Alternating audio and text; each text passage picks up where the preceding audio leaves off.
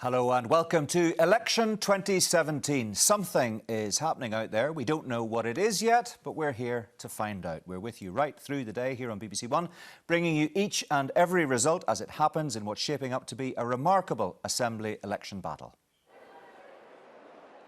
The outcome will determine the path of our politics for the coming months and years. Will it be deal or deadlock, devolution or direct rule?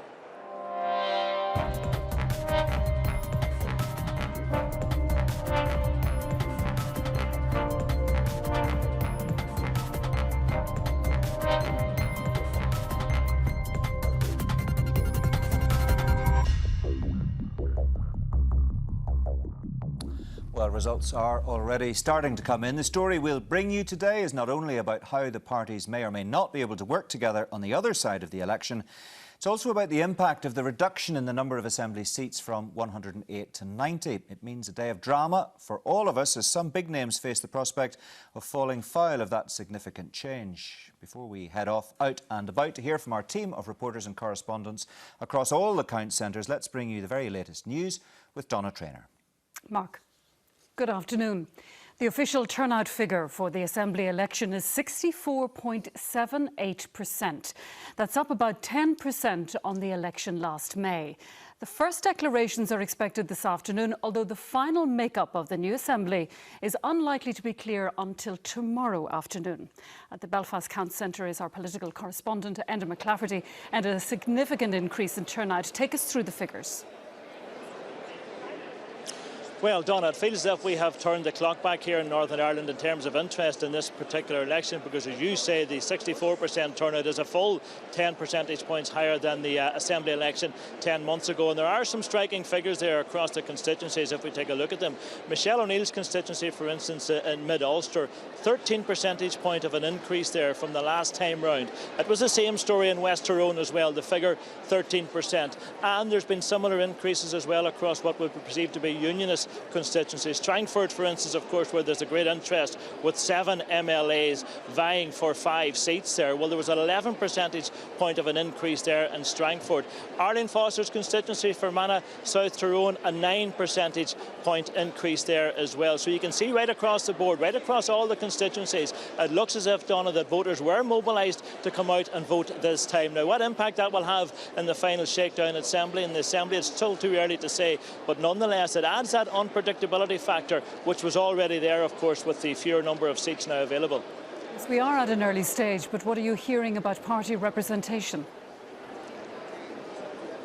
Well, if you look across the constituency turnout, Sinn Féin, for instance, would say they're pretty bullish about their party's performance. And remember, in fact, the crucial factor here is there are going to be 18 fewer seats to fill. So for the parties, it's about damage limitation. They're not going to be banking any gains here. It's about managing their losses. And Sinn Féin say they're in a pretty good position right now to ensure that they keep their losses to a minimum.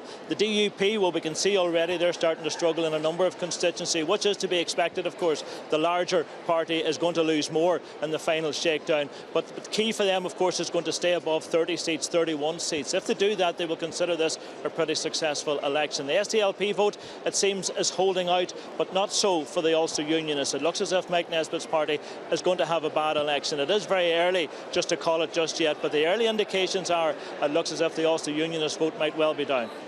And, of course, there's a lot at stake here, not least for some high-profile candidates. Yes, there's 11 sitting MLAs, of course, standing in the election who are guaranteed to lose their seats. So there's great drama, of course, even before a vote is counted. We know we're going to get that at the end of this election. Some of the names to look out for: Nelson McCausland, he's in for a fight in North Belfast if he's going to retain his seat.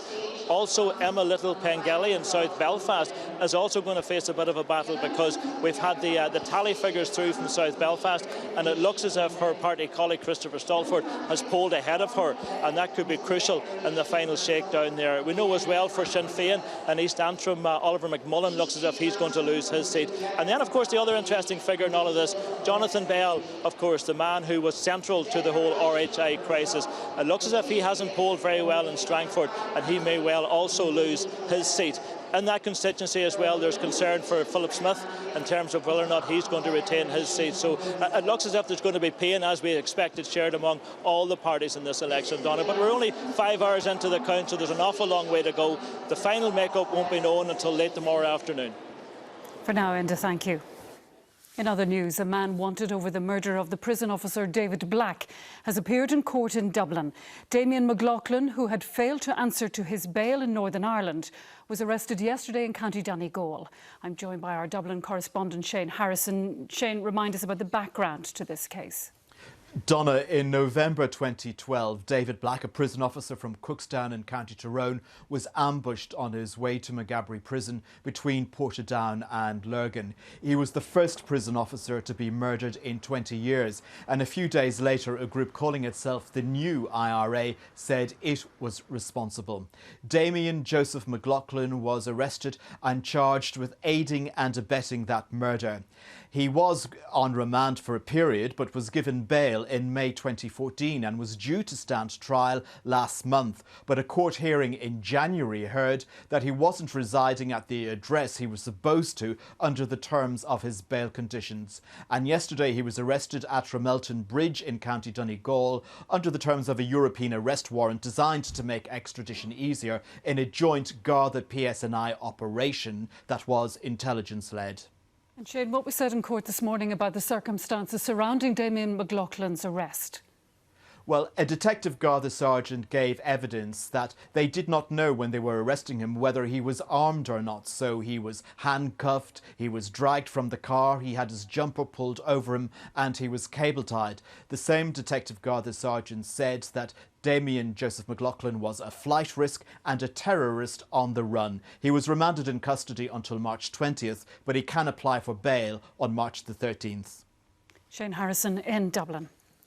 Significant quantities of human remains have been discovered at the site of a former mother and baby home in Tuam in County Galway.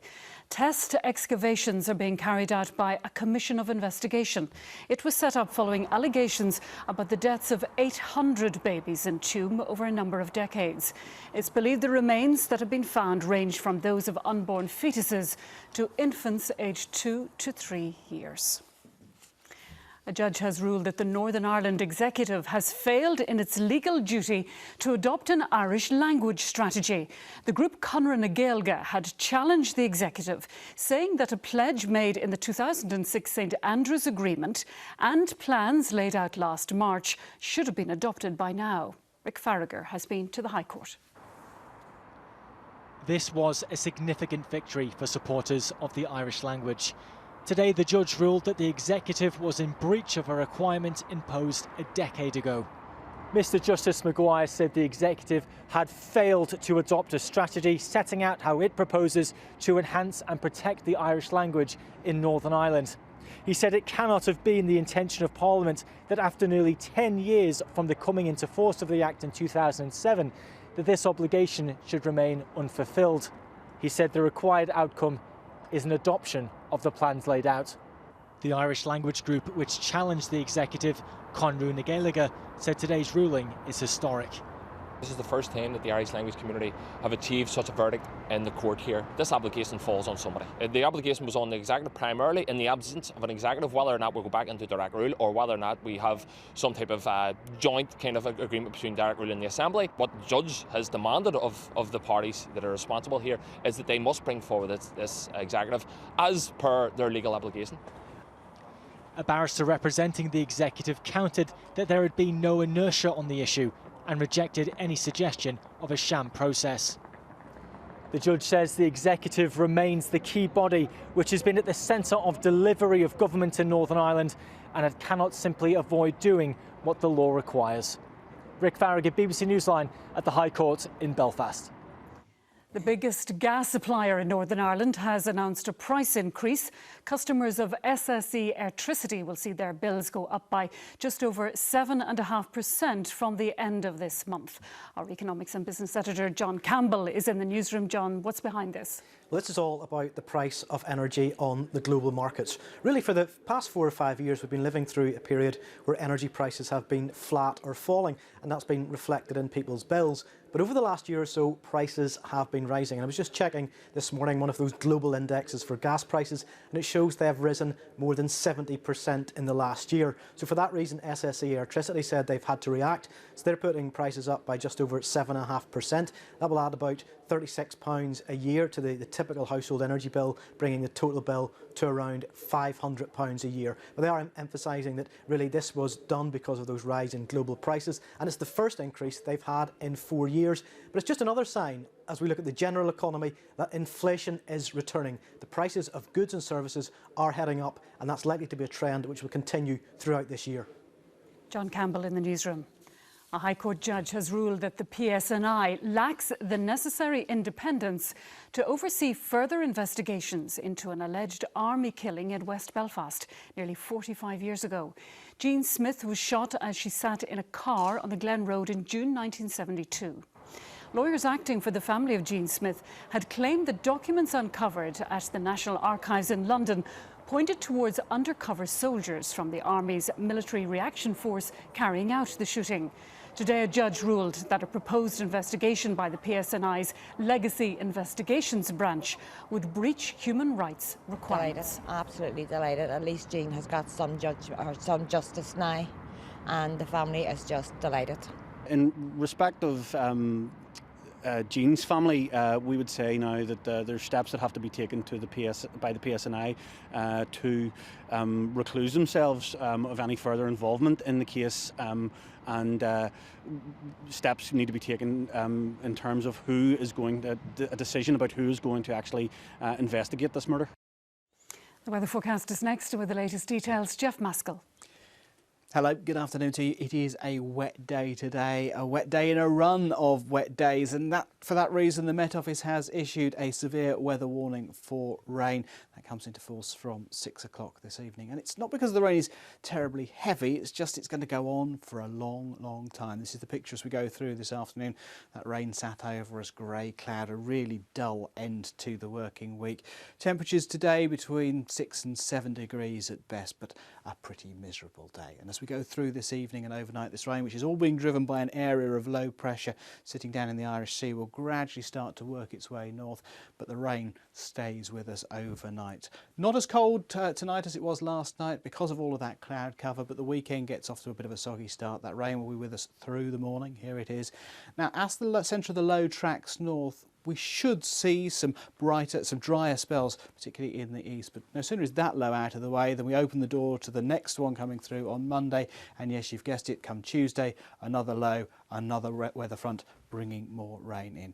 Of the next few days, I think Sunday is looking like the best of them. Still rain in the forecast, but between those bands of showers, there will at least be some brighter weather. So a chance to get outside for a bit on Sunday. And while Monday starts off reasonably dry, it won't be long before rain threatens again from the west. So all in all, it is a pretty soggy outlook for the next few days. Thanks, Jeff. That's all from me for now. Back to Mark.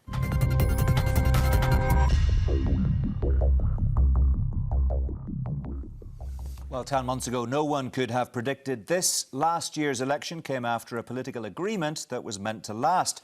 But this election comes after political disagreement, a fracture so big at Stormont, in fact, that no one is quite sure how or even if it can be repaired. Our reporters are live at every count centre across Northern Ireland, and as the day unfolds, they'll be bringing us all the developments as they happen, and we'll hear from them in just a moment. And pulling together the results, analysis and interviews with me is Tara Mills, who's at the biggest count centre at the Titanic Exhibition Centre in Belfast. Yes, Mark, there was drama in both how the election was called and the campaign itself. And now the outcome will be on a knife edge for many because the deal last time round cut the number of MLAs in every constituency from 6 to 5. That means some big names could have a very sudden retirement from frontline politics. We'll be down on the floor of the Count Centre to grab those politicians and get the very latest. Our commentators will also be on hand with their take, and our resident election cartoonist, Brian John Spencer, returns with his unique perspective on things. We'll call in on him later. Well, we have our panel here, of course. Some may be quite glad they're in the studio rather than waiting to hear their fate in the various count centres. There is, of course, so much to discuss, not only the strengths of the parties, but what happens next. It's all fundamentally about the numbers game, though, and keeping a close eye as they come in throughout the day is our political editor, Mark Devonport. Thanks, Mark. Well, this election is also about turnout and transfers. As you've no doubt heard already, there's been quite an increase in turnout this year to almost 65%. Nicholas White is our elections expert. What do you make of this rise across the board, Nicholas? It's very interesting, Mark. We seem to have turnout rising pretty much consistently across the whole of Northern Ireland, least in East Belfast, most in Mid-Ulster, but there isn't really a distinction between nationalist and unionist constituencies overall in the big picture. The one thing that is going to be certain is if there are more votes to count, it will take longer to count them. Thanks. Well, transfers, they've always been a part of elections to this Assembly, but what about Mike Nesbitt's decision to give his number 2 to the SDLP? How many voters followed his lead to give their second preference across the divide? We'll examine each stage of the vote in every constituency. This is what it's all about. Seats in the chamber. Here's a quick reminder of how it all looked after the last election when 108 MLAs were elected. But forget about this. It's now a smaller chamber with only 90 seats up for grabs, and some politicians are going to be very disappointed. So, who's going to fill these empty benches this time? Will any party get more than 30 seats? We'll be watching closely as the new chamber takes shape. Right, that's the wider picture, so let's get down to the individual constituencies. There are 18 of them, and Strangford is normally one of the most predictable. Not so this time, though. We'll be hearing a lot from our political correspondent, Stephen Walker, today, I imagine. Stephen, that's because there's a lot of big beasts going for the 5 seats. We've, in fact, got 7 sitting MLAs going for just 5 seats. They can't all win. They can't all win, Mark. Obviously, 7 trying to get in, but 5 seats only up for grabs. And it's the DUP, really, who are looking the happiest today, because it looks like Michelle McIlveen and Simon Hamilton will get in. For the Ulster Unionists, Mike Nesbitt will get in, and the Alliance have pulled well. So it's that battle for that 5th seat in Strangford, which looks like it's going to be a battle between Philip Smith and Peter Weir, with Peter Weir in the ascendancy. Also, it looks as if Jonathan Bell hasn't done enough. So it's the DUP that look happiest in Strangford. In terms of North Down, we've just had the results, or some results, in the last few minutes. Alan Chambers has been elected, Stephen Farry has been elected, and Alex Easton has been elected. So 3 out of the 5. No great surprises in those results from North Down, but I suppose the big story today will be in Strangford. And now over to Kieran Turish. Well, the big story here at the Foyle Arena is, of course, turnout. Turnout in Foyle is up 10%, and in East Londonderry it's up 12%, so that is quite significant in itself. How will that play out in the election? Well, of course, the big news this time around is that the outgoing Deputy First Minister, Martin McGuinness, is not standing due to ill health, but he will be hoping that his 2-party colleagues retain the 2 seats for Sinn Féin. Similarly, the SDLP leader, Colm Eastwood, he would be fairly confident that they will retain their 2 seats. Now, the most impressive unionist showing in recent elections has been the sitting DUP MLA Gary Middleton. He'd be fairly hopeful of keeping his seat. So where does that leave people before profit candidate Eamon McCann? Well, it just goes to prove that the last seat here in Foyle will be a big scramble for that last seat, and people in the Eamon McCann camp are worried at the moment, but it's very early days. Now, over in East Londonderry, again, all to play for at the moment. 3 DUP MLAs have those seats, 1 each for the SDLP and Sinn Féin. And of course, the outgoing Justice Minister, Claire Sugden, well, she'll be hoping to get re-elected and, as she says, finish the job. But again, we're going to have to watch those final 2 seats in those constituencies. Over now to David Maxwell in Titanic.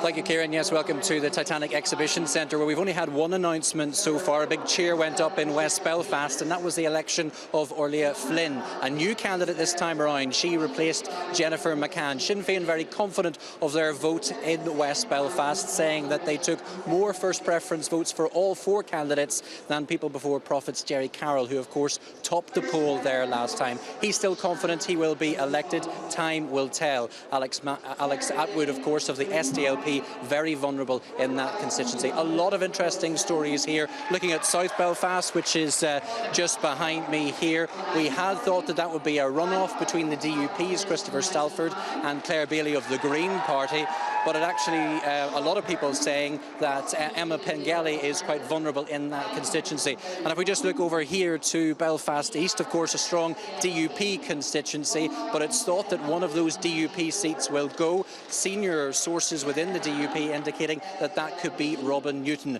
And then looking down to North Belfast as well, well, really everything to play for in North Belfast. Nicola Mallon and Carol McKillen vulnerable in that constituency, but very interestingly as well, we think that Nelson McCausland could also be vulnerable there. So time will tell. It took 11 stages to get the final result from North Belfast last time, so we could be here for a very long time indeed. Julian Fowler is in Omagh. Well, here in the west, the turnout was highest once again. Fermanagh and South Tyrone at 73% and West Tyrone at 70%. A few minutes ago, the DUP leader Arlene Foster arrived here. She's hoping to retain her strong personal vote.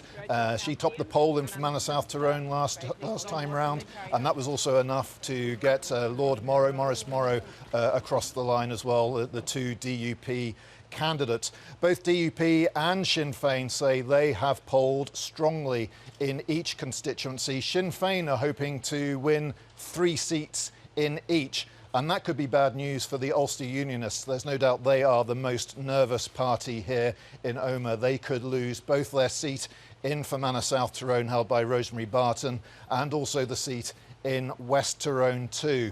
An interesting point, though, about the increased turnout. The quotas are up too, the amount of votes needed for the candidates to get over the line. They're up by around 2,000 in each constituency. So that means transfers will come into play. In West Tyrone, there are 18 candidates standing. Last year, we took until Saturday before we even got the first result. So it looks like another long count is on the cards here in Omagh. Right, thank you very much indeed, Julian. Welcome to what we like to refer to as the big table here in the studio, in our election studio. Let me introduce a few guests. First set of guests we're going to talk to throughout what is going to be a marathon day of broadcasting. We've got Tom Elliott, the former Ulster Unionist Party leader, MP for Fermanagh South Tyrone, of course. Sir Geoffrey Donaldson, DUP MP for Lagan Valley. We've got Stephen Grimison, who's former Director of Communications for the Executive, and of course in a previous life was political editor here in BBC Northern Ireland. Many's the conversation we had during election time, back, what, a decade and a half ago? Yes. Something like that. And we've also got Katrina Ruane, who did not stand again for election, but was, of course, Sinn Féin MLA for South Down. You're all very welcome to the programme. You've all been looking at your tablets and your phones and checking out the BBC results page and so forth, and talking to some of your friends and colleagues on the ground.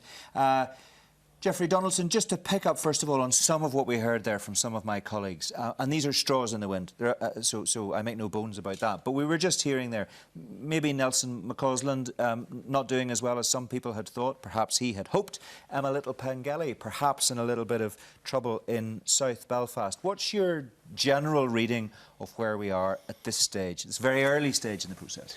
Well, of course, we first of all, we must recall that, as your commentators have reminded us, the number of seats are reducing in each constituency. So where you have a party like the DUP holding 3 seats in a constituency, it becomes a mountain to climb to hold 3 seats, and inevitably there are casualties. South Belfast, we took for the first time 2 seats last year, so it was always going to be difficult to hold 2 seats with a reduction down to 5. Overall, our vote is holding up well. I think it's going to be tight between the DUP and Sinn Féin as to who emerges as the largest party. There's no doubt Sinn Féin are polling well in the constituencies where they are strong. The DUP vote is holding up well in the constituencies where we are strong, and that's borne out by the early declarations, first count declarations. Your colleague, let me tell you, Jim Wells, who's standing again to be an MLA in South Down, says that he believes the DUP will end up under the magic number of 30, and this won't surprise you. He says that's the media's fault. Well, do you agree with him? the media don't vote in the election, the people do. Well, we do vote. We do have a vote, but we're just members of the public. Yeah. And look, you know, we've been listening very carefully to what people have been saying when we've been out on the doorsteps. There's no doubt there's a lot of anger out there. The one thing I will say, Mark, very, very clearly that's come across to me is no one is voting for the collapse of Stormont. Everybody I spoke to in the doorsteps, whatever their political persuasion, wants Stormont up and running quickly. They realise there are big decisions coming down the road to be taken, not least in relation to Brexit, our economy, and of course dealing with the legacy of our troubled past. They want the political parties back in there, sorting these issues out. So, you know, whatever the political configuration of the results, I have no doubt what people are voting for.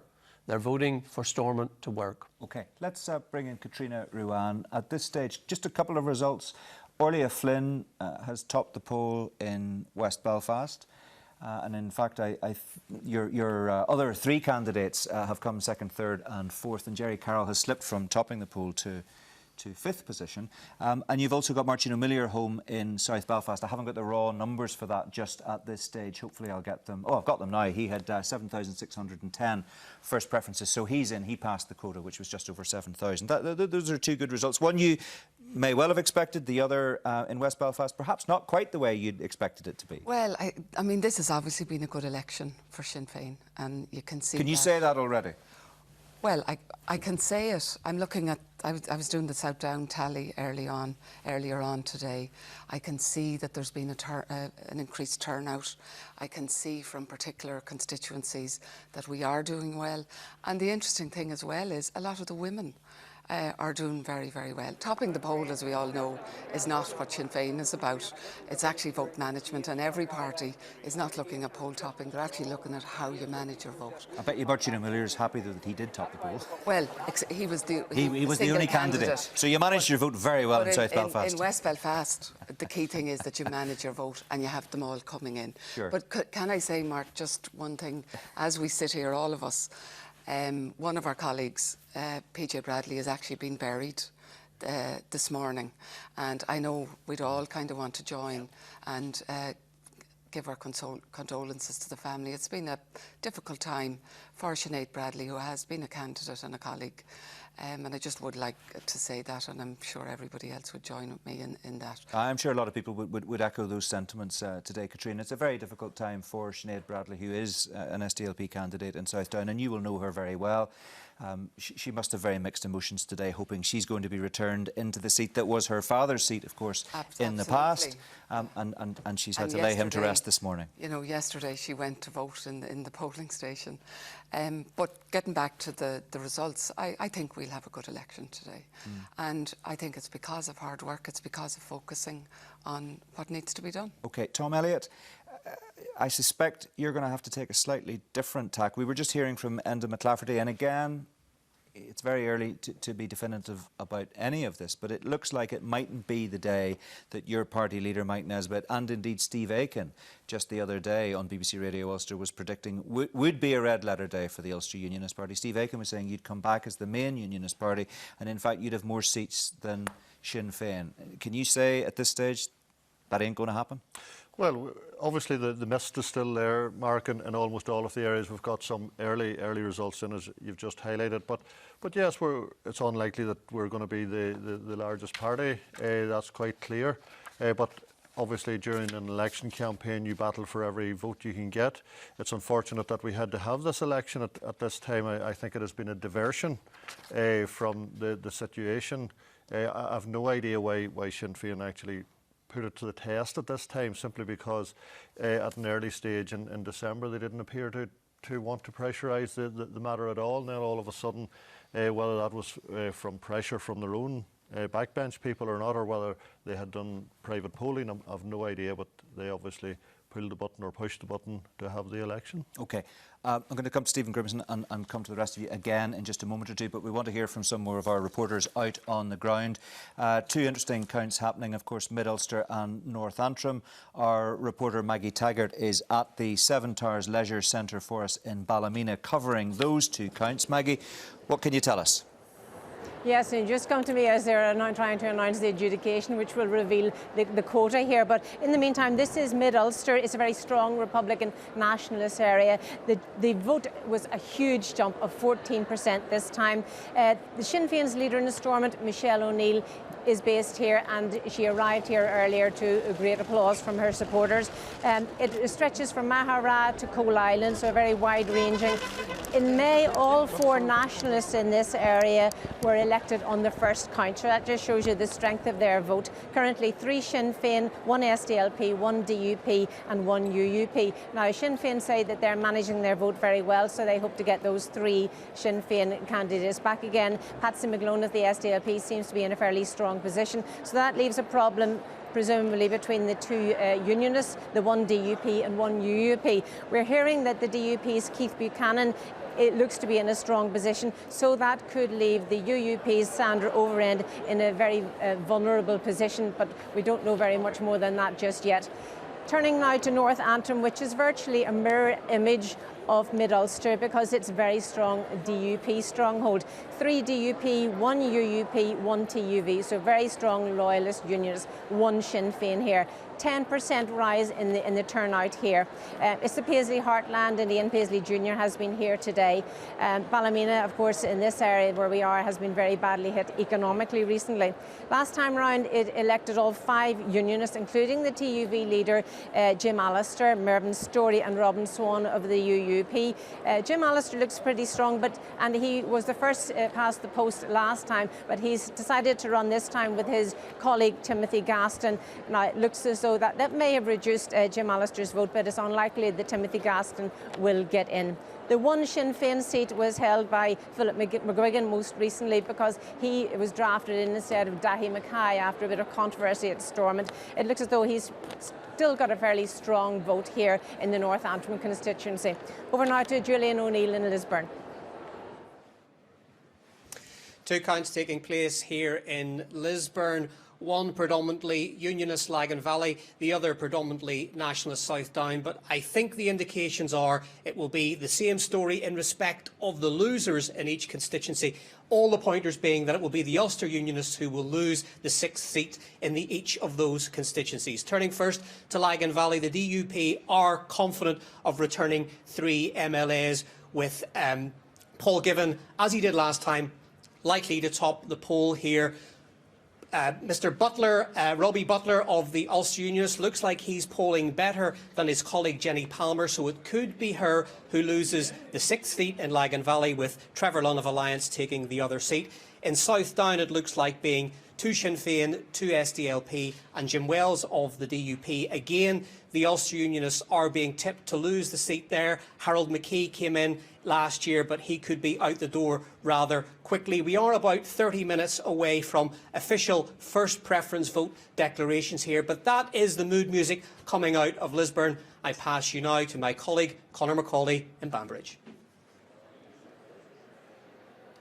Well, 2 constituencies being counted here, Upper Ban and Urian Armagh. We've had the turnout figures in the last hour or so, and they're both well up. Upper Ban's at 62%, up 8 percentage points. Urian Armagh 69%, up 10 percentage points. And the quotas will be roughly around the 9,000 mark in each of those, give or take a couple of hundred votes. Last time out, this was 2 DUP, 2 UUP and 2 Sinn Féin. Now, if the DUP can hold both of their seats, and they seem fairly confident at this stage that they can, then it looks like one of those Ulster Unionist seats will very much be in jeopardy. And on the national side of the equation, there's a lot of interest here on whether or not Dolores Kelly can take back a seat that she lost to Sinn Féin at the last election by 168 votes. And there have been some vote management issues for Sinn Féin in this constituency. John O'Dowd polling stronger in areas where I think Sinn Féin would have preferred to see his running mate coming through with the ones. In Urian Armagh, the last time it was 3 Sinn Féin, 1 each for the SDLP, Ulster Unionists and the DUP. People may think that Sinn Féin holding 3 in this constituency, given the reconfiguration of the seats, might be a pretty big ask, but it seems to be on. They seem to be pretty confident. And if that happens, it looks like Danny Kennedy could well be in big trouble here potentially, because looking at the other Unionist candidate, William Irwin of the DUP, he's all thumbs up and big smiles, so he seems to think that he's home and hosed. Over now to Ita Dungan in Newton Abbey. Thanks, Conor. I'm at the Valley Leisure Centre, and turnout in South and East Antrim up around 10% too. In East Antrim last time round, there were 3 DUP, 1 UUP, 1 Alliance and 1 Sinn Féin. And the question this time round is, can the DUP hold on to 3? Well, the first count is in, and David Hilditch is 238 off the quota. Now remember, he was elected after the first count last year. The Ulster Unionist Roy Beggs, well, he's doing very well as well, and the Alliance's Stuart Dixon, he's hoping that his name is on his seat again. So it could be 2 DUP and 1 UUP battling it out for 2 seats here. Sinn Féin's Oliver McMullen, well, he may well be vulnerable. And over to South Antrim, and all 6 winners in the 2016 elections are standing again.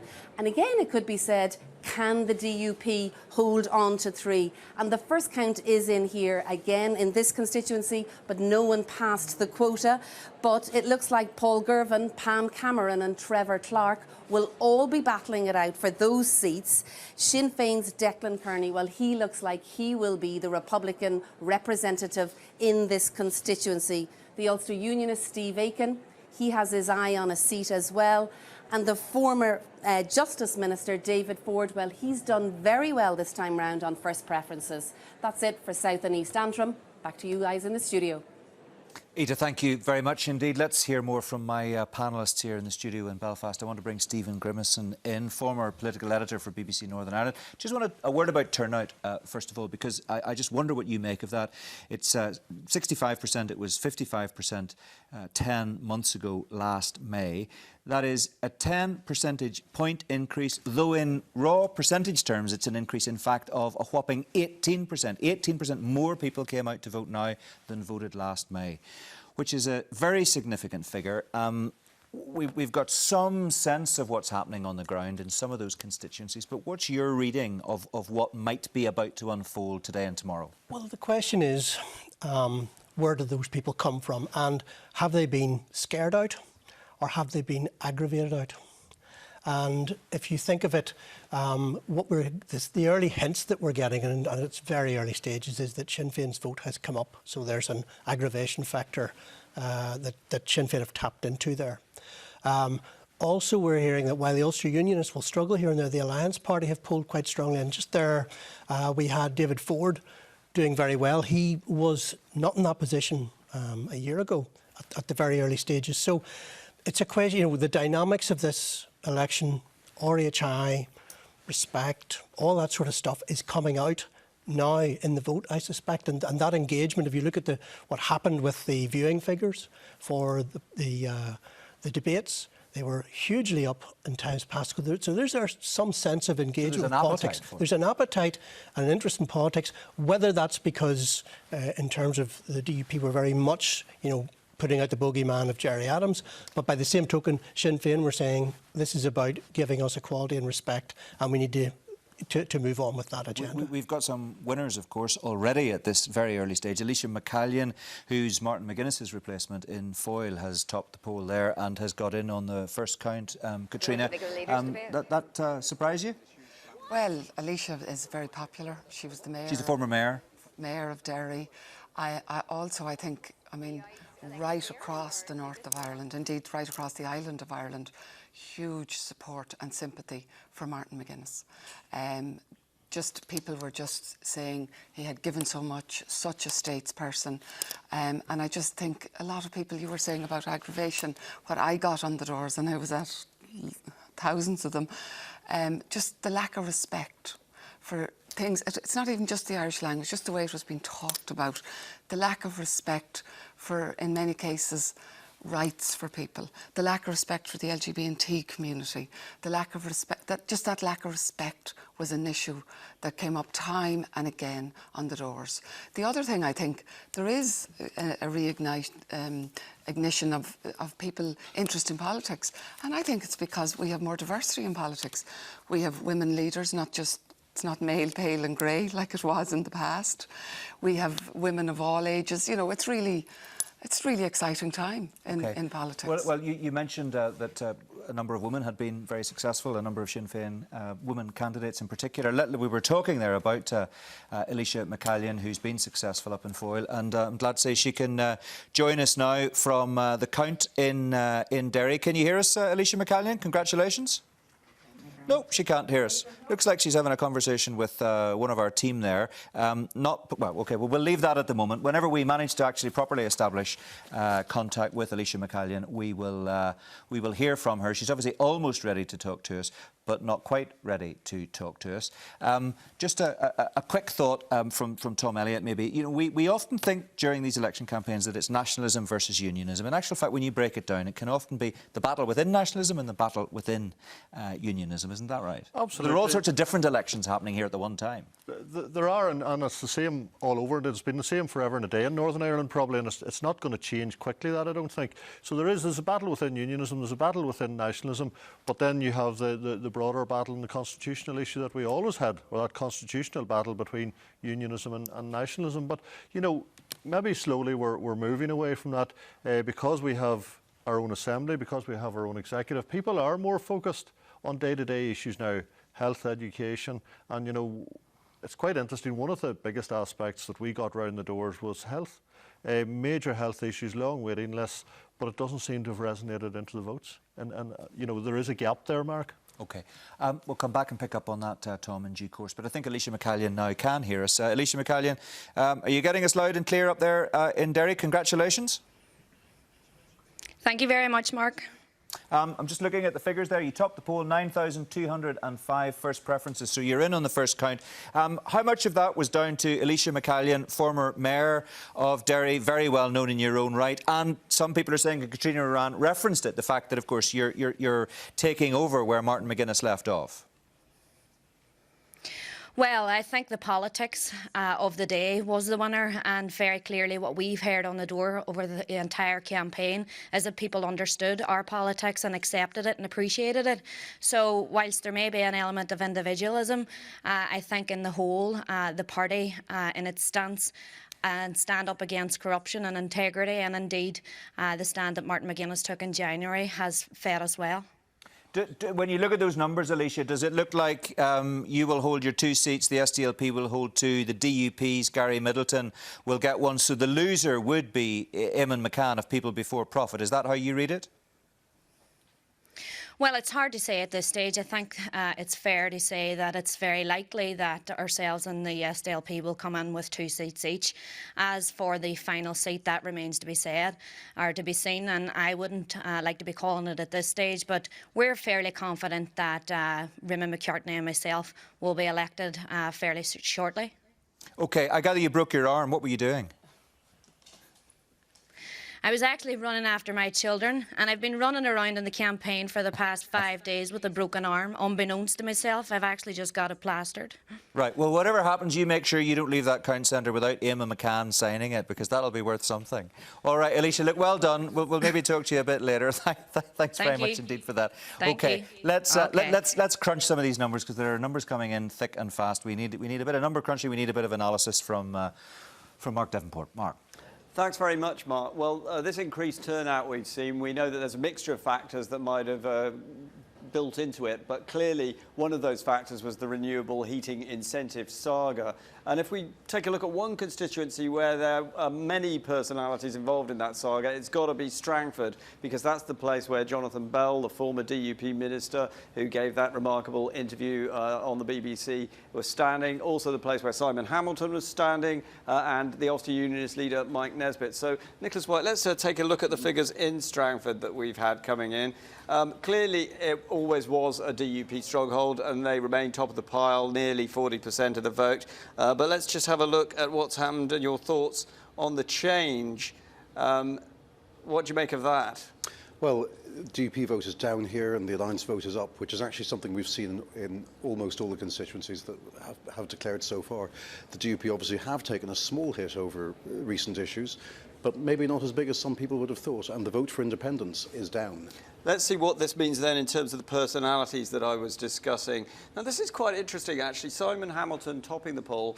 Previously, he was not a great vote getter for the DUP, but whether they've changed the territory or whether something's happened, even though he was very greatly associated with some of the recent developments in relation to the renewable heat saga, he's done pretty well, hasn't he? Perhaps not all news is bad news, or no news is bad news, as they say, and that his increased public profile has helped.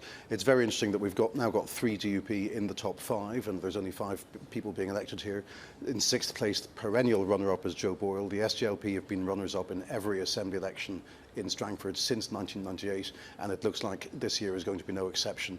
So is it fair to say that, as things stand, we can say that 4 of these seem to be racing certainty: Simon Hamilton and Michelle McElveen for the DUP, Kelly Armstrong of Alliance, and Mike Nesbitt. And then the 5th, have we yet to see, or do you think we can call it now that no one can catch Peter Weir, which means the loss of Philip Smith, the second MLA in that seat? He has 1,000 votes to make up. He would need to make 1,000 votes differential out of Jimmy Mina, Jonathan Bell, Stephen Cooper. I don't see that happening. OK, and we're going to move on to West Belfast, where we had an early declaration of Orlaith Flynn, the new MLA there, who was elected.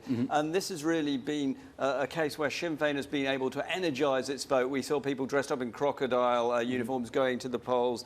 And you could argue, I suppose, that Arlene Foster's been quite a good recruiting sergeant in areas like this for Sinn Féin. Here we have Sinn Féin nearly 62% of the vote, and then let's just look at what's happened. We'll remember that People Before Profit did very well last time round in this constituency. Your thoughts on that? Massive increase for Sinn Féin. Sinn Féin's vote is up generally across the board. Again, in all 7 constituencies we've seen so far, the Sinn Féin vote has increased. So is the Alliance vote, though in West Belfast that doesn't matter so much. And just last night, People Before Profit supporters were telling me we're going to get a second MLA in West Belfast, but an 8% drop. They would need a lot more votes for that to be possible. Let's have a look again at the personalities here. It looks like they've managed to pretty well balance their vote. Sinn Féin, do you think they'll get all 4 there? I think it must be more likely than not. And the only alternative would be if enough transfers go to Alex Attwood from smaller parties to pull him ahead of the DUP and then benefit from their transfers. I just can't see it. The DUP have been runners-up here at every Assembly election except in 2003 when they sneaked in with Diane Dodds. Previously, Jerry Carroll topped the poll. He's been hit by the fact that he had a running mate this time round, but also that the People Before Profit vote dropped. But you think he'll hold on to the 5th seat? It's a solid enough performance, and they've got 5,900 votes between them, nearly 6,000. It would be surprising if they did not pick up those extra 700 that are needed somewhere along the way. And a mention for Alex Attwood there, being outpolled by the DUP's Frank McCoubrey. This is a constituency where back in the 1990s, the SDLP held the Westminster seat. They held the entire seat. It shows the extent to which our electoral map has changed. Next door in South Belfast, we're also seeing the Ulster Unionists eliminated. They held the seat there until even more recently. OK, Nicholas, we'll be doing a lot of number crunching later, but now over to Tara in the Titanic Counting Centre.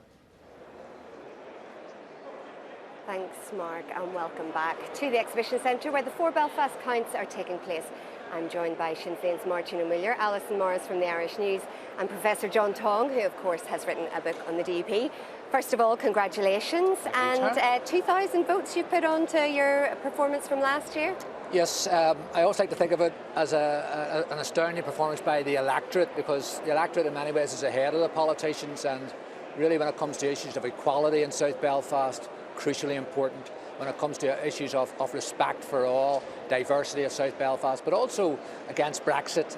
Ordinary people, of course, did vote last June against Brexit, and I see the vote I got as a Republican vote. It was for equality, it was for liberty, it was for fraternity. And what the DUP were about in the last government, of course, was arrogance, was disrespect, was scandal. And now we have, I think, an opportunity to have a true fresh start, and that's the mandate that I'll very gladly bring with me in the days ahead. But surely your election result's not about any of those things. It's about Arlene Foster and comments about crocodiles, suits at election stations. It's about the DUP. They've helped you with this. Well, let me tell you what the electorate said it was about. I was at the Holy Rosary polling station yesterday, and a young lady stopped me on the way out. She says, "I'm married here. My brother had to emigrate to London because he's a gay man." It's about that. I met some of the Roma going in to vote at Botanic Primary School, being exploited terribly by RAC landlords in the Holy Land, working in Moy Park, hard-working people, not treated fairly. And it's about the little Irish speaker. I met Shay Rian McAteer, a pupil at Scullin Dryhedge, an Irish language school in the heart of South Belfast, and his mother said, can he not be a first-class citizen like everyone else here? Do we have to put up with this riding at the back of the bus? And really, I think people are saying, let's have integrity in the institutions, let's have equality in the institutions. Just pause for a second, we're going to get a declaration from Banbridge.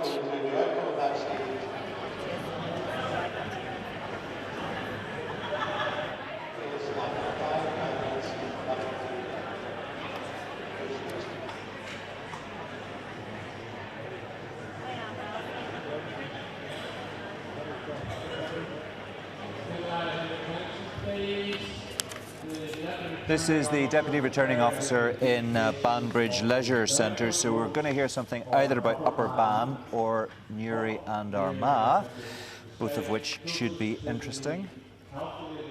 Let's just hear which one of those two it is. We do have our reporter Conor Macaulay there. We'll no doubt hear from him in due course, but I think we're going to get a few numbers, and we may as well just stay with this and hear them live.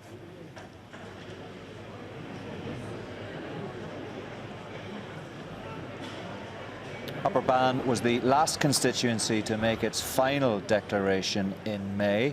A lot of people saying that maybe Doug Beattie of the Ulster Unionist Party looks a little bit vulnerable in Upper Ban, in Newry and Armagh. All 6 outgoing MLAs are standing again. Let's hear what she has to say.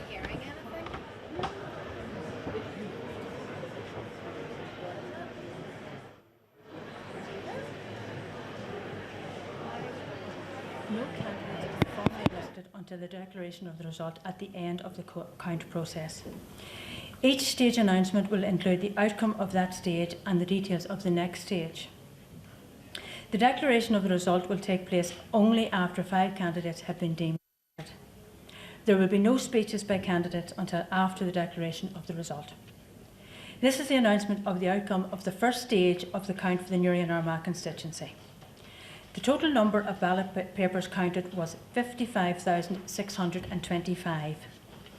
There were 707 rejected papers. The number of valid papers was therefore 54,918. The quota is 9,154. The number of first preference votes given for each candidate was as follows. Boylan Cahill, Sinn Féin, 9,197. Code Jackie, Alliance Party, 1,418. Crossan Emmett, Citizens Independent Social Thought Alliance, 704. Ferran Megan, Sinn Féin, 8,881. Irwin William George, Democratic Unionist Party, DUP, 9,760. Kennedy Danny, Ulster Unionist Party, 7,256. McNulty Justin, SDLP, Social Democratic and Labour Party, 8,983. Murphy Connor, Sinn Féin, 8,454. Tuncliffe Rowan, Green Party, 265. Irwin William George and Boylan Cahill have reached the quota and are deemed elected. The next stage would involve the transfer of their surplus votes in accordance with the preferences shown.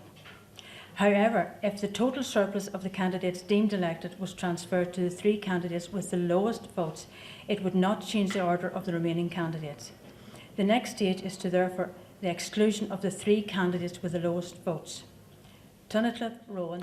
So there you are, confirmation that Cahill Boylan of Sinn Féin and William Irwin from the DUP have been elected, deemed elected there in Newry and Armagh, and the rest of the bunch, Megan Fearon, Danny Kennedy, Justin McNulty and Conor Murphy, there or thereabouts. That's going to be a very interesting tussle between those 4 for the 3 remaining seats. Let's go back to Tara at the Titanic Exhibition Centre. Mark, thank you. And let's go back to Martin O'Meara. We were just interrupted there briefly. When it comes to the future, though, what are you going into? What can you guarantee for the Sinn Féin electorate who have come out in numbers to vote? Well, two things. Congratulations to Ms Long. She had a wonderful campaign. I want to congratulate Naomi on being returned on the first count in South Belfast. Secondly, at East Belfast. My goodness, there's no worse space in South Belfast. Secondly, it's great to talk about the future, because the talk in government with our former partners has always been about the past, trying to drag us back to the past. Yeah, but it's going to be directorial, isn't it? On the doorsteps, people talked about the future. People talked and insisted that they wanted to be represented by people who work for a progressive Belfast, for a new Belfast, for United Belfast, and that's the mandate we bring with us at the time. And you're congratulating Naomi Long there. East Belfast. We were able to see at East Belfast. Alison, how do you think it's shaping up so far? I think it's proven to be an amazing election for Sinn Féin. They've obviously got their vote out. The increased vote seems to have really benefited them, especially in their sort of nationalist stronghold. I think in West Belfast it's looking like 4 Sinn Féin and 1 People Before Profit, and that's being played out in other areas across the north. I think the story will also be East Belfast and Naomi Long and the Alliance Party's massive sort of romping home success there, because what we've seen is while the DUP look to be being punished by the Unionist electorate for RHI and for other scandals, the votes aren't transferring to another Unionist party. As such, they're not transferring to the Ulster Unionist Party. They seem to have been going towards the more moderate Alliance Party. And obviously that happened in Strangford as well, with Kelly Armstrong being about 500 votes ahead of Mike Nesbitt. It looks to be happening across the board, and that will be really interesting because, I mean, especially in East Belfast, they always have said it's such a Unionist stronghold. To see the votes going towards Alliance, I think, will trouble the DUP greatly in that area. But I think that all in all, you've seen that this was the election they said that nobody wanted. You know, it was the election that people are meant to be wary, having just went to poll 7.5 months ago. But obviously all the issues, sometimes as journalists we wonder, is anyone listening? Are they really engaged? But you can see the electorate are very engaged, and they have come out and they have made their voice heard, which is good for when we come to analyse this in the days to come. We'll get more of a feeling of how people actually do feel and what their opinions were of the recent political scandals, because we have those greater numbers to analyse. I mean, John Tonge, it's obviously early days in terms of the DUP picture, but you see this move here and there with Alliance already coming through.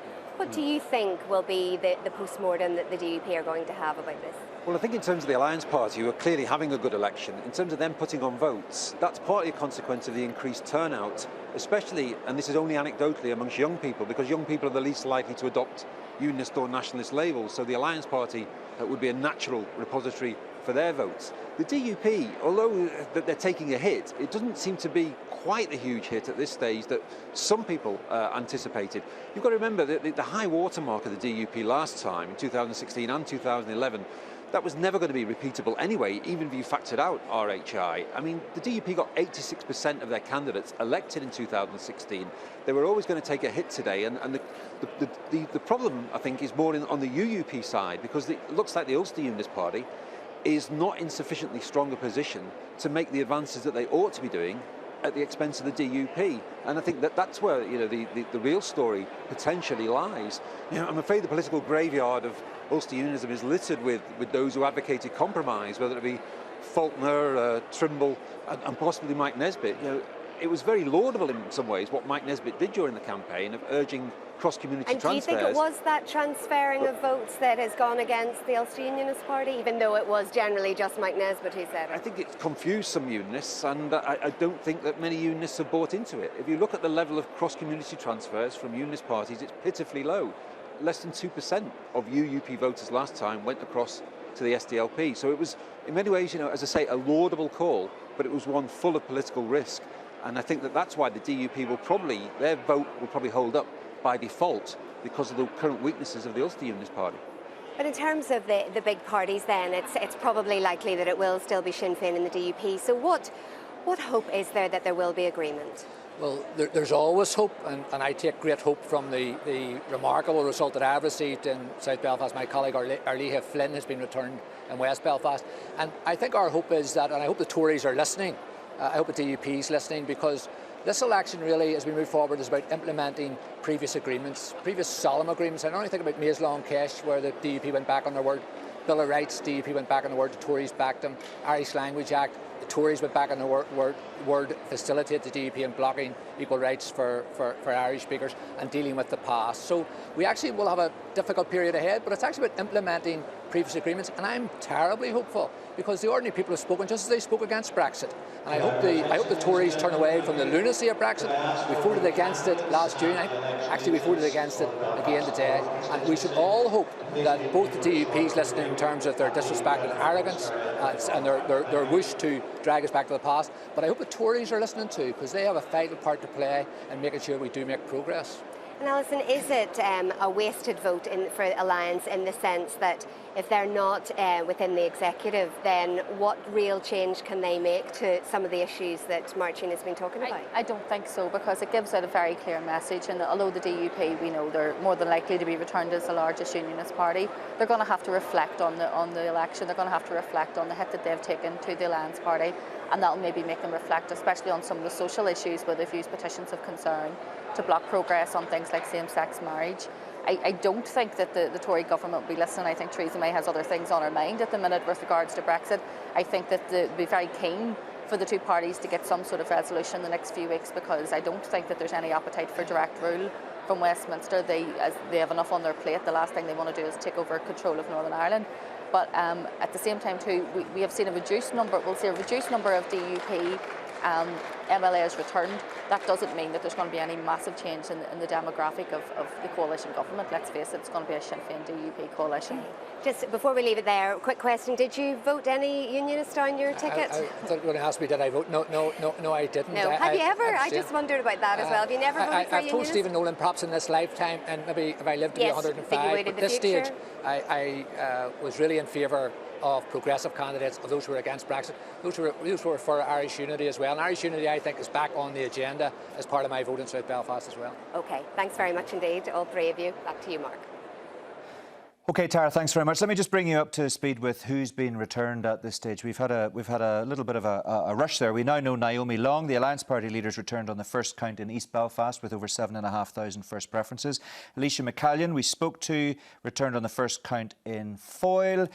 Michelle O'Neill, Sinn Féin Stormont leader, 10,258 first preferences in Mid-Ulster. She topped the poll there, no great surprise, but also home Keith Buchanan of the DUP with 9,500 first preferences.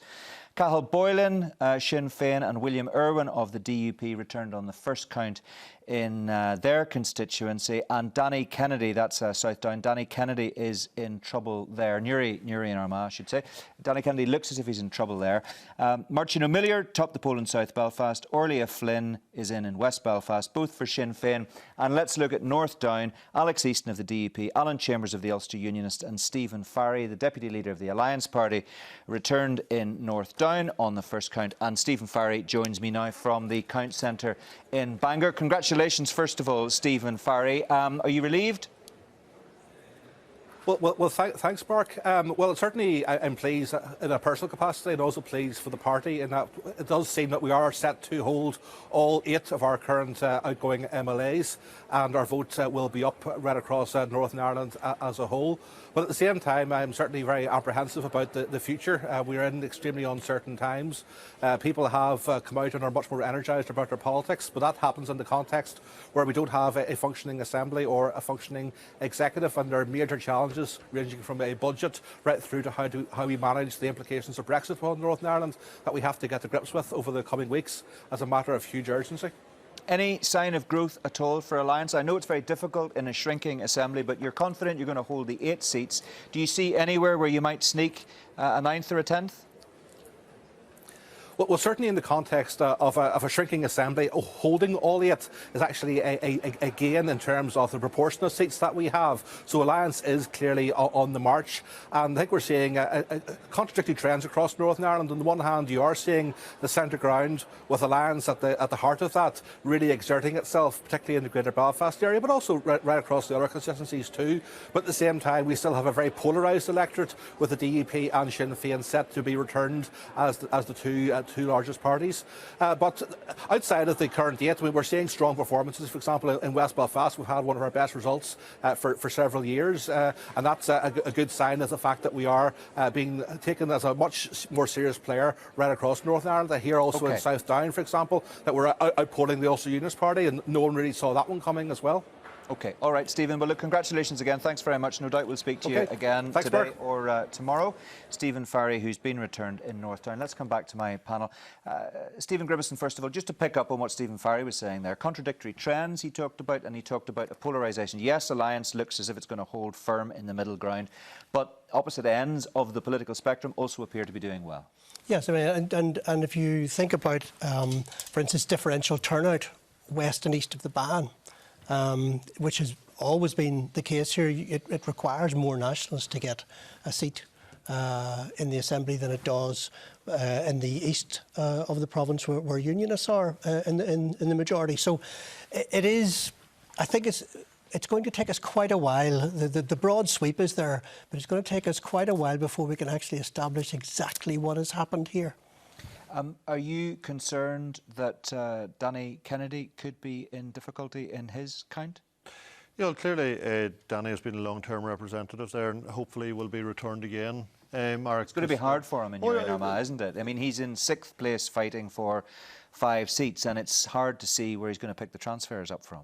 Given those figures, yes, quite clearly it is difficult, but I'm still confident that there are a number of transfers there still to come, and I think from memory the Alliance Party had a number of transfers to come there. But look, it is unfortunate, just as Stephen has indicated, you know, there seems to be a polarisation that has certainly increased the vote in Northern Ireland, and many people were predicting last week that the vote would actually decrease in Northern Ireland, but against all the odds, and the same as in many other cases this last 12 months, you know, the predictions have been wrong and the vote has actually increased, and there is that polarisation. OK, thank you. I'll come back to the rest of you in just a moment or two, but Michelle O'Neill, Sinn Féin's leader in Stormont, has joined us now from Ballymena, the Seven Towers Leisure Centre.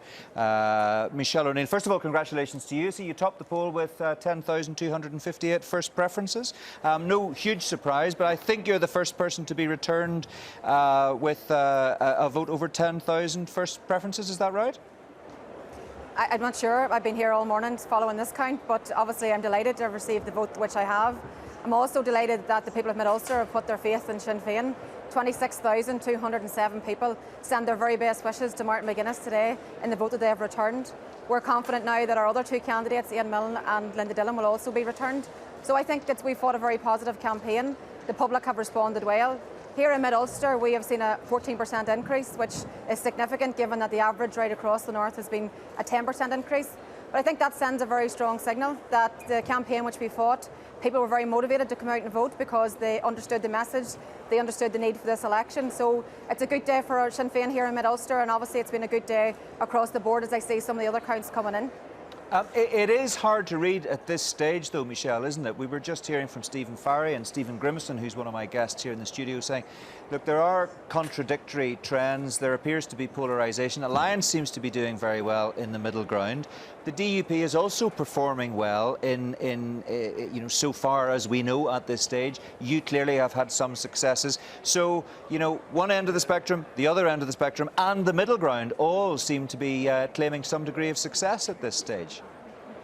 Yeah, I mean, I think it is a very interesting election. We've always said that it would be a watershed election, and it is early days, so it's hard to predict the full outcome at the end of tomorrow. But I mean, for me, it's about now making sure when the polls or when the votes are counted, that my team's organised and will be over the weekend, that we're ready to go in to deal with the issues which need to be dealt with. There clearly are problems and things that we need to deal with, but I think particularly here in Mid-Ulster, and I can speak for the electorate who have returned us, and again, we're very, very grateful. I said it throughout the election campaign, what Sinn Féin wins in this election, we win for all, so that remains the case. We have a job of work to do to restore integrity and respect in the institutions. That's certainly what I'm going to be up for. That's what our team's going to be up for. So we have a job of work ahead of us, Mark, in the next 3 weeks. But Sinn Féin will be at Stormont on Monday. We'll be dealing with all the issues, and we need to get down to trying to restore the lack of public confidence that there has been in the institutions, and trying to get to the bottom of all of those serious issues. We don't need a new negotiation. We don't need a new agreement. What we need is implementation of what's been outstanding. So what, just to be clear, what does this mandate, if it ends up being as strong a mandate as you're suggesting it could be, what does that mandate give you the right to do, the right to demand? What will you do with it next week and the week after? It's not about demands, it's about people's rights. It's about the public having faith in the institutions and those people that govern. It's about making sure that we deliver for all citizens on the basis of equality and respect. That's what my mandate will do, that's what Sinn Féin mandate will do. We'll go in and we'll fight for the rights of all citizens, not just those people that elect Sinn Féin, but all those people out there in society. We need to have society that's based on rights, that people feel valued and respected, and that's what we're going to go into the negotiation to secure for all of those people out there that have come out in their numbers, obviously, to vote in this election. But whenever you and I had a conversation on The View before the election, you were absolutely crystal clear about this, and you said, I can't be any clearer, you will not go back into an executive if Arlene Foster is the nominee of the DUP. You will not work with her on this side of a public inquiry into RHI. So if you go back with a strong hand, the DUP also has a strong enough hand, and it says, well, we're backing Arlene Foster to continue as our leader. We're nominating her for First Minister or Deputy First Minister. We're stuck. We're on a hook. Or have you thought of a way now on this side of election, which you can share with us, to get us off that hook? Well, I mean, obviously I've said, and it remains my position, that we couldn't go into government with Arlene Foster in the position of First or Deputy First Minister whilst there is a cloud hanging over her. That remains the position. But, Mark, if people are serious about making the institutions work, if people are serious about power sharing, genuine power sharing, if people are serious about equality and respect, then whilst we might have a difficult period ahead in the next 3 weeks, there's nothing that isn't unachievable if people come at it with the right attitude. So just because Arlene Foster can't go into that position does not mean that an executive cannot be formed. And of course, you know very well that Arlene Foster would say that there is no cloud hanging over her.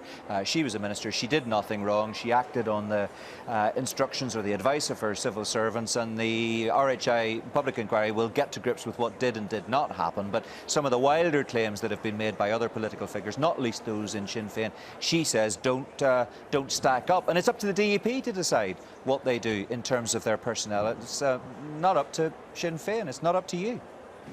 And I've always said it's not for me to dictate who leads the DUP, but it is for me to dictate who I go into government with. I'm only interested in government and institutions that deliver for all citizens. We can't be one-sided. We need to make sure we show leadership. The office of First and Deputy First Minister needs to do an awful lot more than anyone else who's elected. They need to step outside their comfort zone. They need to make sure that they're true to the principles of power sharing. They need to make sure the executive works on the basis of equality. That's what our team are interested in. So whilst I think that we have a difficult period ahead in the next 3 weeks, we can achieve a way forward if people come at it with the right attitude. That's what Sinn Féin will do, and that's what I will lead my negotiating team in to do from next week on. OK, we're just going to look at a few pictures here, I think, of Jerry Kelly, who topped the poll in North Belfast. I haven't got the raw data for North Belfast just at this stage. Maybe it's just popped into my... No, it hasn't. Hasn't come in at the moment. But he's been successful as far as your party's concerned. We've also had Alicia McCallion, we've had Orlia Flynn, we've had Marcin O'Millier. So far, a pretty good day at the office from Sinn Féin's point of view, briefly. Yes, I think it has, and it's great to see all those candidates to come in. They're all brilliant, first-class people who will work for all of our citizens. We've consistently said throughout this campaign a very positive message. We want to deliver for all citizens on the basis of equality and respect. That's what all those people have received a mandate for. I'm delighted and proud of our team, and I look forward to the rest of the results coming in throughout the course of today and tomorrow. All right, Michelle O'Neill, thanks very much indeed for taking Mark. the time to talk to us. Good to see you. Maybe we'll talk again later. Let's hear now from Simon Hamilton, the successful DUP candidate in Strangford. You topped the poll, Mr. Hamilton. Congratulations. Thank you, Mark. Thank you. Was that a relief? Because it was Strangford was trailed ahead as the real impossible constituency to call, because of course, unique amongst the 18, you had 7 outgoing MLAs looking for 5 seats. Yeah, well, look, the party did. Obviously, I'm very pleased with my own personal result, but it's a very good result for the party in the constituency of Strangford. I think our hard work in this constituency down through the years has been rewarded once again by the electorate in Strangford. Our vote has held up, and myself and Michelle McIlveen, very high first preference totals coming in first and second place. I'm really glad that Peter Weir, who moved into the constituency, polled exceptionally well, and we'll obviously have to await later stages, but we remain hopeful of holding on to our 3 seats here. So does it look as though Philip Smith is going to be the one who loses out, and Jonathan Bell's pretty much out already at this stage? Yeah, I think that's pretty clear. and Philip is trailing Peter by about 1,100 votes. So, you know, look, we have to go through some stages, some eliminations, but we're very, very hopeful that Peter will be joining Michelle and I at Stormont as a representative for the Strangford constituency. Can I just ask you on a personal basis? You've known Johnny Bell for a long time. He was a constituency colleague, he was a party colleague, he was an executive colleague. He's no longer, well, he's been suspended from the DUP. He's still technically, I suppose, a member. Do you shed any tears at the end of his political career today? Or the end of it for now? Well, you'll remember before Christmas he predicted the end of his political career, and we will see whether today's result is the end of his political career. But I'm disappointed with what Jonathan did before Christmas. He took that decision to do what he did for his own reasons, and he has to explain that, and he's put himself forward to the electorate of Strangford, who haven't endorsed him in the way that I'm sure he hoped that they would. And I'm glad that the people in Strangford have held faith with the DUP and have held our vote up, and that we are on course to hold on to our 3 seats. Can I just ask you, where have you been for the past 4 weeks, 6 weeks? Because you've been remarkably low profile for a man who was put forward at every opportunity by the DUP as a frontline spokesperson. I haven't seen hide nor hair of you for weeks before Christmas. Well, I don't think you're a voter in the Strangford constituency, Mark. I have been here in the constituency working hard, and I think it has paid off in this election. Working hard in this constituency to not just hold on to my own seat and increase my own vote, but also to help to ensure that we get the 3 seats in this constituency, and that's hopefully what we're going to do today. And how do you read the overall picture, Simon, in all seriousness? Because we've had this conversation about the contradictory nature of the figures at this early stage. What do you think is happening out there, apart from the fact that a lot more people voted this time than voted 10 months ago? I think it's really encouraging that there was an increased turnout right across the board. I mean, Strangford is a constituency, along with North Down, which has also been counted here in Bangor, which has traditionally had very, very low turnouts. It's good to see more people participating in the democratic process. It's clear that this election has engaged people, that the issues have been important to people. But what I have had a consistent message around the doors, and particularly yesterday on election day with people coming through the gates at polling stations, is that people want the institutions at Stormont to be back up and running.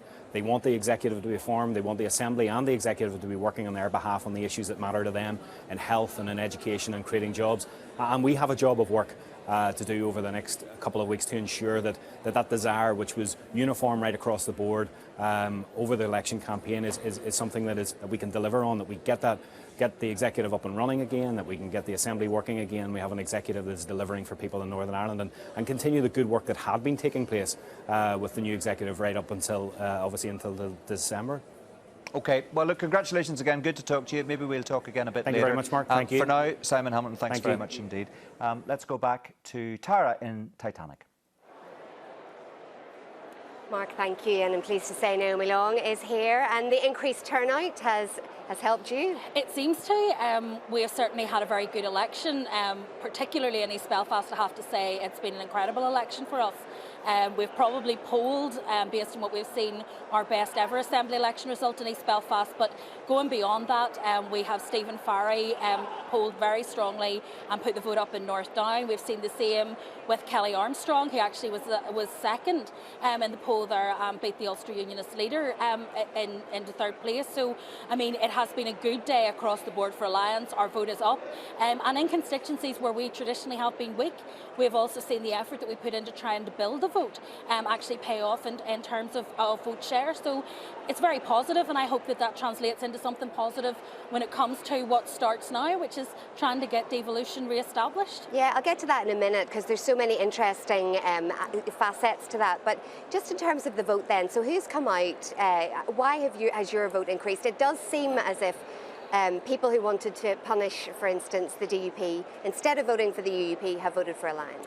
Well, we didn't set out to be a protest vote. We were very clear throughout the campaign that we wanted to offer people a positive alternative, and that's what we did in this campaign. We talked about what we would do differently and how we would try to re-establish the Assembly on a different footing where it would be sustainable but also be able to deliver for people. And I think people responded and connected with that message. Rather than simply voting in protest or out of anger, I think what they wanted to hear was what was the alternative, because there was a degree of despair, I think, when we ended up in an election so quickly after the last one. Some people, I think, felt that they had given up. And turnout is hard to read. A lot of people were saying that a high turnout could be a good news story for some of the established parties. What we found is that a lot of people who were turning out were people who had never voted before or had not voted for a very long time, but were motivated to vote because they were frustrated at what had happened over the last 8 months. And I think that has benefited Alliance without a doubt. So what guarantees can you give those people who are putting their faith in you now? What position can you have in a new Assembly? Would this be an occasion that you would think, actually, this time we'll not go into opposition, we'll take one of the ministerial seats? Well, we were very clear before the election about the basis on which we would make a decision, whether we would be government or opposition, and it will be about the quality of government that is delivered. And if there are other parties who are willing to work with us, if there is that opportunity to be in government, but if that government is open and accountable, and if it is delivering for the people of Northern Ireland, if it's dealing with issues like division in our society and all of those other priorities that we talked about in this election, then we want to be part of making that work as part of government. If the other parties don't want to deal with those issues, then we will go into opposition and we will hold them to account on those issues. What we need to do now is to sit down with the other parties at the end of this and start to talk about what we're actually going to do come next week, because we do have a challenge. People want to see devolution restored, that's clear. They want to see the Assembly work, that's also clear. But with the we obstacles, have a challenge to do it. Yeah, with the obstacles though that are in the way around Sinn Féin and the DUP and their relationship, do you think direct rule is inevitable? No, I don't think it's inevitable. In fact, I think it would be disastrous for Northern Ireland. I think it would be a major step back. People were elected today to do a job. That job is to deliver government. Now they have a responsibility. If there are roadblocks in the way, the people who put them there now need to remove them. They need to do what they've been tasked to do, and that is get back around the table, get devolution restored, and start delivering for the people who came out to vote. You know, I'm really grateful to the people who came out yesterday, particularly last night in some of the worst weather of this campaign, and came out and queued outside polling stations in order to give us a mandate. They gave us a mandate to govern. It's now our responsibility to them to do the job we're elected to do, and that goes double for those who have larger mandates than we have. John Tonge, just to bring you back in again, do you think direct rule is inevitable?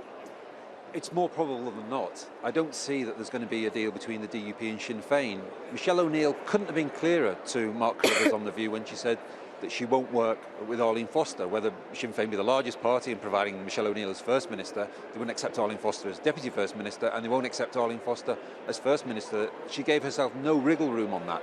So unless and the DUP are unlikely to put somebody else in, are they? From a DUP perspective, that would be Sinn Féin effectively choosing the leader of the DUP. Of course, it's possible the DUP could put someone forward temporarily for 6 to 9 months, but the whole of this campaign has been about the DUP arguing that the sequencing was wrong. The DUP argument was, let's have the inquiry into RHI first, and then if the inquiry is very damning of Arlene Foster's conduct, then there would be a case for her to go. But why have an election first? So I don't see any grounds for movement on that. So what you're looking at potentially, I think, is an Assembly still sitting, but basically scrutinising the decisions of James Brokenshire. So you've got this bizarre election in many ways, in which 90 people will be filling constituency places, but in effect James Brokenshire is being elected 5 times in each constituency because he'll be the person who's going to be making the key decisions for the next 6 to 9 months. I'm also concerned that the inquiry, everyone sort of assumes the inquiry will at least clear the air.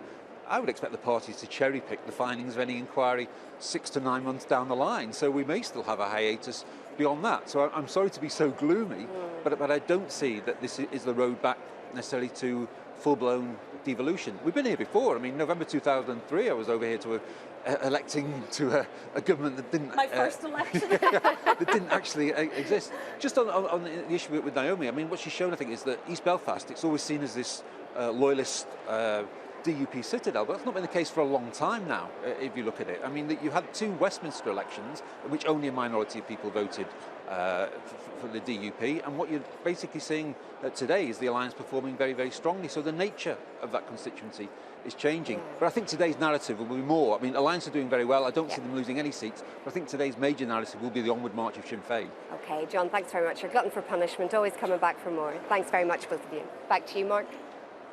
Very much, Tara. Well, as John Tong was saying there, we might not be electing an assembly per se, but just negotiators in talks. But nevertheless, it's very important to see what the respective strengths of the parties will be, because that will determine essentially what their bargaining power will be in any negotiations to come. We're taking a look now at a couple of swing constituencies. One, first of all, South Belfast. Which many moons ago was an Ulster Unionist stronghold. It's hard to imagine that now. But here we see the DUP topping the poll in South Belfast, closely followed by the SDLP. But it's very even spread there, Nicholas, isn't it? Let's just see what's happened to the share. They're all just above a quota, which is 16.7%. And I was a bit fast on my thumb there. We shot straight past Martin O'Malley, who did get elected there. First count, yeah. And we can see one of the reasons why he got elected so quickly was that Sinn Féin put on 3.5 percentage points. Yeah, we're still waiting for a constituency where Sinn Féin's vote share drops. We're still waiting for a constituency where Alliance's vote share drops. So let's look at the personalities in South Belfast. Martin O'Malley there at the top. And a lot of talk about Emma Little Pengelly possibly not making it. Here we see that she's in 5th position. Why are people thinking that she might not be then the 5th MLA to be elected? Let's take it back a step. I think there might be only one DUP MLA elected, because I think Claire Bailey of the Green Party is who's just behind Emma Little Pengelly at the moment in the race. Less than 200 votes behind Emma Little Pengelly. I think she's got a lot of potential votes that will come to her before they go to the DUP. That she could hoover up from Alliance and people before profit. But then the question is, does Emma Little Pengelly stay behind Christopher Stolford? There's 83 votes there, if I count correctly. Which one of them will be the more transfer toxic? Which one of them will be the more transfer friendly? It could be very interesting towards the end. The last seat could end up being between the 2 DUP candidates. So the first 3 politicians up there, Sinn Féin's Martin O'Malley, SDLP's Claire Hanna, Alliance's Paula Bradshaw, pretty much home in a boat. And then we're working out which of the DUP come through, and we still think that the Greens may well have a seat there. Yeah. Let's move over to Foyle. Alicia McCallion, as we heard there, elected on the first count. Impressive vote. And impressive given that Martin McGuinness wasn't in the fray. Yeah. But there we see that Sinn Féin maintained dominance over the SDLP. They maintained dominance, but in fact this is the first time that Sinn Féin outpolled the SDLP in the Senate. In Foyle, despite the fact that the SDLP have a party leader there and a minister.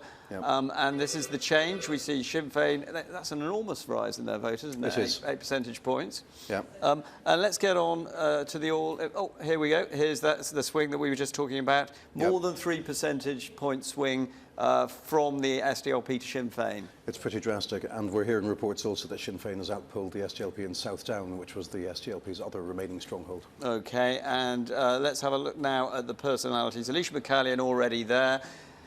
Looks like her ready-mate Raymond McCartney will come through, and probably the 2 SDLPers. But who's getting the 5th seat here? I think it's very likely that Gary Middleton keeps that seat for the DUP. There are enough unionist votes there, particularly from the Ulster Unionists, but also from the Conservatives, that will, I think, prove sufficient to pull. And that means that people before profits, Eamon McCann, after decades of trying to get elected, he finally got elected last year. This could be a truncated political career at the Assembly. Well, he's had quite a long political career outside the Assembly. I think it's also a bit early to say goodbye to him. Well, yeah, well, we'll just see how the votes go. But if Eamon McCann is relieved for one reason, it might be that he's not a driver, and then he won't have to be waiting for all those lifts or trains or buses to take him to Stormont. The train service to Derry is pretty shocking. Now back to you in the studio. Mark, thanks very much indeed. I want to go, first of all, just to speak to Paul Given of the DUP, who's topped the poll in his count in Lagan Valley, and he joins us now from the Count Centre, Lisburn Leisureplex. Paul Given, first of all, congratulations to you. Well done. 8,035 first preference votes. Are you a relieved man this mid-afternoon? Well, obviously, I'm personally delighted with the vote that I received. To get over 8,000 votes is obviously an endorsement from my own constituency. I'm more interested in obviously the final tally when it comes to the end of the day as to how many seats the party gets, and I'll be watching as the count proceeds. We're clearly getting 2 seats comfortably in Lagan Valley. The last seat here will go down to the wire. I think it's between us, the Ulster Unionists, and the SDLP. There has been a slightly increased turnout amongst the nationalist voting base here in the constituency, and that's going to make for a very interesting and possibly protracted number of stages here in Lisburn. Yeah, if you lose one of your 3 seats, it would be Brenda Hale on the face of it, who's trailing behind Edwin Poots. Then Jenny Palmer of the Ulster Unionist Party and Pat Catney from the SDLP. I mean, he's quite a bit behind, but it does depend, as it will in so many constituencies for the 5th seat. It'll all come down to the transfers, where they come from and who can hoover them up. It will, and it's Brenda, Jenny and Pat, I think, will be the last 3 candidates, obviously vying for that last seat. There is a Sinn Féin vote there, obviously, to transfer towards Pat Catney, and that's going to increase his current first preference tally. So this one, we will just have to wait and see. They're redistributing my surplus. There's a TUV vote when it gets knocked out. Obviously, we expect to benefit through those couple of stages. But then there's some other independents that I would anticipate some of the other parties will benefit from. But that's obviously the way the PR system works. I think it is too close to call here in Lagan Valley. We fought a very tough campaign. We increased our vote in the last election, but other parties were able to increase the turnout in their areas as well, and that's obviously now made that last seat something that I think everyone will be watching very closely. But obviously we fought a hard campaign over the last 4 weeks. There are a range of issues that were brought up, but undoubtedly people consolidated here in Lagan Valley around the DUP. They recognised that we were the party that they wanted to vote for, because we need to have a strong party, and today it's very clear we will be easily the largest unionist party in Northern Ireland, and obviously the challenge now rests with us to find a way through the difficulties that exist at Stormont. People need to respect our mandate, and we need to respect the mandate that other parties are going to be receiving in this election, and ultimately I do believe that we have to find a solution. That's what the people expect us to do. OK, well, look, good to talk to you. Congratulations again. Thanks very much indeed for having a word with us. Paul Given, who's been successful there in Lagan Valley, topped the poll with over 8,000 first preference votes. We've refreshed our panel, and it's good to see some new faces. Sir Jeffrey Donaldson is staying with us, but we've also been joined by the Sinn Féin MEP Martina Anderson. Welcome to you, Martina. By Professor Rick Wilford from Queen's University. No stranger to our output, of course, and nor is Newton Emerson, the commentator. So you're all very welcome. You've been out in various other bits and bobs of our output, looking at the numbers and chewing the fat. Martina, first of all, you clearly, within Sinn Féin, have had some very strong performances. You've had quite a few poll toppers. We were talking to your party leader here, Michelle O'Neill, a short time ago, and she was saying she's very pleased with how things are going. But there's a long way to go yet. Well, without doubt, there's a long way to go. But when you consider Alicia McCallion has topped the poll in Derry, first time out, a magnificent performance, not just for Alicia, but I think for all of the candidates that were involved across the north. But her and Raymond, like our vote is up. We got 16,300 in the Foyle constituency. I think that's the highest vote that Sinn Féin has ever received since we went out. Mitch McLaughlin came near to that at one time or another. Well, here's more good news for you as well. You may as well enjoy it here in South Down. Sinead Ennis and Chris Hazard are both returned on the first count. I can tell you Sinead Ennis got 10,256 first preferences. Chris Hazard, who was a minister, of course, in the last executive, 8,827. And I know that Katrina Moran will be particularly delighted, because she was just saying as she was leaving, she thought it would be good news for Sinead Ennis because she was her election agent. Sinead Ennis has been absolutely fantastic. Like, she came into this late on in the day, as did Alicia McCallion. And we have Kiva Archibald, she has topped the poll. And there's a trend and a pattern across the north where young Republican women are topping the poll. And I think that's something we've seen as a trend the last time round as well. We had a leader in Michelle O'Neill that has led from the front. And people have said about this election and what it was all about.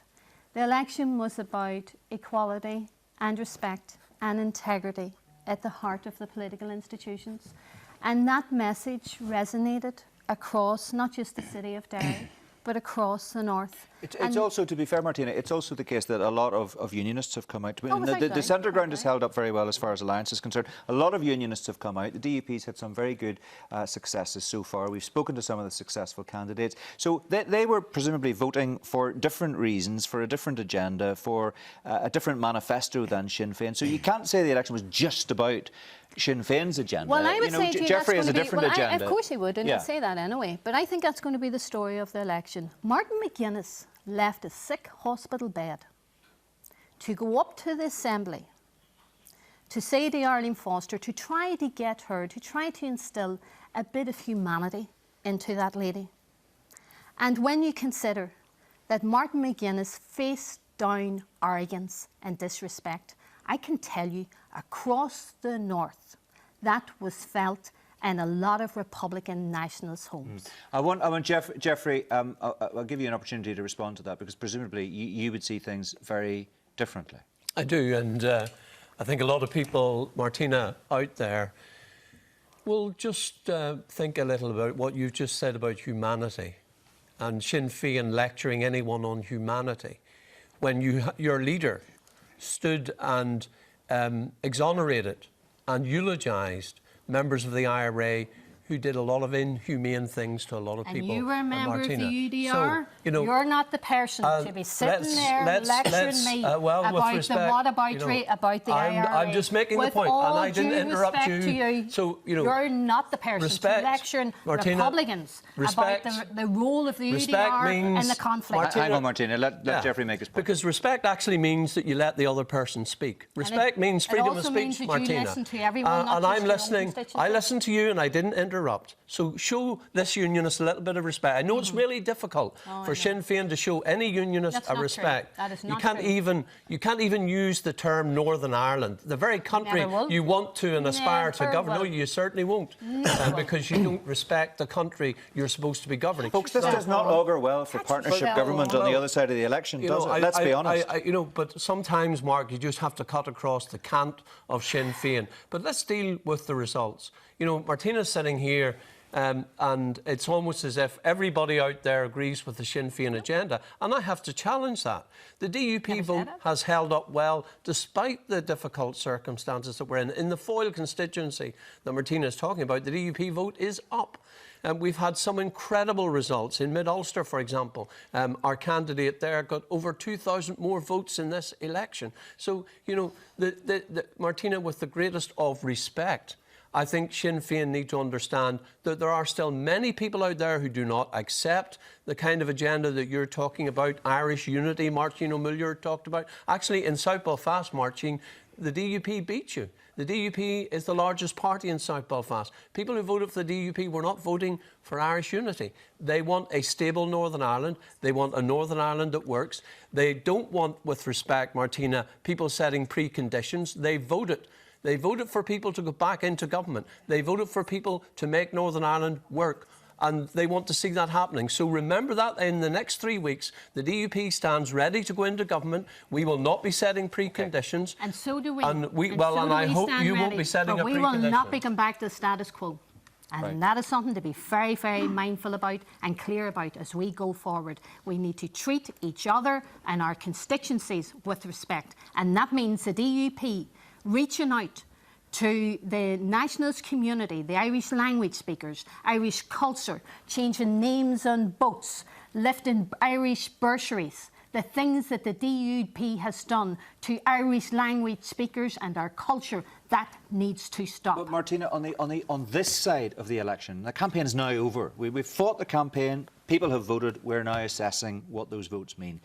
Somehow or other, we've got to put the pieces back together again. And it's a question of whether the will is there on the part of the DUP and Sinn Féin. If they are returned as the two biggest parties, and it looks like they're going to be, is the will there to put the pieces back together again? Absolutely. The will is there, based on a political institution that's based on equality, it's based on respect, and based on integrity. The political will is definitely there from Sinn Féin. I'll come back to Jeffrey and another guest in a moment or two, but we've got some breaking news in West Belfast. Let's hear what it is from our reporter there, David Maxwell. David.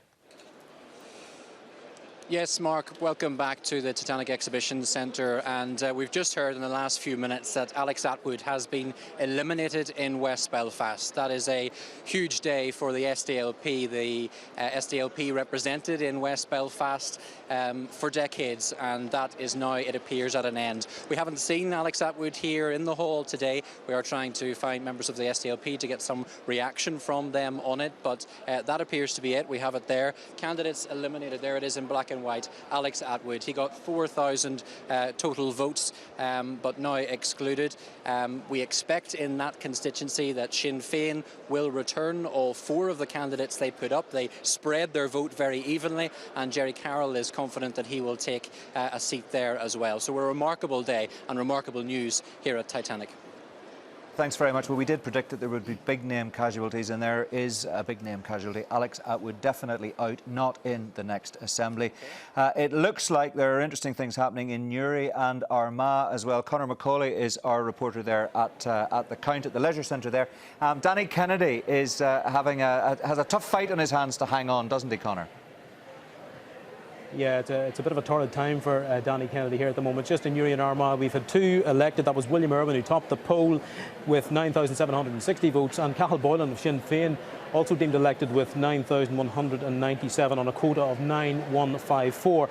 2 other Sinn Féin candidates, Conor Murphy and Megan Fearon, are both close to the quota. Justin McNulty of the SDLP is also just shy of it.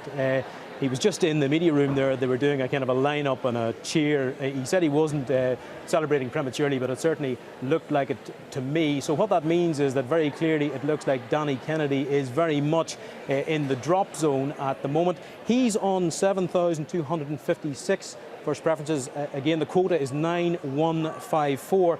So he would have to catch Conor Murphy, who's the lowest ranked Sinn Féin candidate, but Conor Murphy's around about 1,200 votes ahead. So it's quite hard to see where the transfers might be for Danny Kennedy. At this moment in time now, we're dividing up or redistributing the votes of 3 candidates who have been excluded. That was the Green candidate, the SISTA candidate and the Alliance candidate. There's around about 2,400 votes in play there, but again, as I said, talking to people here, they just can't see a way back for Danny Kennedy at this particular time. OK, Conor, thanks very much indeed. That's very interesting. If Danny Kennedy goes out, he's a former deputy leader, of course, of the Ulster Unionist Party at Stormont, and he's a former minister in the executive, so he would be another big name casualty. We will hear from Rick and Newton and also Jeffrey and Martina again very shortly and get their thoughts on what's been happening. But let's look at some of the results that have come in so far from Mark Simpson. Thanks, Mark. What we have done is we have squeezed the 18 constituencies together, made them all the same size and made up kind of our own virtual map here. And we can see from some of the colours spread around, most of the constituencies have at least some of the seats filled. Now, they're marked on the floor. You can see their red signifies the DUP. Let's take a closer look. Let's have a quick look at North Down. As you can see, 3 seats filled there so far. We can take a closer look and see who the 3 new MLAs are. There they are. Alex Easton of the DUP, Ulster Unionist Alan Chambers, and Stephen Farry, the Deputy Leader of the Alliance Party. No big surprises there. So let's have a look elsewhere on our virtual map. Let's have a look at Mid-Ulster. Of course, that is Michelle O'Neill's constituency. And is she back in? Yes, we've heard from her earlier in the programme. She's back along with the DUP's Keith Buchanan. Sinn Féin and the DUP together. We haven't seen that very often in recent weeks, though we did see it in the studio a short time ago. OK, let's move on. Finally, let's have a quick look elsewhere. Let's have a quick look maybe at, what about Newry and Armagh? Yes, there it is over there. Just finding my bearings. As we can see, 2 seats filled there so far, 1 for the DUP and 1 for Sinn Féin. So that's really been the pattern so far. The DUP and Sinn Féin neck and neck, more or less, across the 18 constituencies, but it's early days. And as the day unfolds, you heard Jeffrey Donaldson say that, they're hoping that the DUP are hoping that more of this map will turn red. But that's the situation so far, Mark. The new political map is starting to take shape.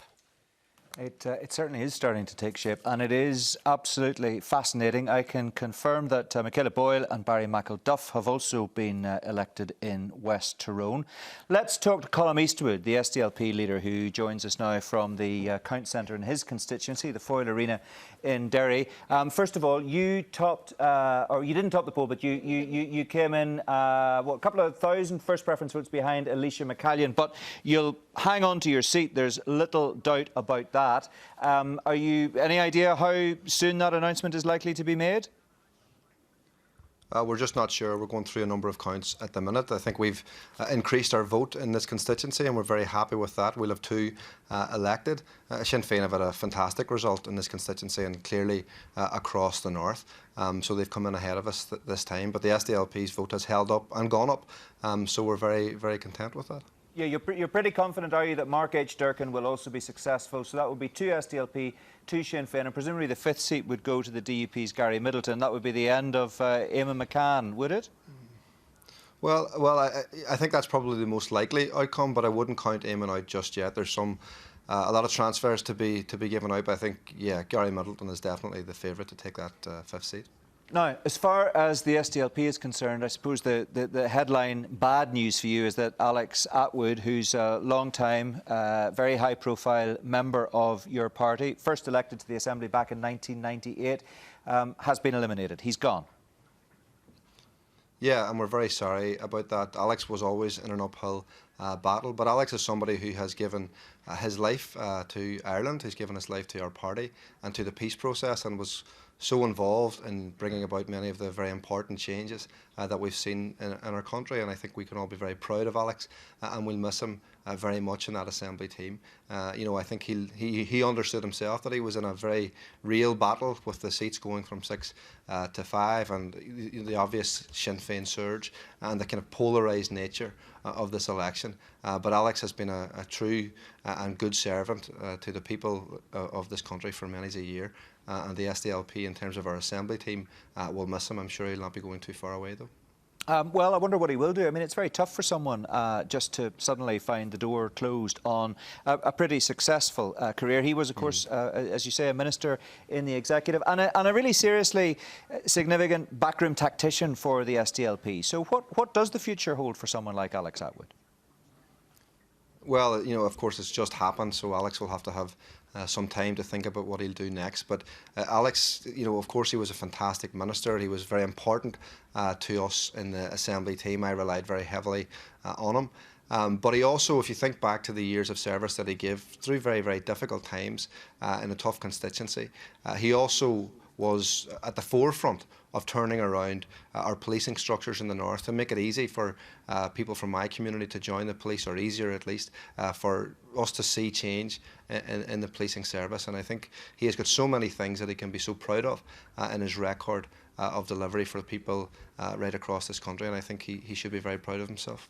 Colm, if you were looking for shafts of light, and I don't think there are very many for the SDLP just at the moment, but Joe Boyle would be one in Strangford. He's still in the mix for that 5th seat. I think the best ever performance by a nationalist in that constituency. He was there almost thereabouts last May, never been a nationalist member returned for that constituency. But, I mean, he might just be able to sneak it this time. Yeah, I think Joe's put on a fantastic performance, and as have many of our candidates, all of our candidates across the north, most of them have put up their vote.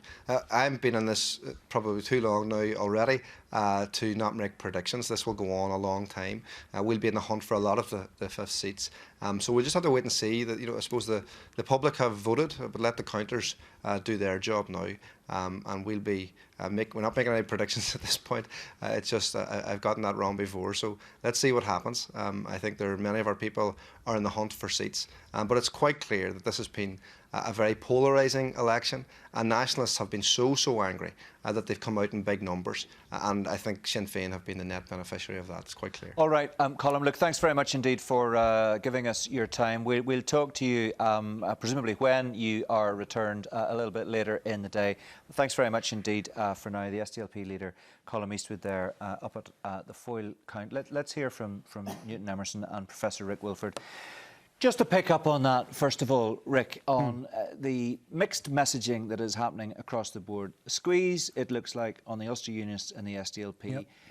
Sinn Féin seem happy, DUP pretty happy, Alliance seem pretty happy. If you were sitting at home watching this and you had a passing interest in politics, you would wonder how all of those things are possible at the same time. Well, they are. I think it's partly because, well, remember that the combined nationalist vote over the last number of elections, the last cycles, have actually fallen, and this time it's uplifted considerably. And Sinn Féin are the net beneficiary of that. You might argue that actually this is an indication of Martin McGuinness's decision to trigger the election, but you might also argue that that was because the Sinn Féin leadership were pretty slow learners, in the sense that it took them a number of months actually to gauge the antipathy that was being felt within their sort of heartland areas in terms of their general distaste for the way in which the last 10 months had gone prior to the election being called. It looks to me that Sinn Féin, proportionately, their vote is actually increased in terms of the relative number of seats that they're going to win this time. The DUP probably down a little. But I think the bad news is for both the Ulster Unionists and the SDLP. I'm not sure they're going to reach double figures. That would be very bad news indeed for Mike Nesbitt. And if Danny Kennedy is unsuccessful in Newry and Armagh, there's no obvious successor to Mike Nesbitt, because I don't think he can probably survive that kind of hit that he might get from the voters. Alliance voters held up, I think, because they're much more transfer friendly, I think, to a lot of other parties. Mike Nesbitt's strategy of, vote me, get Colm, and vice versa, has simply not worked. It hasn't chimed with voters in the way that clearly no, they it thought hasn't. that it might. I think, as far as the DUP is concerned, they play the old trick of, if you don't want a Sinn Féin First Minister, you've got to back the DUP. And it's worked again, by the look of it. They do seem to be safe in terms of getting beyond the 30 mark, I think, at this stage. I'll predict that. I think they'll sneak over that line but Sinn Féin are going to be very close on their tail and not fall very far behind the 28 seats they had, I think, in May. You asked how all these things can be possible at the same time, and it's pretty obvious. In our model of devolution, there's only now room for three parties, Unionist, Nationalist and other. And if devolution under this model is going to come back, which I think is quite dubious, certainly in the short term, the long-term lesson that may be drawn from that is that going into opposition was totally toxic for the UUP and the SDLP. They're about to be crushed out of existence. I think the moment for truth on that three-party era has now arrived. We just got a result in there from West Tyrone in the last couple of minutes. Thomas Buchanan of the DUP has topped the poll with over 9,000 first preferences. And then in second and third place, Michaela Boyle and Barry McElduff of Sinn Féin. And that, in a way, Newton, personifies what we're talking about, because those are the two big beasts that Sinn Féin and the DUP, slugging it out in West Tyrone. And they're both up there at the top of the leaderboard. That is the story of this election. But the anger that Colm Eastwood referred to and that Martina Anderson talked about in the nationalist community means there is doubt over what this enormous mandate Sinn Féin has earned now means. Is it a mandate to go back into Stormont, or is it a mandate that rejects Stormont? This was a campaign fought on anger at Stormont politics. So what is Sinn Féin's message to take from its voters now? Is it to stay away from Stormont or to go storming back in? Well, what's your response to that? Well, I knocked countless doors, spoke to hundreds, if not thousands, of people over the last number of weeks through knocking at doors and talking to people on the phone. And I can tell you that there's a real genuine hunger and thirst out there for a political institution that is based on equality and respect and integrity. And is that Stormont? That is Stormont. And those so people Sinn Féin voters, you think, want Stormont to work? They want it to work based on the principles of the Good Friday Agreement. They want it to work based on what people voted for. For instance, and you cannot ignore this, in the middle of this election, we had the tsunami of Brexit coming down the line. And there was a lot of debate within Republicanism about the principle of consent. But it was stated in the Good Friday Agreement, an international agreement that was lodged at the United Nations, that Jeffrey left his party over, and it stated that the constitutional position of the North wouldn't change without the consent of the people here. Well, that's not exactly And what it said. It did say that Northern Ireland would cease to be part of the United Kingdom and become part of a united Ireland, and it was specifically restricted to that. So there is no legal breach of the Good Friday Agreement. Well, now, if there is a political breach of the Good Friday Agreement, that is still a real, genuine political issue. Well, but it doesn't. It doesn't have to be. Let's hear what Jeffrey has to say. I sit on the AFCO committee, which is a constitutional committee in Brussels in Europe, and we commissioned legal advice or research first. I read that advice. No, you read the advice in relation to the Human Rights Act. You didn't read the advice, so just be careful into the two different advice. We didn't get that. In terms of this advice, the AFCO committee report states clearly that Brexit will require an alteration to the Good Friday Agreement.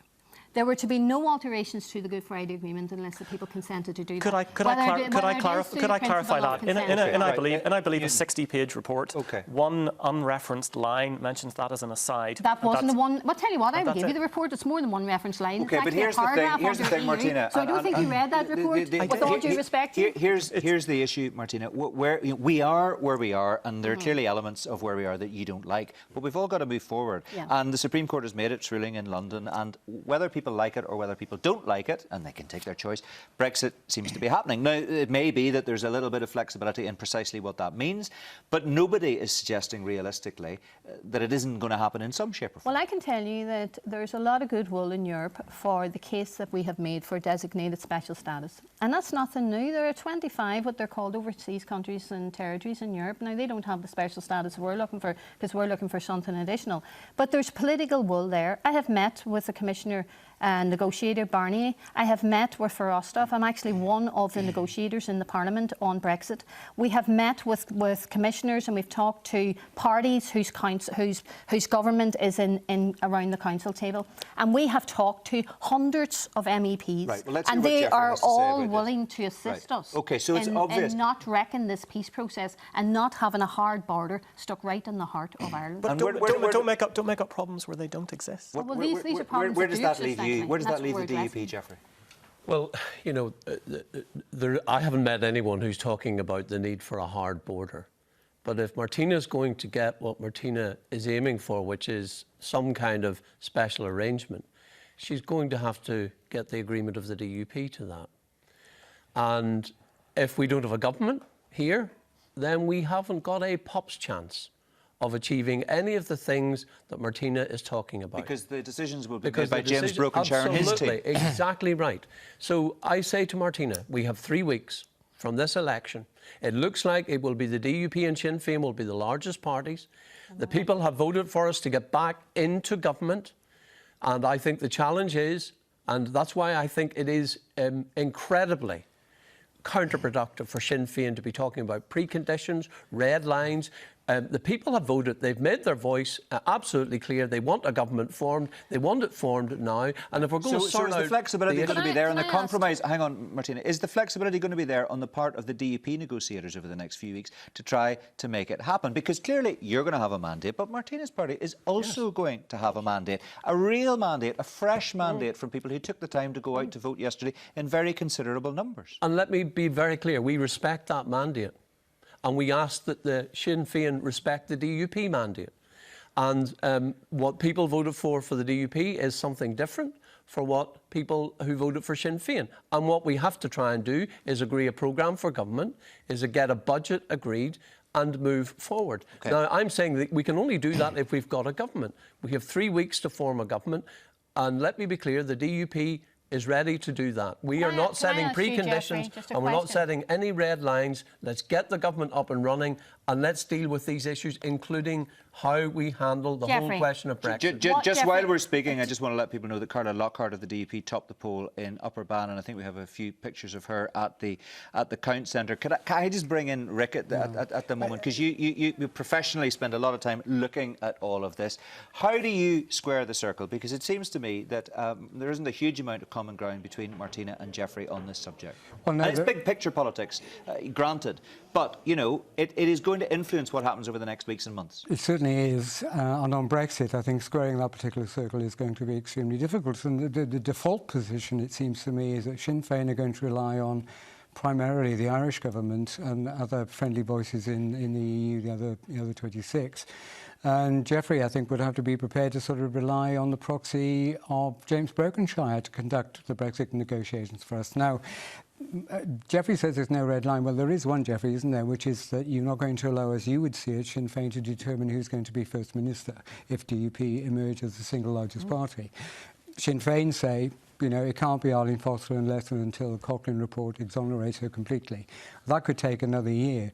In the interim, the risk is that on Brexit in particular, and closer to home, the absence of a budget, the absence of a programme for government, then, you know, we are going to have to rely on others to act on our behalves in a part of the UK which is deeply divided over the issue of Brexit. Now, I cannot see at the moment, given the kind of clear antipathy there is here between Sinn Féin and the DUP, that we're going to see an executive within the space of the next few weeks. I think what might happen is it might be a bit like what happened in the wake of the 2003 election, when we had first of all the Hain Assembly and then the Transitional Assembly, where it was given bodies of work to do to prepare for government and subsequently try and devise an agreed programme for government. So I can see the Assembly sitting over the next period. What I can't see at the moment is there being an executive, a 9-strong executive plus FM and Deputy First Minister. I just don't see it. And that comes back to the point that Newton was making. Okay. What exactly is Sinn Féin going to do in these circumstances? Where do they think the most political leverage that they can exercise, not least over Brexit, which is an existential issue for us and the rest of the people in the UK and on this island? Where are they going to try to exert leverage? We don't yet have an agreed plan from our own executive about what our Brexit negotiation position is going to be. Therefore, we've got to rely on proxies. Let me press the pause button, because that's a huge conversation that we can continue, we can pick up in due course. I just want to give you all a little bit of an update on some numbers. I mentioned there that Carla Lockhart topped the poll in Upper Bann. Here's an interesting one. Doug Beattie outpolled Joanne Dobson. That's not what happened last May. I'll just give you the raw figures on that. Doug Beattie got 5,467 first preferences. Joanne Dobson 5,132, and then Dolores Kelly 5,127. So it's quite interesting down there. People thought, based on last May, Doug Beattie could be the Ulster Unionist in trouble, could be Joanne Dobson. And Sinn Féin's Philip McGuigan is closest to the quota in North Antrim. So he's not elected yet, but he probably will be elected soon. So we've got Mary Lou MacDonald, I think, Deputy Leader of Sinn Féin, arriving at the Belfast Count Centre. There she is, being embraced by party workers. There's Pat Sheehan, there's Alex Maskey, who else do I see? Jerry Kelly there as well, Fra McCann. So she's getting a warm welcome at the Count Centre. Just a short time ago, in Belfast, at the Titanic Exhibition Centre, our reporter David Maxwell spoke to People Before Profit's Jerry Carroll, and he asked him if Sinn Féin had taken the wind out of People Before Profit's sails. As the campaign went on, I didn't really feel like storming the Winter Palace. I felt more like Custer's last stand, because the establishment parties in West Belfast threw a hell of a lot of resources against People Before Profit, and they misrepresented our critique, our left-wing socialist critique of the EU, and they tried to put us in a box with the DUP, which is ironic because they were in power with the DUP for 10 years.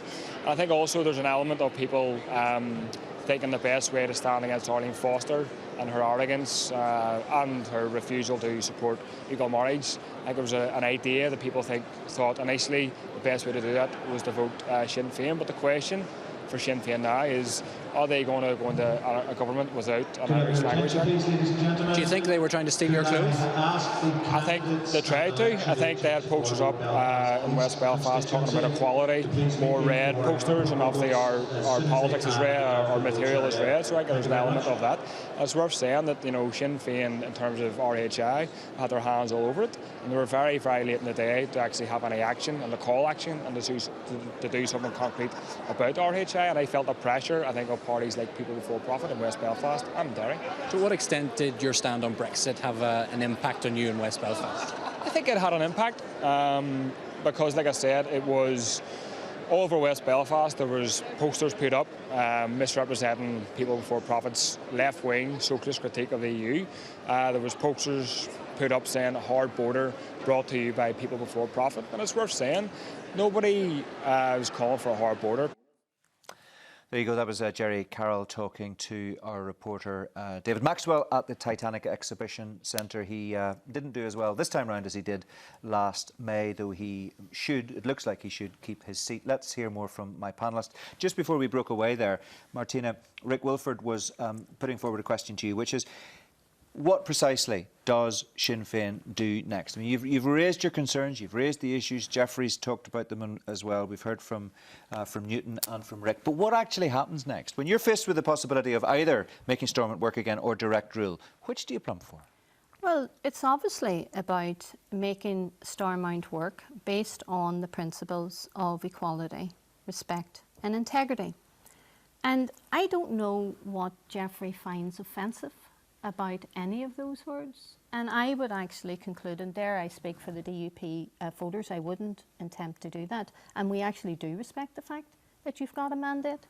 But I do believe that for the few unionists that I have spoken to, I have heard comments made to me personally and on programmes that people found Arlene Foster's arrogance as offensive in that community as it was deeply offensive in my own. I know, but so with respect, Martina, I mean, Republicans don't have a monopoly on respect and equality and integrity. I mean, those are words, but Jeffrey and other unionists could use those words as well. Sure, we want everyone. We would love everyone to use them. If everyone would use them, and we would all start to apply them. Practicing them, Martina, that counts. Exactly. The Good Friday Agreement promised 20 years ago a Bill of Rights. A Bill of Rights for people in your community that would be able to have rights in addition to the European Convention of Human Rights. What's offensive about that, Jeffrey? I mean, that's about your constituency and my constituency and all of the people benefiting regardless of what political party they vote for or what tradition they come from. But is that not an oversimplification of it, Martin? No, it's not. It's not. Okay. Is it, Jeffrey, in your view, an oversimplification? There's no such thing as rights for one constituency or another. Of course it is. And look, I'm not going to repeat and get into the whataboutery. I could go on all day about Sinn Féin's lack of respect for Northern Ireland's identity, for the British identity of the unionist community. But let's look ahead. And our colleagues here have made some very, I think, important points. The greatest issue here is where is Northern Ireland going?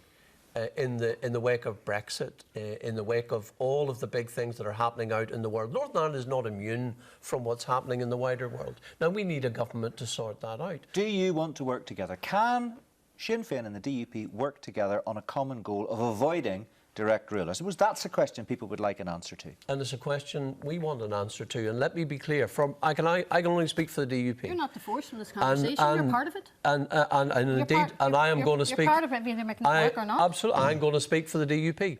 We want this to work. We are up for it. We stand ready.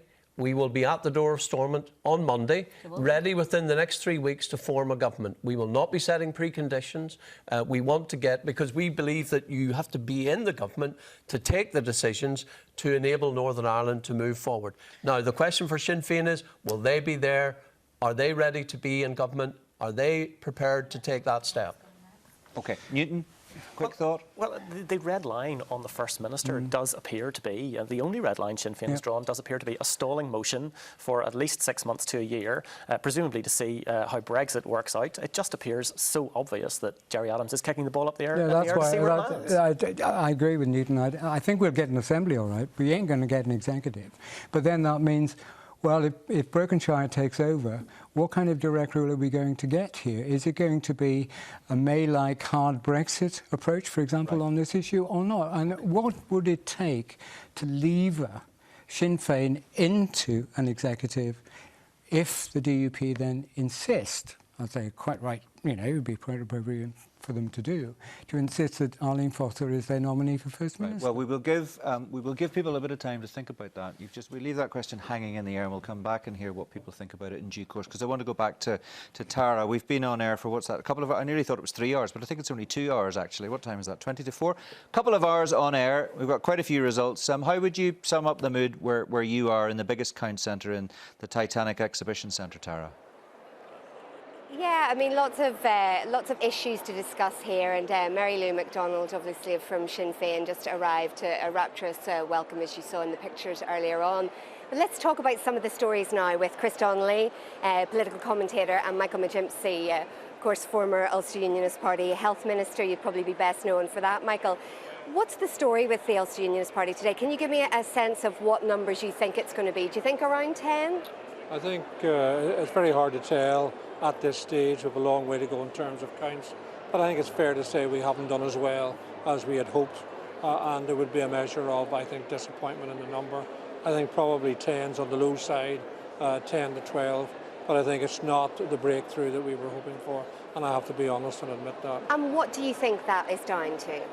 Well, I think we get caught between the two big parties. It's like a tribal vote, a tribal clash, and Sinn Féin galvanised their vote, and at the same time the DUP to an extent got their vote out as well, and there's very little room left for manoeuvre for ourselves and was the it SDLP down in the to middle. Mike's comments about transferring to the SDLP? Well, I think there's a lot more to it than that. I think certainly if you want to win elections and do well, you have to have a clear message, you have to sell that message with sincerity, and you must not make mistakes. And I think we would look at that in terms of our organisation and in terms of the way we go forward. Perhaps there are lessons to be learned. But I think, as I say, it's early days yet. There will be a few surprises left in this count before it's all over. And if it is around 10, 11, do you think Mike's leadership is in question? Well, I think the fact is we're a very democratic party.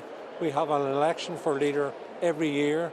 Our AGM comes up at the end of March, so you're not have long to wait to get the answer to that question. But I think you have to say who else is standing in the wings looking to carry the gauntlet, carry the torch. And I think I would have thought that I'd be surprised if we saw a challenge to Mike's leadership at the current moment in time. As I say, I think when you're looking at our performance at Council and at Westminster, we have a very big membership. It hasn't worked for us on this occasion, perhaps the way we wanted it to. We'll look at that and we'll look at how we could have done things better. But really, in this election, this was the time that you should have been able to capitalise on the anger that people felt about RHI. They should have been switching to the Ulster Unionist Party, but in some cases it looks as if they were switching to the Alliance Party. Well, I think that's certainly in Belfast, that appears to be the case. But at the same time, we've done very well in North Down. We've done well in East Belfast. I think but it looks like it was a swing to Alliance in Strangford. Well, I think in Strangford, but they've won MLA in Strangford, so it's by no means the breakthrough they already had an MLA. Although her vote increased and she outpolled Mike Ness, but she topped the poll the last time. Yes, that's true, but it didn't affect the seats. So I think we've got to wait and look at how we do overall. I think we'll be looking very carefully at all of those seats, those constituencies, where the DUP hold 3 seats, and how well those 3-seater DUP constituencies will survive. And we will look at it again. Coming from 108 to 90 is always difficult. The quota going up to over 7,000, it's difficult for us. But we will analyse it better, I think, once obviously we get the full result. Okay, Chris, a quick word on the nationalist story. Obviously, big gains for Sinn Féin. They've got the vote out, they've done well. Some could argue that it wasn't that difficult given some of the ammunition they were given from the other side. Yes, I think that's true, Tara. I think that the main story of this election is the reawakening of nationalism from a slumber, which had been a theme over the last 4 or 5 elections. Just thinking last year, in the 2016 election, the Nationalist Party, Sinn Féin, the SDLP, only managed to garner 36% of the vote between them. Their overall share of seats fell to 40. Sinn Féin are on course this year to perhaps, at the minimal, get 26 seats now. They could even match the 28 seats that they had in the Assembly chamber last year when there was 108 seats overall. So I think right across the north we are seeing nationalists coming out, and crucially in a number of constituencies the turnout vis-a-vis nationalism and unionism is such that the likes of Newry, Armagh, West Tyrone, Mid Ulster, it's likely to lead to 4 nationalists and 1 unionist elected. And even in North Belfast, which I think is a very, in a psychological sense, a significant development, there could be 3 nationalists and only 2 unionists elected. OK, well, look, we'll hear more from you later in the programme. But for now, Michael and Chris, thanks very much. Mark. Tara, thank you very much indeed. Very interesting battle is developing in East Londonderry, and I'm pleased to say we're joined now by the independent candidate Claire Sugden, former Justice Minister, of course. Claire Sugden, nobody returned as yet, but you've got a pretty decent vote, just under 5,000 first preferences. You're sitting in 4th place in a 5-seater at the moment. Are you quietly confident? Yes, I'm quietly confident. I have increased my vote by over 1,500 votes as of last year, so I'm really, really delighted with the turnout and the people who came out to vote for me yesterday. Yeah, it looks, you can just talk me through these numbers. Caoimhe Archibald has topped the poll for Sinn Féin, 5,800. Then Maurice Bradley, the DUP. Then Cathal O'Husheen, the second Sinn Féin candidate. Then yourself. Then George Robinson and Adrian McQuillan of the DUP. Does it look like the DUP are going to lose a seat and that the SDLP will also lose a seat? Because, of course, there was a split there. Yeah, no, certainly. I think the third DUP seat is certainly very vulnerable, as is the SDLP seat. We're in a position now where we're going to find a lot of transfers before we get anyone elected. I'm, thankfully quite transfer friendly, being independent. So, I would hope I can put my numbers up and maybe get to quota, hopefully today, but it may run on into Saturday. But yes, there's a changing representation here in East Londonderry, particularly with the turnout. I'm delighted to see so many people go out to vote. I think what we can say, Mark, is that the people have spoken. And certainly when the political parties are negotiating post-election, I hope they take that into account. Yeah, turnout in the constituency up 11.9 percentage points. That's pretty significant, and it's broadly in line with what's happening elsewhere. You talked about transfers there, Claire. You would be hoping to pick up transfers from people like William McCandless, maybe John Dallett if he goes out, Chris McCaw from the Alliance Party, maybe even Jerry Mullen, former SDLP, now independent. So you should hoover up enough, I imagine. I want to ask you about what your reading of what's happening here across Northern Ireland is, though, because it looks like the DUP has done very well. It looks like Sinn Féin has done very well. It also looks like Alliance has held on in the middle ground. Opposite ends of the spectrum doing well, middle ground doing well, but a real squeeze on the Ulster Unionists and the SDLP. Yeah, I'm not entirely surprised with what we're seeing here today, because it's all very well saying that we need to change the status quo, but we need an alternative to do that. And the Ulster Unionist Party and the SDLP haven't demonstrated that they are an alternative. Indeed, they jumped on the coattails of the RHI scandal. They haven't proved that they are the leadership that we need to take Northern Ireland forward, which disheartens me as well, because I would be a fairly moderate candidate and I would like to see a really progressive politics moving forward. So I think we need to see what happens post-election, and hopefully we can find a solution to get back up and running again. OK, well, we will see. You'll be watching those numbers for a while today, tonight, maybe even into tomorrow, but hopefully we'll speak to you at some stage. Thanks very much in the meantime. Yeah, OK. OK, right, Claire Sugden joining us there from the Foyle Arena up in Derry from her count. Let's cross over to North Down the count there at the Aurora Leisure Centre in Bangor, and Stephen Walker has a guest, I think, an Ulster Unionist who's been successful, maybe the only Ulster Unionist home so far. Is that right, Stephen? That's right, Mark. We have 4 people elected in North Down, 2 DUP, 1 Alliance and 1 Ulster Unionist. And the successful candidate is with me. Alan Chambers, congratulations. Thank you very much, Steve. You are the sole Ulster Unionist in Northern Ireland going to the Assembly at the moment. How does that feel? That's a huge responsibility on my shoulders, Stephen, but I'm up for it. A bad day for the party? Well, it's not looking good in some areas at the moment, but with the way PR elections have gone, I've been around elections in Northern Ireland for 25 years and I've seen people salvage their seats at the last minute in the last count. So I remain optimistic. Your party could be down to single figures? That has been put forward, but the sad thing about it is that some of the people that we may lose, and I hope we don't lose them, are really good people. I've worked with them for the last 8 months up in Stormont, and they're really good people making a contribution in Northern Ireland. It will be sad if we do lose them. So why them. couldn't you make a breakthrough? I don't know. I think that we keep hoping that Northern Ireland will have elections on bread and butter issues like everybody else has, but invariably it keeps getting called back to this orange and green election, and it's really very sad. and you just wonder, when will we ever have And was it Mike normal Nesbitt's politics? comments about vote transfers to the SDLP? Mike Nesbitt's comments, in fact, resonated very positively for me in Northdown, as can be seen from my personal vote. My vote went up from 3,000 to nearly 7,000, so anything Mike Nesbitt But it's said not the did me same no story in harm. Strangford, is it? Well, I'm not so sure there, but we'll wait and see, and say, until the final count. I don't see much difference in Strangford at the moment as I saw in May. Time for a new leader?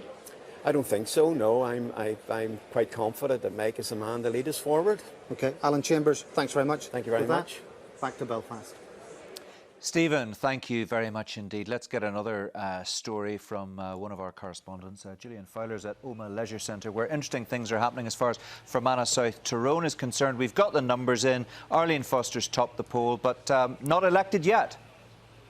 No, quite a difference from the election last year when Arlene Foster polled 8,801 votes. That was more than 2,000 above the quota, but this time the quota has increased with that higher turnout. Interestingly, that would have been enough to get her elected this time. The quota's at 8,711, but she polled 8,479 first preference votes, leaving her 232 votes short of the quota. But interestingly, her running mate, Lord Maurice Morrow, has actually increased his vote on last time, and in real terms, the DUP vote is slightly up on last year. The other interesting story here is in the Sinn Féin vote. No surprise, Michelle Gildernew is the top of the three candidates there, but in second place for Sinn Féin is their new young candidate, Gemma Dolan. She is more than 1,500 votes ahead of Sean Lynch, who's the outgoing MLA from Lisnaskea.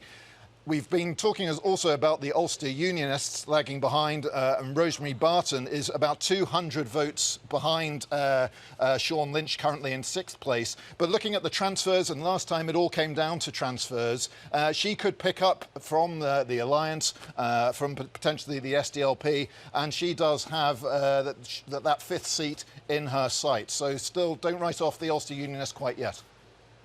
All right, Gillian, very interesting situation unfolding because there are a lot of big names chasing those 5 seats down there. So there will be big name casualties.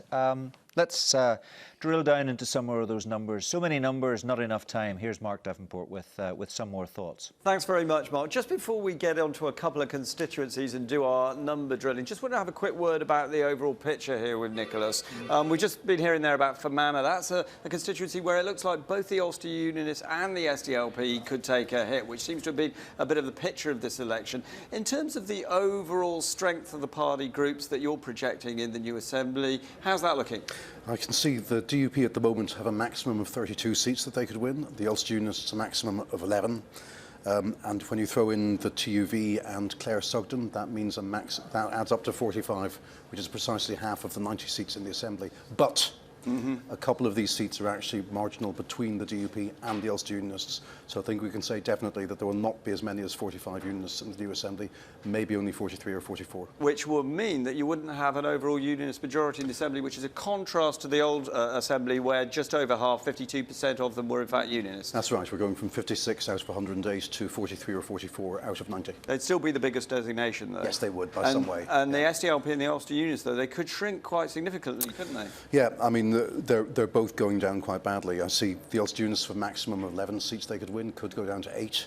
SDLP have a maximum of 10, could go down to 6, which would be an awful decline from where they were. Now, we've previously heard about West Belfast, where the veteran Alex Atwood has been eliminated. We now want to look at Newry and Armagh, because there is another veteran of Northern Ireland politics who might be in trouble here. William Irwin of the DUP came in first up. Cathal Boylan of Sinn Féin there, as we can see. Here's the share of the vote. Sinn Féin still very dominant in that constituency.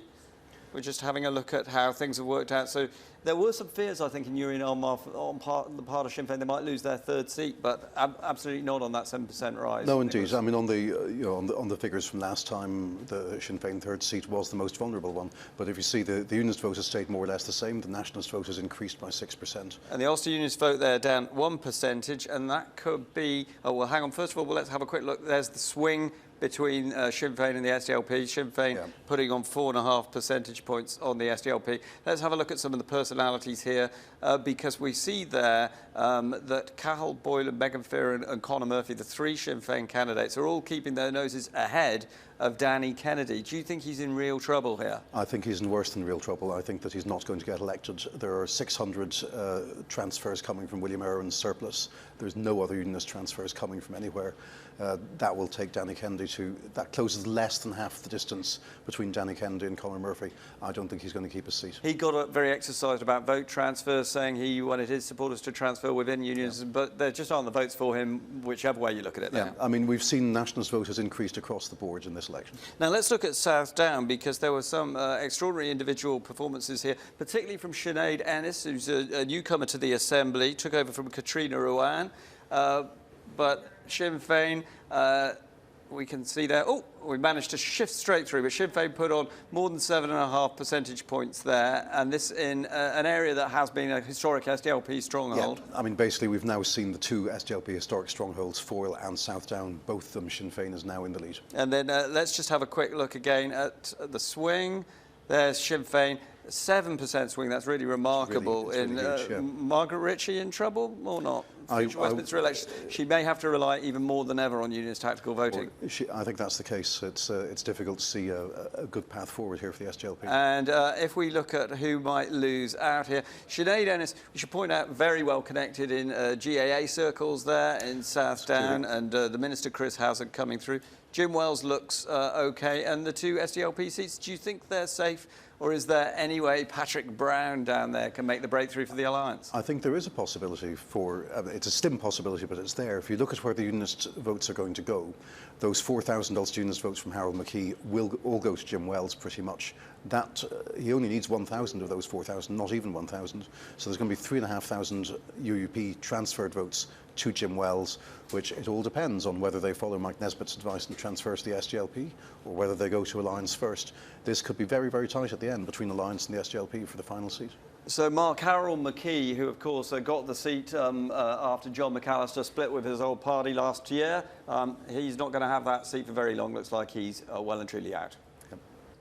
Well, very interesting situation. Not maybe the biggest of surprises, but there have been some surprises, and I suspect throughout the rest of today, tonight, and into tomorrow, there will be a few more as well.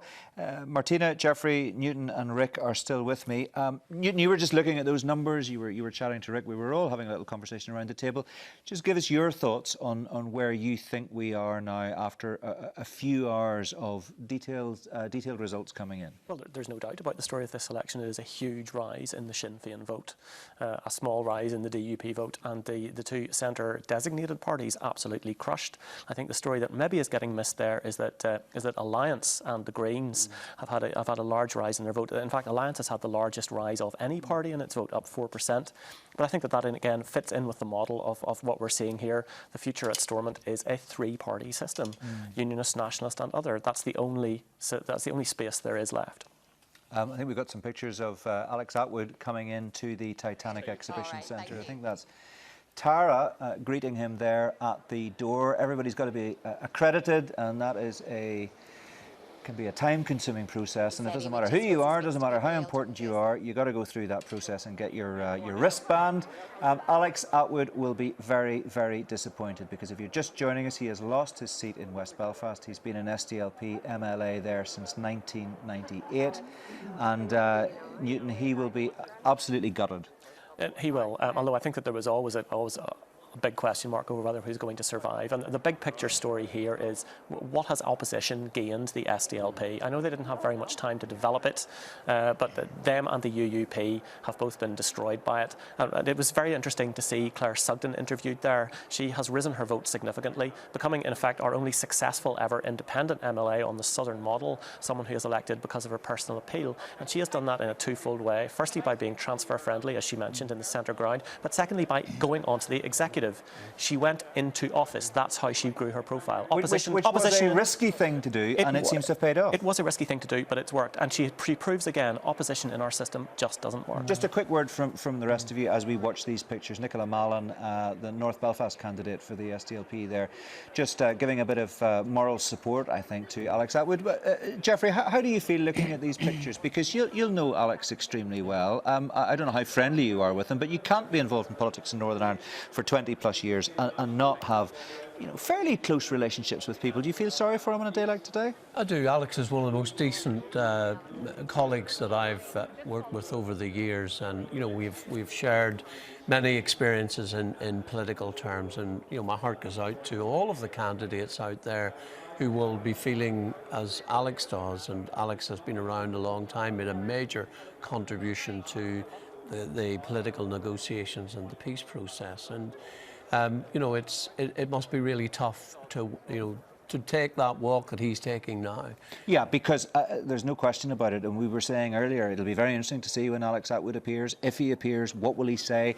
But, you know, there's a huge media interest, Martina, in him being there, obviously, and it takes quite some guts to do what he's doing in the full glare of the public.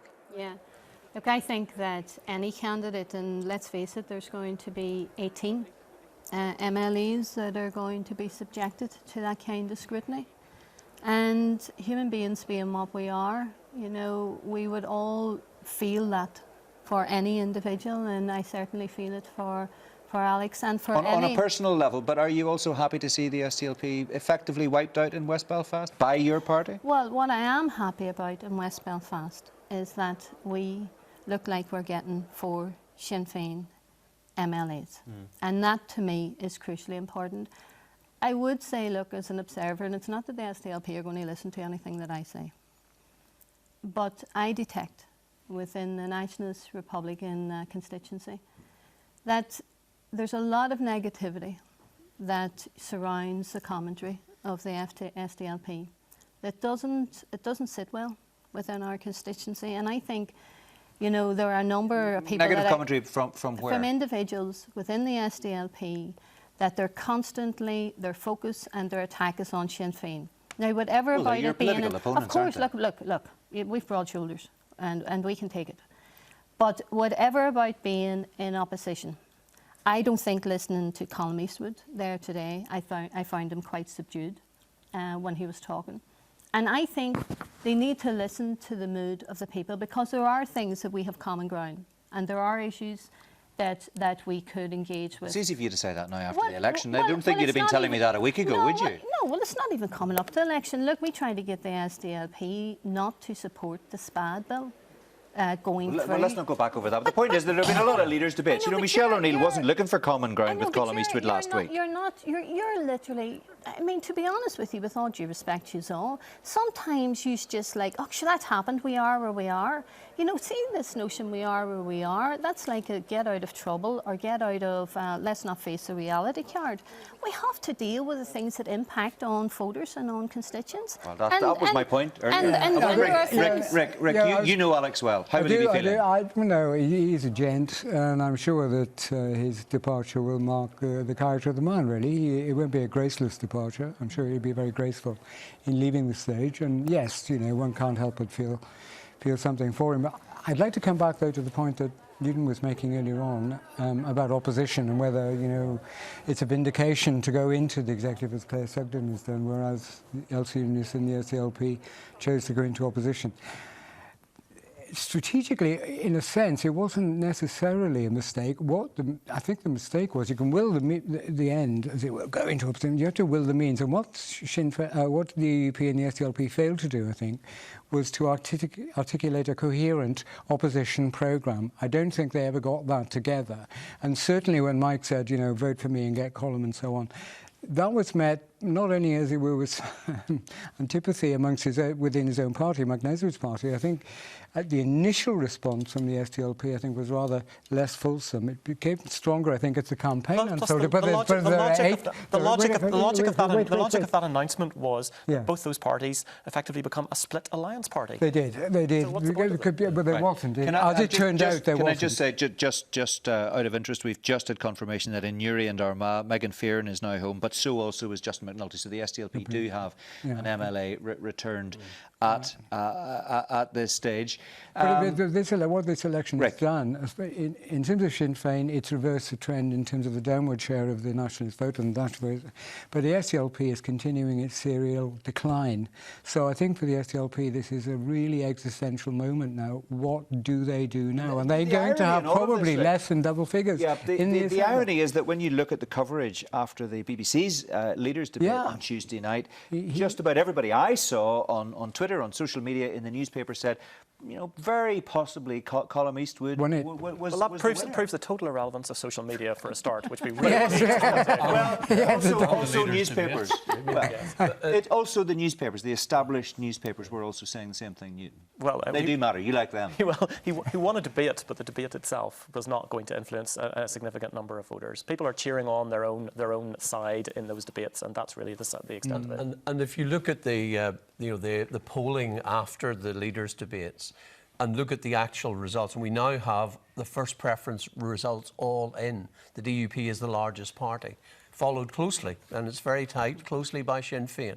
And that could be significant. The fact that the DUP have edged ahead on first preference votes could be significant when it comes to the final seat tally. But I'll just make the point, the results, the actual voting results, are the mirror opposite of the polling after the leaders' debate. And it goes to show that in the end, people vote for parties. And that's what's been happening here. And the DUP, and I'm bound to say to the voters out there, thank you for sticking with the DUP in what was very difficult circumstances, in returning us as the largest party in vote terms. That's quite a remarkable achievement. I want to break in because, all right, okay, well that was, it almost sounded like a party election broadcast, the fact that the election is over, but there you go. Thank you, Jeffrey. Pause for a second or two because I just want to talk to Stephen Agnew, the Green Party leader in Northdown, at his count at the Aurora Leisure Centre. I think you're still in the hunt, aren't you? I'm hopeful that you're going to get that 5th seat, but it's a bit tight. No, it's not tight at all in Northdown. There's a huge gap between myself and over 5,000 votes and the 6th candidate, who's on just over 1,000. So it's fairly comfortable, but it still could be a long wait due to the vagaries of STV. Yeah, OK, I'm looking at the numbers now in detail. So we've got 4 people already returned. We're looking for the 5th seat. You are streets ahead of everybody else, but you've got to pick up, you're fairly hopeful of picking up transfers from people as they're eliminated. You may be returned, of course, under the quota, that's possible, but whatever happens, it's going to take time. Yes, no, I will achieve quota again. I'm confident of that. I've looked at the parties to be eliminated and enough votes will come my way. It's a matter of when rather than if, and I am pleased that in Northdown our votes up by approximately 25%.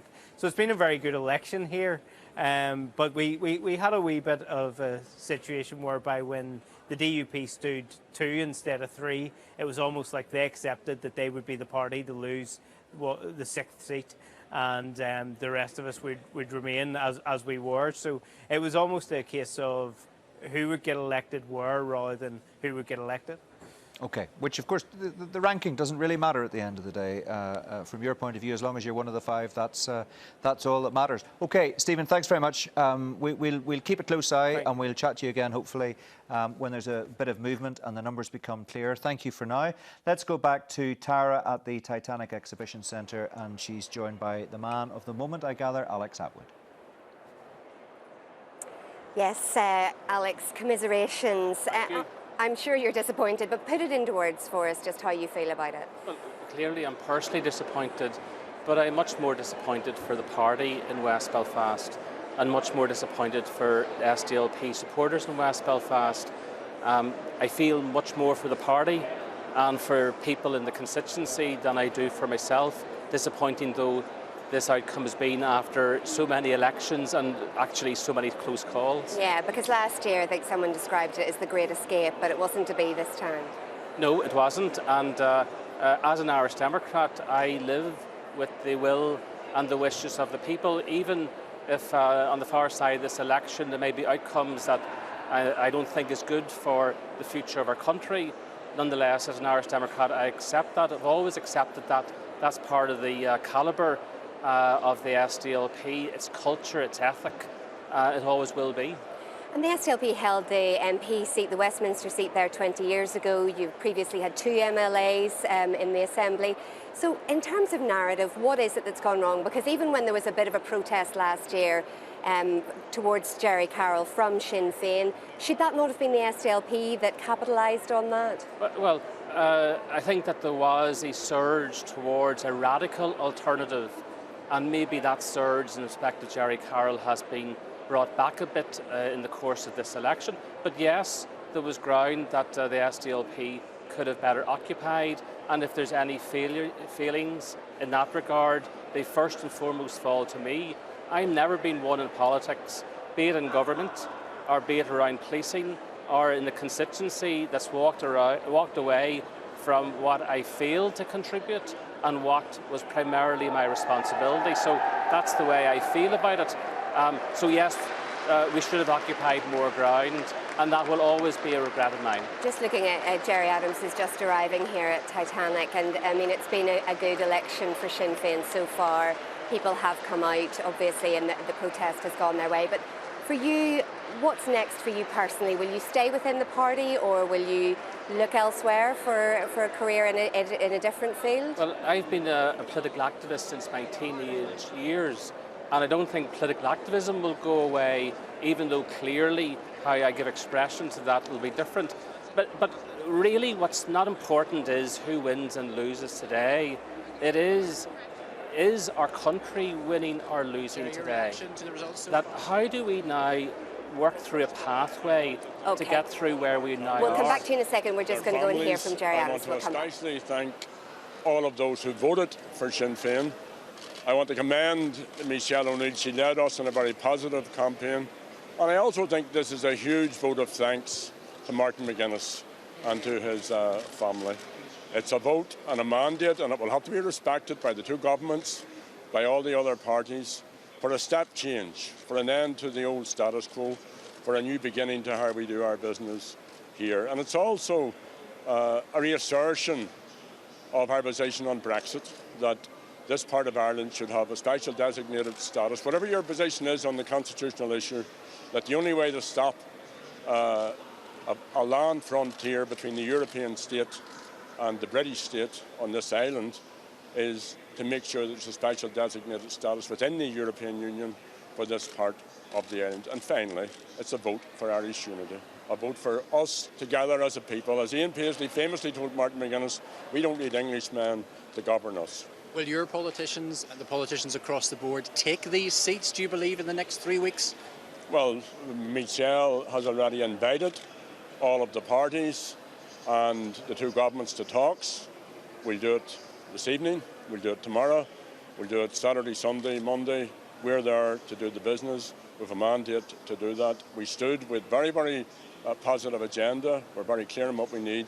And essentially what it's about agreements which have already been made, being implemented. That's essentially what it's about. And then, and you probably can't legislate for this, a wee bit of manners, a wee bit of respect, a wee bit of treating other people the way you'd want to be treated yourself. That's essentially what it's about. There's been a lot of talk about red lines. What are those red lines now that this election is over?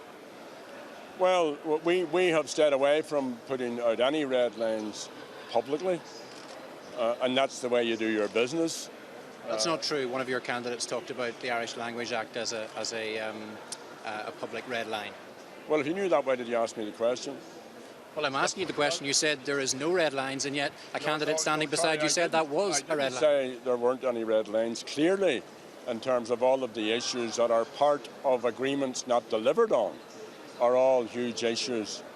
What I'm making as a clear point is we don't need a real big renegotiation of what has already been agreed.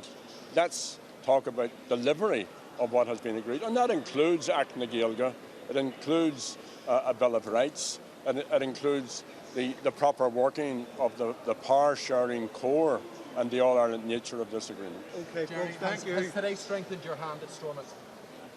Well, it's a matter of us wisely using the mandate that we've used, and we would argue very clearly that we've done that so far, and we will continue to do that. And I suppose that's best personified by Mark McGuinness's commitment as our leader at that time to this process. And I said earlier to your colleague, I think this is also a huge vote of thanks to Martin and Bernie and to the whole McGuinness clan.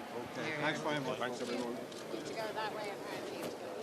Well, that's Gerry Adams just finishing his comments in the media scrum just at the front of the Titanic Exhibition Centre, but we'll hopefully get him to the platform and we'll have a drill down into some of the comments he made there and just find out what his voters can expect after this election. But Alex Attwood is still here. So you were saying that you've been a political activist since your teens. Can you imagine a role within the party then that isn't an elected role?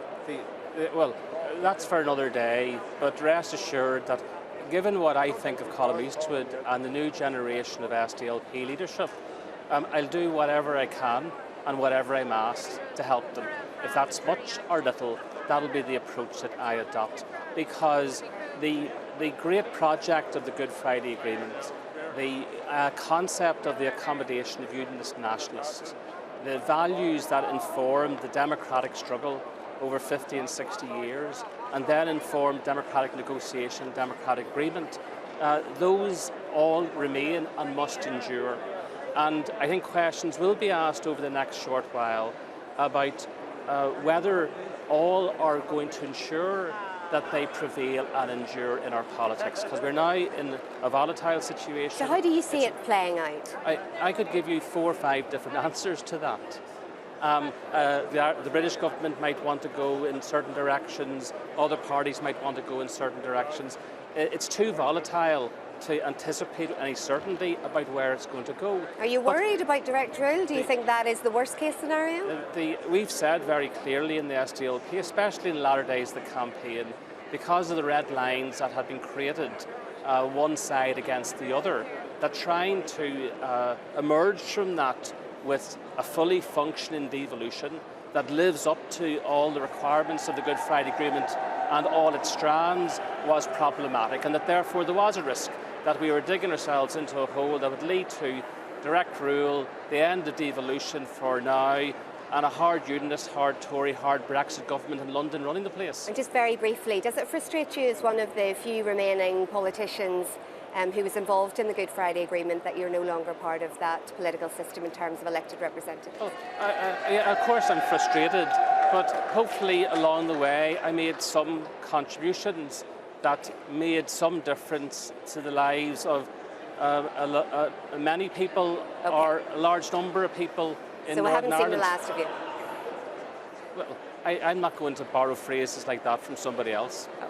All right, Alex, thanks very much indeed, and commiserations to you. Let's get some more of the figures now from Mark Davenport. Thanks very much, Tara. Well, instead of drilling down into a particular constituency, let's take a look at the overall picture as it's emerging now.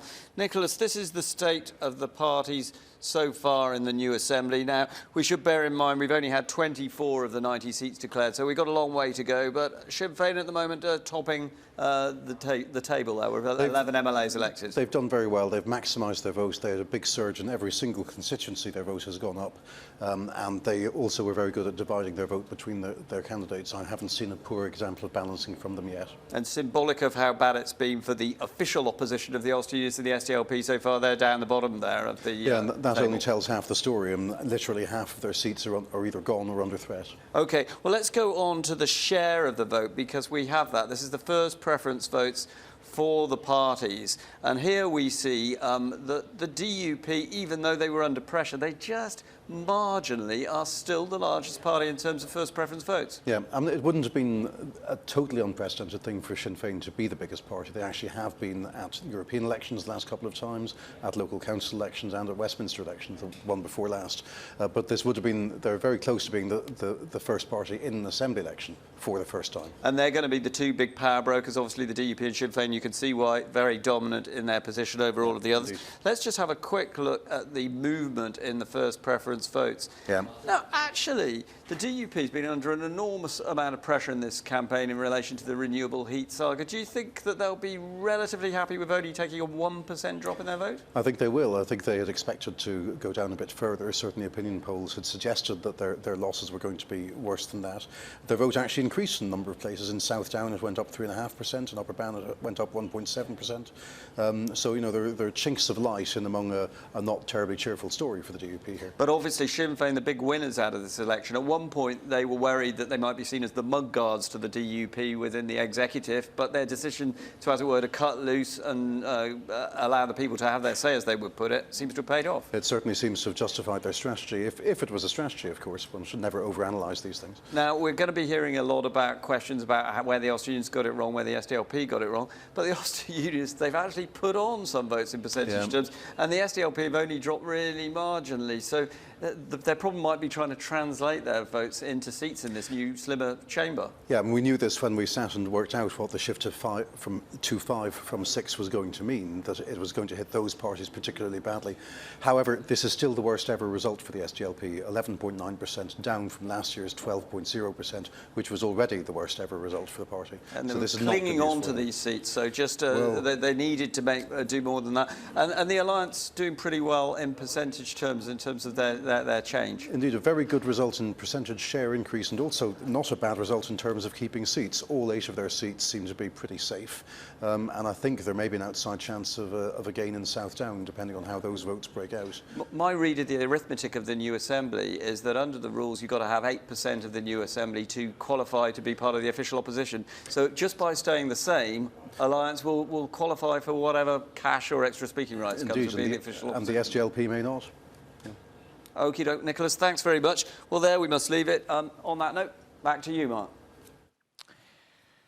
Mark, thank you very much indeed. Very interesting just to see that overall picture, and it's full of facts and what look like counterfacts and contradictions, and we will tease that out with our panel in just a moment or two. But I want to go to Stephen Walker, who's following the counts in Northdown and Strangford. Kelly Armstrong of Alliance has been returned in Strangford. She's the first person home there. What's the Ulster Unionist picture, Stephen, in Strangford? Have you worked it out yet?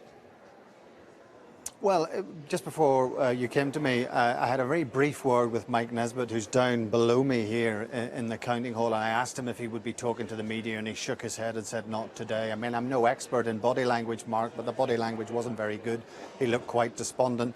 The UUP camp here all day has looked quite gloomy. In fact, the biggest smiles all day, obviously, have been on the faces of DUP activists and supporters. So a bad day, it looks like, for the Ulster Unionist Party in Strangford. They were desperately hoping that they could get that 5th seat with Philip Smith. At the moment, as the numbers are being crunched, it looks like Peter Weir is in the driving seat for that 5th seat in Strangford. Mike Nesbitt will hold on to his seat, though. He will be disappointed that Philip Smith may lose out, but he's going to be back. It's just not clear how many he's going to have with him. Well, that's right. I mean, we have no confirmation that Mike Nesbitt is home and dry, but the expectation is that he will take that seat. Obviously, he was hoping desperately that he could bring his running mate, Philip Smith, along with him. At the last election, Philip Smith didn't poll terribly well, but he was helped by Mike Nesbitt's transfers. Now, that might not happen so much this time, because last time Mike Nesbitt topped the poll, but on this occasion, that didn't happen. Simon Hamilton topped the poll, so a very disappointing day for the Ulster Unionists in Strangford. Not a bad day for them in Northdown. Alan Chambers polled well, but he wasn't able to bring a running mate along. But certainly in terms of Strangford, they really had high hopes that they would be able to bring Philip Smith in as the second candidate. All right, Stephen, thanks very much indeed. Just worth pointing out again, because we're going from 6 seats to 5 seats, and I know Mark has made this point earlier when he was talking to Nicholas, the quota has gone up from 14.3% to 16.7%. So it's a bigger ask to win a seat this time round. And then there are the complicating factors of the other issues that have been in the election as well. Let's talk to Ida Dungan now, who's in Newton Abbey for us at the Valley Leisure Centre, covering the South and East Antrim counts. Ida, what's happening where you are? What are the big headline stories? Well, the first big headline that we've just heard about now is that Declan Kearney, Sinn Féin, now MLA in South Antrim, has just been elected with more than 7,000 votes.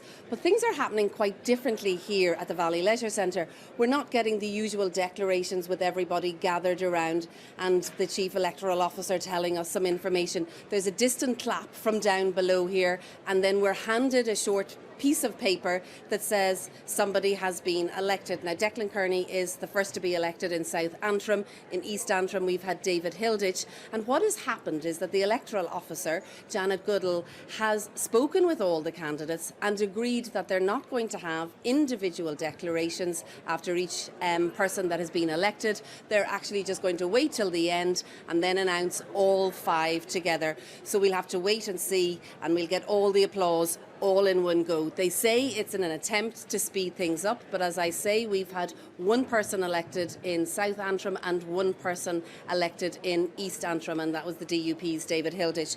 Now, in South Antrim, Declan Kearney, I said, has topped the poll. David Ford has nearly 6,000 votes. He's doing quite well. The DUP's Paul Girvan is also polling quite well, alongside the UUP's Steve Aiken. Now, then there's Pam Cameron and Trevor Clark, both DUP, and it looks like they're battling it out together for one of those seats. All right, Ida, it might speed things up there, but it probably doesn't make your job any easier. Thanks very much indeed. We'll stay in touch as the afternoon unfolds. Let's go up to Foyle and join my colleague Kieran Turish, who's there with Raymond McCartney of Sinn Féin, who's just held on to his seat, Kieran. Yes, that's right, Mark. Stephen Walker was talking a short time ago about body language, and I think the body language of Sinn Féin in Foyle is one of jubilation. And Raymond McCartney, you promised 2 seats, and your party has delivered on the 2 seats here in Foyle. Well, we fought a very energetic campaign. We set the target. We obviously had 2 sitting MLAs, so we wanted to return 2 MLAs back to the Assembly. I think over the last couple of weeks, we've seen on the doors the mood of people. I think most people understood why Martin McGuinness, and Martin was very much part of this campaign, even though obviously he wasn't on the campaign trail. Certainly for us, he was a great motivating factor. Yesterday, as we were doing, our operation on the day to get the vote out, we knew very early on that the vote was responding. I think the day, with the size of the vote, I think this is the highest total that Sinn Féin has ever gotten Foyle. So I think it has sent a very, very clear message in terms of whether or not the right decision was made to collapse the executive. A day of mixed emotions, but for Republicans in this city in particular. Well, absolutely. I mean, we're absolutely delighted that the Sinn Féin team in the city were outstanding. But at every meeting, Martin was at our selection convention.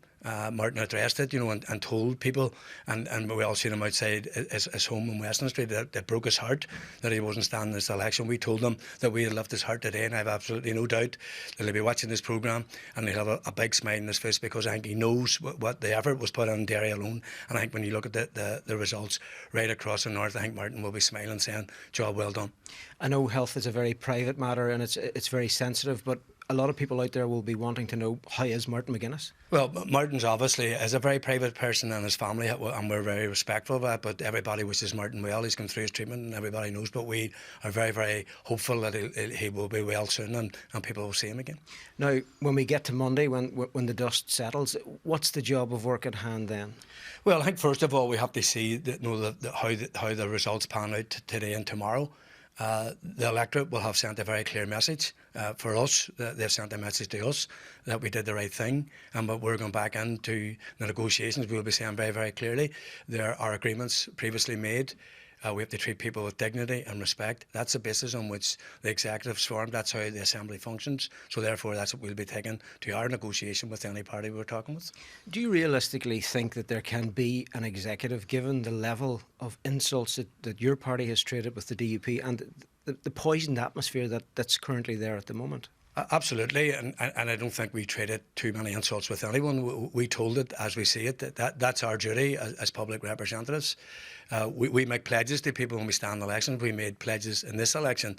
So therefore, if some people, when we say we're standing up for citizens' rights, see that as insulting language, or we're going to stand up for and defend Irish language, the gay community, all those type of citizens who feel left out, who are actually telling us and told us very, very clearly that they don't feel that they're being treated on the basis of equality. That's not trading insults, that's telling it as it is, and that's what politics should be about. So you think there can be an agreement? You're confident about that? There's absolutely no reason why there shouldn't be. The electorate has spoken, and if people are serious about addressing the issues, then they should listen to the electorate. Ray McCartney, thanks very much for joining us, and with that, Mark, it's back to you. Thanks very much indeed, Kieran, for that. Let's head off to the Lagan Valley Leisure Centre in Lisburn and talk to Julian O'Neill, who's been joined by the successful Sinn Féin candidate there, Sinead Ennis. I'm sure you've looked at the numbers, and I'm sure that Sinead's looked at the numbers, Julian, but looks to me like Sinead is second in the leaderboard in terms of first preference votes, just 2 votes behind Sinn Féin's Stormont leader, Michelle O'Neill. So I wonder if Michelle O'Neill would have been pleased if she'd knocked her off the top spot. Well, I don't know about that, but I'm sure Sinn Féin are delighted with the performance here in Southdown. Chris Hazard has already been elected as well. Topping the poll, though, Sinead Ennis, and also Sinn Féin overtaking the SDLP in the constituency for the very first time. Do you think that breakthrough was inevitable at this election? I think it was. I think it's been on the cards for the last number of elections. We were narrowly very close to doing that last time, and I'm delighted we've done it in such spectacular fashion this time round. Does it really matter who tops the poll from the party's perspective? It's all about getting 2 candidates across the line at the end of the day. No, topping the poll is never something we go into election to achieve. We just wanted to increase our mandate in Southdown, and both Chris and I have done that, and I'm so glad that we were able to play our part in that. How much are you looking forward to serving in an assembly? You come from the council, of course, but there is a doubt as to when we will have an executive and an assembly. Yeah, as I said, we'll let the results of today sink in. We'll go into the next few weeks with an open mind, open hearts. We want to see the executive up and running. Obviously, I'm a councillor. It will be a big step up, but I'm ready for the job. And both Chris and I are excited to see the assembly up and running. Talking to Jim Wells earlier, he told me that RHI wasn't an issue in Southdown. Was he rapping the wrong doors? What were the issues that you were hearing? Well, he definitely wasn't rapping the doors that we were knocking. It was a huge issue for people. People wanted to engage with us like never before. And as a man we canvassed commented to me, this election is not about streetlights, it's about civil rights. So that's the general feeling we've been getting from people we've canvassed. So I don't know what doors he was knocking, but they certainly weren't the same as ours. Well, what will Sinn Féin do with the mandate it gets? What will it deliver? Look, we've said all along, it's about fighting Brexit. It's about returning integrity to government. That's what people want us to do. They want the executive to work. So that's going to be our priority, to deliver for people. That's what we're all about, and that's what we're going to go into these negotiations to achieve. Are you intimidated in any way by going to the Assembly from the Council? Of course, many people have done it before, but I'm assuming you're going to tell me there's no apprehension there. No, obviously it is a big step up, but Chris is a seasoned politician. He obviously was the Minister for Infrastructure last time, so I'll have lots of help and support. And Chris and I are a team, and we'll do the job together. Just one final question, and very briefly. The DUP will poll strongly, one assumes. We haven't got the final figures yet. Will that make reaching an agreement more difficult to make, with both parties potentially coming at this from a position of strength? As I say, look, it's early days. We need to see what the final tallies are going to be, what the final count's going to be. But as I say, all I can do is speak for ourselves. We're going into this to achieve to make sure the institutions get back up and running and start delivering. And I hope the DUP approach that from the same perspective as well. Sinead Ennis, congratulations. Thank you very much for joining us. And with that, from Lagan Valley in Lisburn, it's back to the studio. All right, Julian, thank you very much indeed. Just a few more results to share with you. Declan Kearney from Sinn Féin has now secured his seat. Also in Mid-Ulster, Linda Dillon and Ian Milne have joined Sinn Féin's leader at Stormont, Michelle O'Neill. They are both in as well, so that's 3 seats there. Looks like the Ulster Unionist Party's Sandra Overend could be in a bit of difficulty there. We'll keep you abreast of developments as they happen. Let's just come back to my panel and consider some of what we have just been listening to. Rick, no huge changes. It's pretty much as we were in terms of the direction of travel. I wanted to ask you about what Newton was saying earlier on, that if we can deduce anything at this stage, it might be that the decision to move into opposition by the SDLP and the Ulster Unionist Party was a big mistake. It was, because I think they just didn't make a good fist of it. And it's a hard thing to do. Well, yes, and they haven't had much time, to be fair to them, I suppose. It's only 8 months or so before the election was called. But nevertheless, one would have expected there to be some coherence evident as they approached the election campaign proper. And it really wasn't there. So I think, you know, the spirit was willing, as it were, but the flesh was decidedly weak. And many in the SDLP, I think, were rather lukewarm about the idea anyway. And their bigger battle was with Sinn Féin, and they've clearly lost that hands down, and I'm not even sure now that the SDLP are going to get enough seats to go into an opposition in this coming assembly.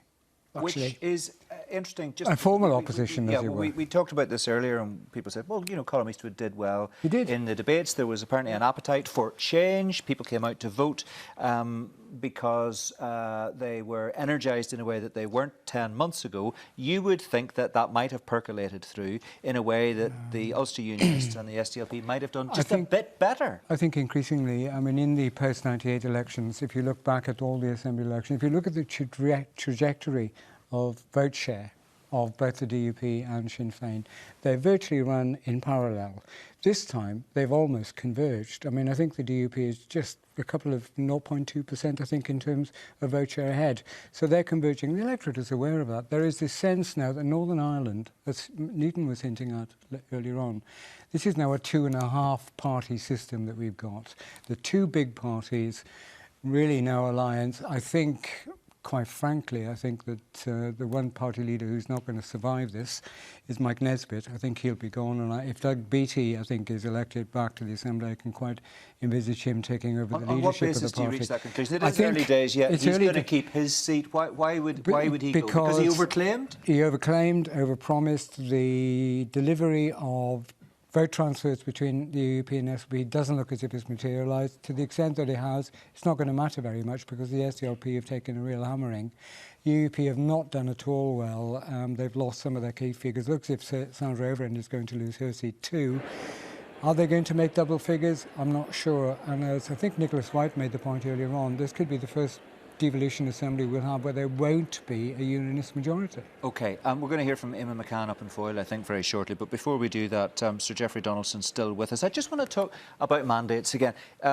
Arlene Foster said, vote for the DUP on Thursday because you need to stand up against Sinn Féin's radical Republican agenda. That's how she characterised it. Now, you're going to have a good mandate. But Sinn Féin is going to have a good mandate. Is the DUP's mandate to work with Sinn Féin and make Stormont happen, or is the DUP's mandate not to work the mandate and not to operate alongside Sinn Féin's radical Republican agenda? Because it can't be both.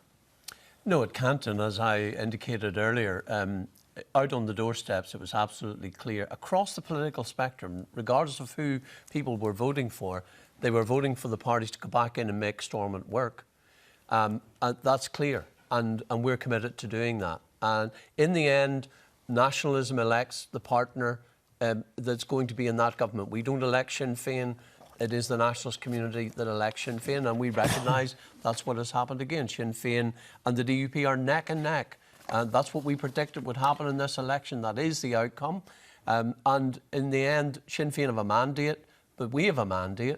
And there has to be respect for both of those mandates, and we've got to try and get a government formed within the next 3 weeks, and that's what we want to achieve. So the answer to that question mark is very clear. Yes, we're up for doing this. And I would also say... And can I ask you this question, just to pick up Yes. on that point specifically, because I think Eamon's nearly ready for us. Well, Martina made it very clear earlier, and Michelle O'Neill made it clear in what she said to me today and what she said a couple of weeks ago on The View.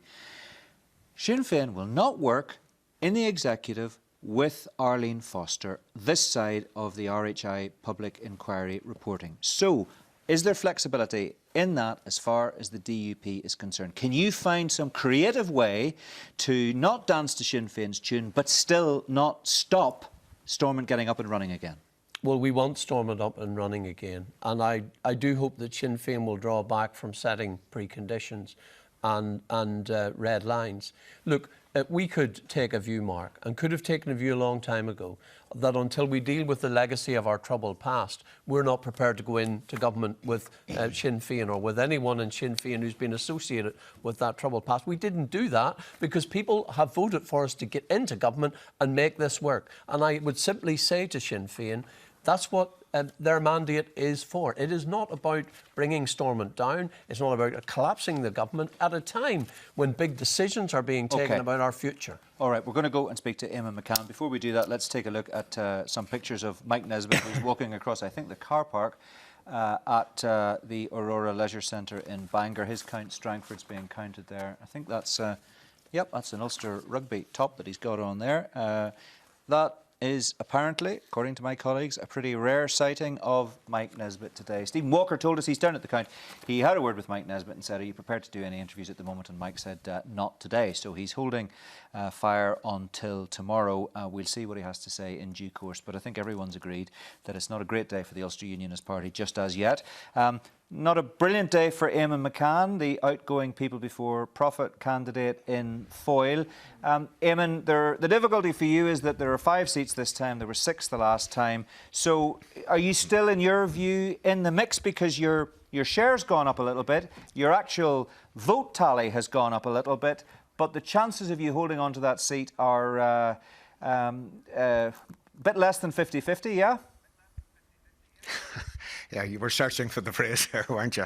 Yeah, our chances are less than 50-50. In fact, realistically, looking at the figures, I mean, there's no point in trying to, blind oneself with, some imagined silver lining. The fact is that the seat is going to go unless something extraordinary happens with the pattern of transfers. The last seat is going to go to the DUP, and that's regrettable, obviously, from our point of view. But we have to be realistic. That's the way it looks, and I think that's the way it's going to be. Yeah, because the whole thing at this stage is to pick up transfers as other people are eliminated. But the difficulty for you is you're chasing a quota of just about 7,500, which is nearly 2,000 up on what it was last May. And Gary Middleton is, what, 1,200 votes ahead of you, the DUP candidate. So you're in a sense, chasing a moving target. Well, I mean, we'll chase the target until the target disappears out of sight, But as I say, I mean, just repeating myself, I mean, just looking at the figures, I mean, I'm realistic enough to know, and all of us and People Before Profit are realistic enough to know that, to put it mildly, it's very, very unlikely that we're going to hold the seat here. So, I mean, that's the reality of the situation. We've got to look to the future. My voice won't be heard, it seems, in the Assembly, in the next session, but my voice will be heard loud and clear around Derry and around the North generally over the next period, because there's a lot of things to speak loudly about. And Eamon, if you don't manage to hold on to that seat, how will you feel about that? Because you and I have had many conversations down the years. I know that you first entered the political race back in 1969 when some of us were still in nappies, and you were very successful last year, and people who didn't necessarily share your worldview were pleased for you that you had managed to secure that seat. But you didn't really like Stormont. You weren't sure that it was necessarily doing what it should be doing to the best of its ability. So have you got a kind of mixed view of not being back there? Well, look, personally, I might have a view about how enjoyable Stormont was or wasn't. But look, it was not a job very, of work, presumably. which I was very, very pleased to do. Sorry? Not very. I'm terribly sorry you've lost me a little. I'm sorry, and I'm saying, you say we might wonder about your view of how enjoyable Stormont was, and I'm saying not very, presumably. Well, to be honest, I mean, it wasn't me, really. It's not my style. Really, sort of the constrictions and sort of the ways, the narrow limits within which one has to operate at Strabane. But all that said, I mean, lots of people go to work every day, sort of, and it doesn't mean sort of that they have to walk into work, you know, with a lilt in their step all the time. I mean, I was very pleased to do the job. It was certainly interesting. It was fascinating, indeed, and I wouldn't have missed the experience for the world. But that doesn't mean that I had to regard it as as a laugh a line during my time in Stormont, and it certainly wasn't. You know, but my main feeling, despite sort of what my own personal views and might be about being in Stormont, of course, is one of great disappointment that we haven't been able to hold on to the seat, and that overwhelms any personal feelings that I might have. OK, there's a bit of a delay on the line. I'm going to ask you one last question. Do you think that the People Before Profit's position on Brexit has been a problem for you? In a sense, the ground has moved from under you on that issue, and maybe people who lent you a vote last time round might have been supportive of you this time round, couldn't bring themselves to do it because they don't like where you stand on the prospects of Brexit. Oh, I mean, it would be idle for me to deny sort of that Brexit didn't do us any favours. It certainly was a factor, sort of a negative factor as far as we were concerned in the campaign. And, we took a stand that we didn't flip-flop on the issue of Europe. It's a position we have held for 30 years, and we stood by it. And there are times in politics when, even though you know that something is proving unpopular, you just have to take your stand and say what you really believe. OK. Well, I think people would agree you've certainly done that down the years, and no doubt you'll continue to do that. Eamon, good to talk to you. Thanks very much indeed. We'll keep an eye on that and see how the numbers shake down in the final analysis. But thanks very much indeed for talking to us now. Eamon McCann there, People Before Profit's candidate, admitting he's unlikely to hold on to that seat up in Foyle. Come back to the panel in a moment or two. But let's just look at some of the numbers, the bigger picture. Mark Simpson's in our virtual Stormont chamber to see how things are shaping up for us. Mark. Thanks, Mark. Around a quarter of the seats have now been filled. Let's have a look at the early state of play. The largest party so far, Sinn Féin, with 14 seats. That's 14 out of 27. If my maths teacher's watching, she'll be very proud of me because I think that's more than half of the seats so far settled. So good day for Sinn Féin so far and their new Stormont leader, Michelle O'Neill. No Martin McGuinness this time. No problem. Still the largest party at this stage. What about the DUP? They got 38 seats last time. It is early days, but only 8. There's no way they're going to get 38, but they want to get at least 30 there. Who's in third place at the moment? Well, it's not the SDLP or the Ulster Unionists. Back at the back, it's the Alliance Party. Good election so far for Naomi Long. She's got 3 back in. She wants to get the other 5 that she got last time. I mentioned the Ulster Unionists and the SDLP. Let's have a look at them. One Ulster Unionist so far. There he is, sneaking in there. A very blue-looking Alan Chambers in North Down. That's not good news for Mike Nesbitt. What about the SDLP? We'll go and look on the other side of the chamber. And as we can see, they too have only got 1 MLA re-elected so far. So that's the state of play here in the chamber at the moment. The big picture is the DUP have a lot of work to do, not just to get past that magic 30 number, which would give Arlene Foster a petition of concern, but would be a satisfactory result for her as party leader. They also want to catch up on Sinn Féin. Could it be very close in terms of the number of seats? As things stand at the moment, it doesn't look as if any party here is going to get past the 30 seats. But as I said at the beginning, Mark, early days, we're only about a quarter of the way through. OK, Mark, thank you very much indeed. Feels like we maybe should be a bit further on than a quarter of the way through. But there you go. That gives us a good sense of how the numbers are stacking up at this stage. And as Mark said, all very heavily caveated with the reminder that it is extremely early in the process to draw any huge conclusions. Let's come back to the panel. Martina, we touched earlier on the idea of direct rule as an option if the two main parties don't manage to agree to resurrect Stormont, or how Stormont can be resurrected in the short term. Are there any circumstances in which direct rule is an attractive option for Sinn Féin, the most attractive option for Sinn Féin? You see, I want to say to Rick and to other commentators that I have listened to over the last few weeks, sometimes when we go over the negotiations that have been made and the commitments that have been made and not honoured, you seem to get a little bit either offensive or dismissive, one or other. I'm not saying you personally, but that seems to be the category it fits into. The St Andrews Agreement had a joint statement from the British and Irish government, from the two governments, and it said, never again will there be direct rule from London only. Now that's a quote from the joint statement from the two governments. And sometimes I find, Rick, that's dismissed. Not by me, I think. No, I'm just saying generally. I'm only just pointing you out because you're here and we were talking about direct rule. But I think generally that's dismissed from a lot of commentators. So it's not necessarily that we're talking about direct rule. They talked about joint authority. So it could be a greener form of direct rule than we've ever had before. So it could be joint authority, and we don't know the form and the shape of that. Now, I'm not saying that's the direction of travel, but I just want to put it on the table. Right. As well, let's hear part what of the Rick has to say about it. Is that actually on the table? There is no textual warrant for joint authority over Northern Ireland. What there is, if you remember, was it was floated by both Blair and Ahern that there could be, had devolution not been restored in 2007, what they refer to as a form of joint stewardship.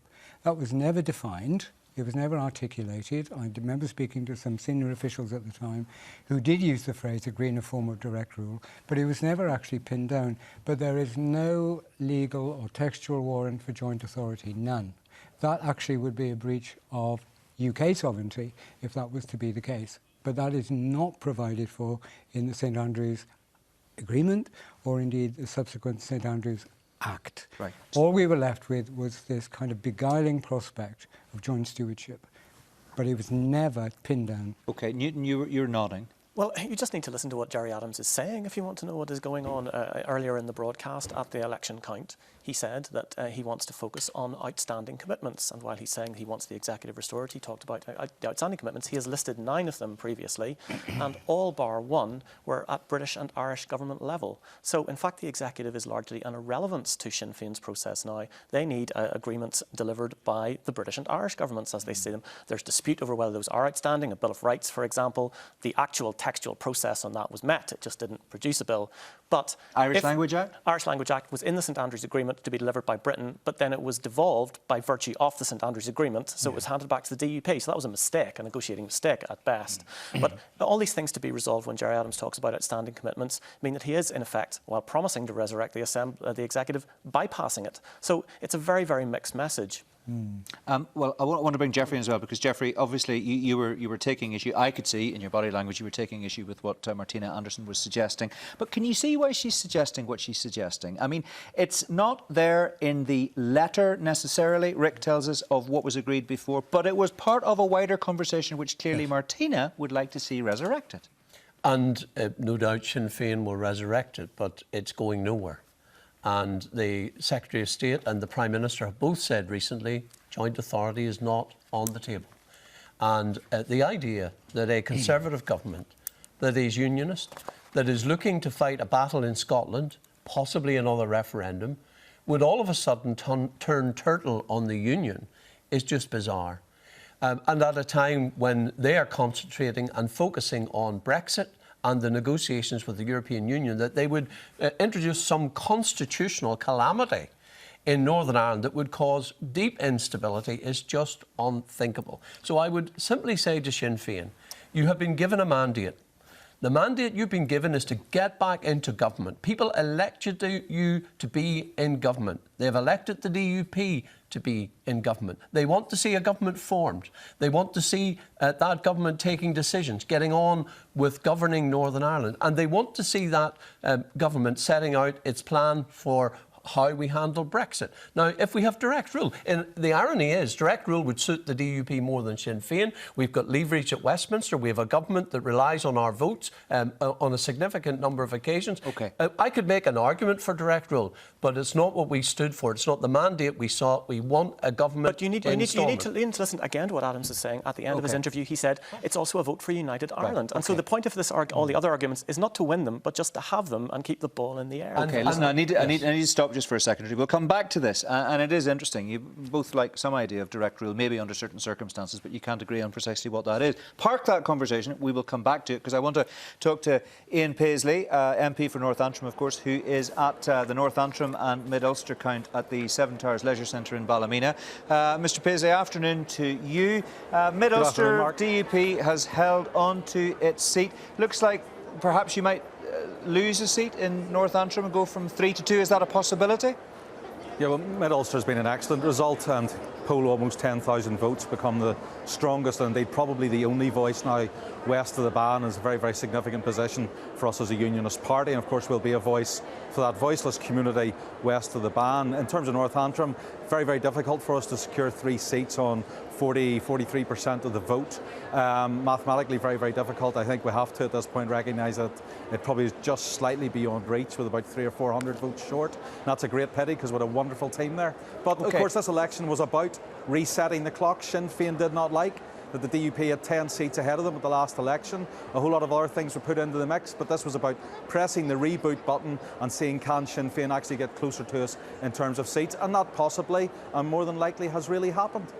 But are you confident that the DUP will still come out on top? Because I'm sure if you haven't seen it, you will have heard about the comments we had on The View last night from your former colleague David McElveen, who said a couple of things. First of all, he said Arlene Foster and Mike Nesbitt have as much charisma as a piece of tofu. And secondly, he predicted that Arlene Foster would not be leader of the DUP by Monday. Now, his dad and your dad were big friends. He's a huge fan of your father's legacy, as clearly you are as well. How many people within the DUP does David McElveen speak for? Well, he wasn't a candidate in this election, and I must say, I personally resent a lot of people popping up now and claiming the mantle of my father and claiming they speak for him and know what his mind would have been. Quite frankly, that's actually an insult to him, and I resent it. My mother resents it. My family resent it. Stop doing it. And there's been a number of people have been doing it. Just stop. Just stop doing that. Well, you're obviously pretty angry about that. Will you have words with David McElveen about what he said last night? Well, you know, I honestly, again, you know, for people to start name-calling and saying this person isn't charismatic, when perhaps charismatic is not necessarily a word you'd associate it with the person making the comments, is another point I would say. I would have liked David to continue to be a strong voice for DUP policies and activism on the ground here in North Antrim. He came very close to holding his seat, and that's what he really should have focused on. You know, what has been said, and I think that really our party's always been very good at this.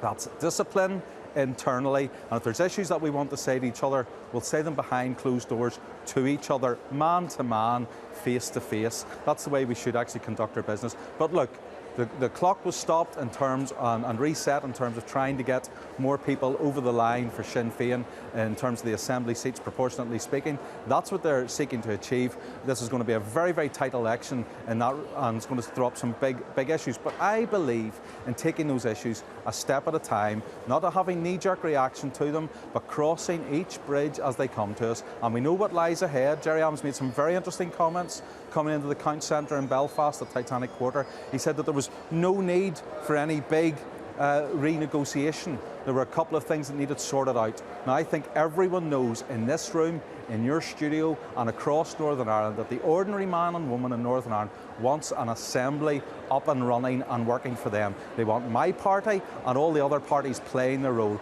We're up for that. We've proved we've been up for that, and we're calling on the other parties to be up for it and stop messing about with devolution and wrecking the hopes and aspirations of the entire community.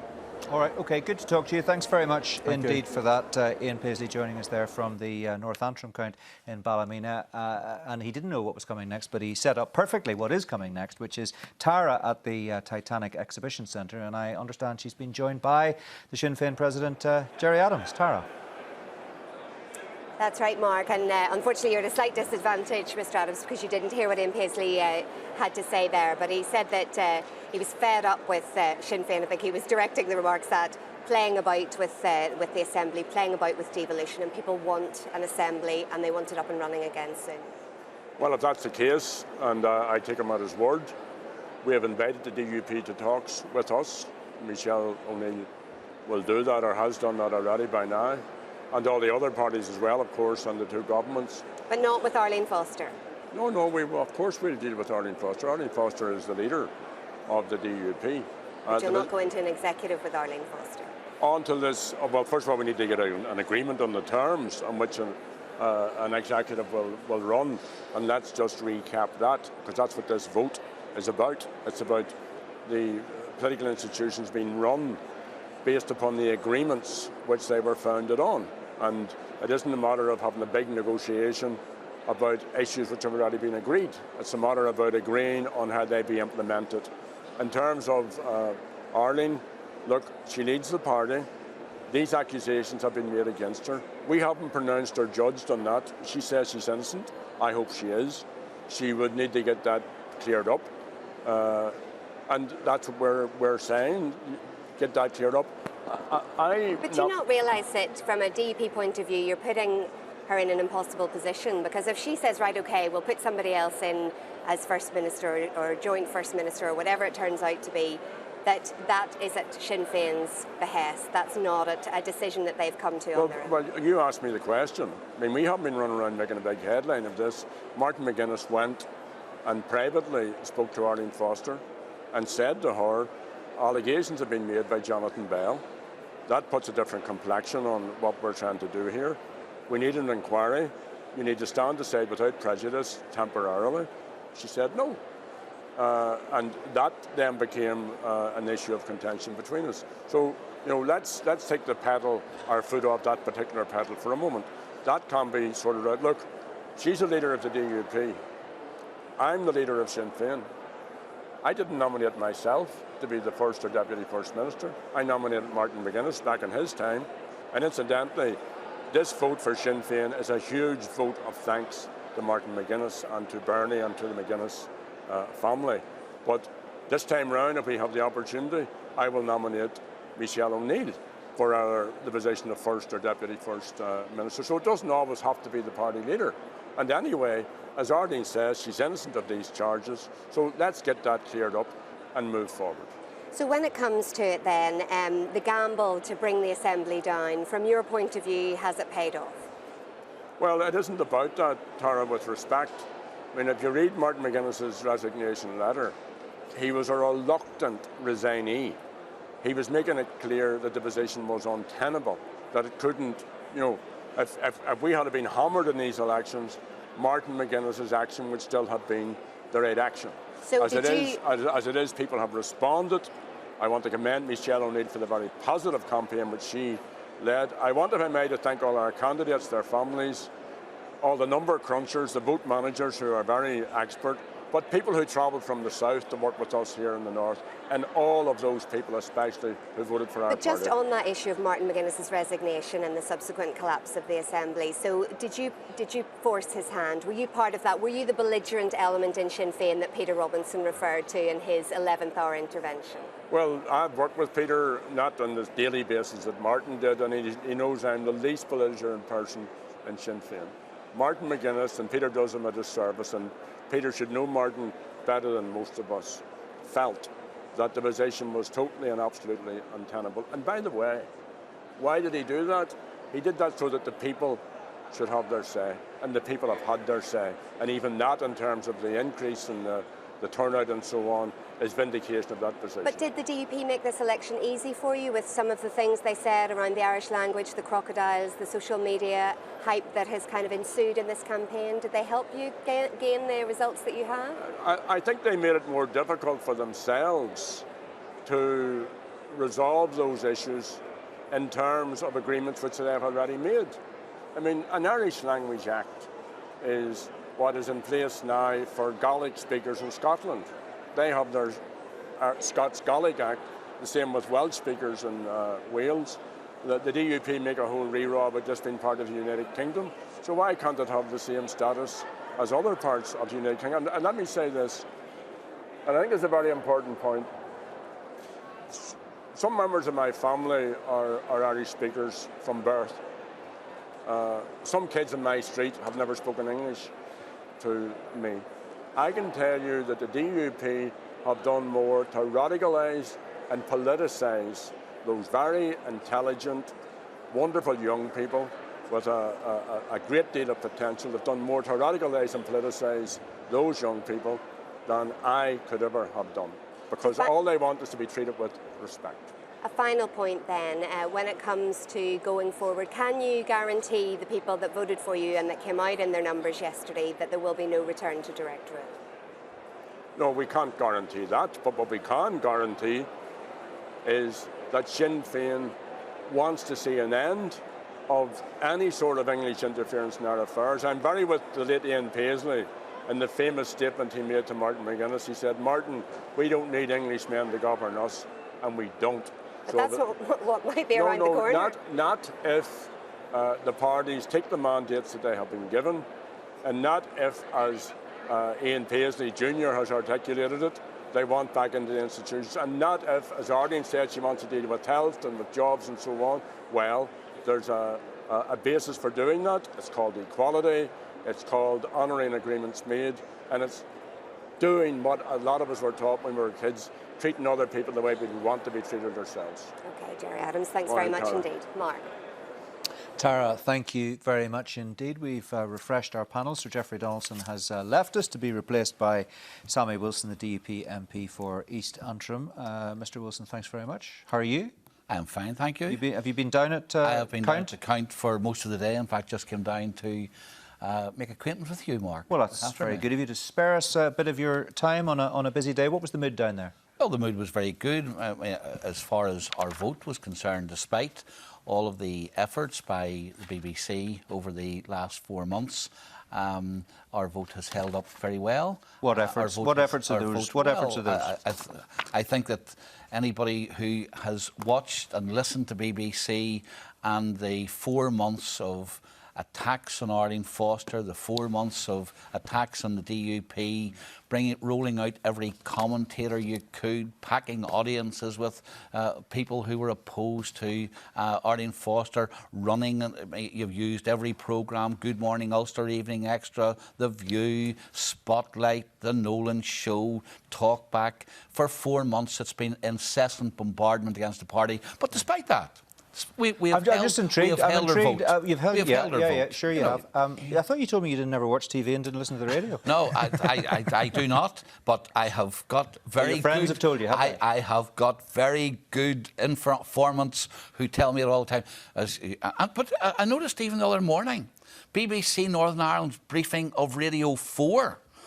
Because I assume that that's where Radio 4 got their briefing from. Even they had this skewed view that Arlene Foster had to resign because of a financial scandal caused by the RHI scandal. Now, one wonders, where did that come from? I suspect it came from the briefing I got from BBC Northern Ireland. But, you know, that's all by the by. I've no idea where it came from. I didn't hear it. Despite all of that, anyway, Mark... You must be feeling better now you've got that off your chest. You know, I've been waiting all day to do Have you? that. Well, I'm delighted we've given you a platform. And that's that rotten old BBC that never lets you have your say. I've been waiting all day to do that, Mark, and I'm glad now I've got you it look off my the better chest. for it. It looks like there's been a great pressure lifted off your shoulders. and I'm glad now I've got it on my chest. So I'm now ready for whatever. Are you ready to answer the questions that I ask you? Are you going to give me a straight answer to a straight question? I'm going to give you. I always give you straight answers to straight questions. Good. You don't Okay. like the answers I give you to the questions most times, but anyhow, I'm prepared to give you them. Right. Well, that's very decent. Out of curiosity, and you'd probably think that this is I've dreamed this up in advance, but do you recognise that broad media coverage skewed in one particular direction, Martina Anderson? Well, I think what Sammy has just done here today epitomises what Arlene Foster and the DUP have been doing for weeks. They're in denial. Not listening to the mood of the wider constituency about the arrogance in the DUP, and they'll blame it on everybody. The world and its mother's to blame here, but you. No, I didn't. Sammy, there was a problem with relation to a scheme that the First Minister designed and stripped out 17 words from a renewable heating scheme which were about the cost controls. Which is now the subject of a public inquiry. Yes, and I am meeting with the Commissioner in Europe next week, or next month, the Competition Commissioner, with regards to it. So what I'm just saying to Sammy, you can throw out and finger point and blame the world and its mother for all of this and say you weren't arrogant and you weren't disrespectful and you weren't listening, you didn't do anything wrong.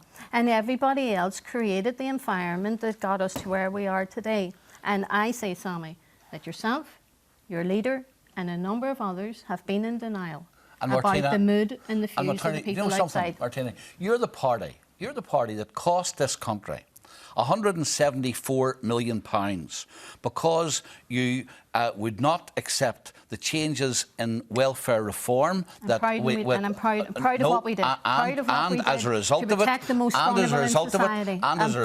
you then denied people the opportunity to have the changes which were agreed by the executive and with the government in the United Kingdom. And then you did even worse than that.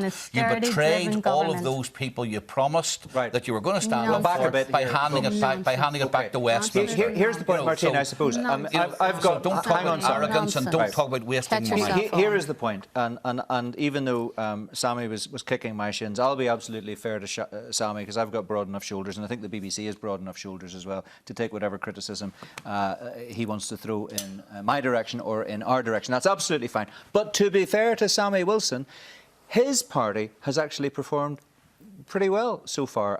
We're far away from knowing the final tally, but it's a pretty creditable performance so far. It looks like they may well go back with 30 seats, could reach the magic number. If they dip below it, it'll only be a little bit.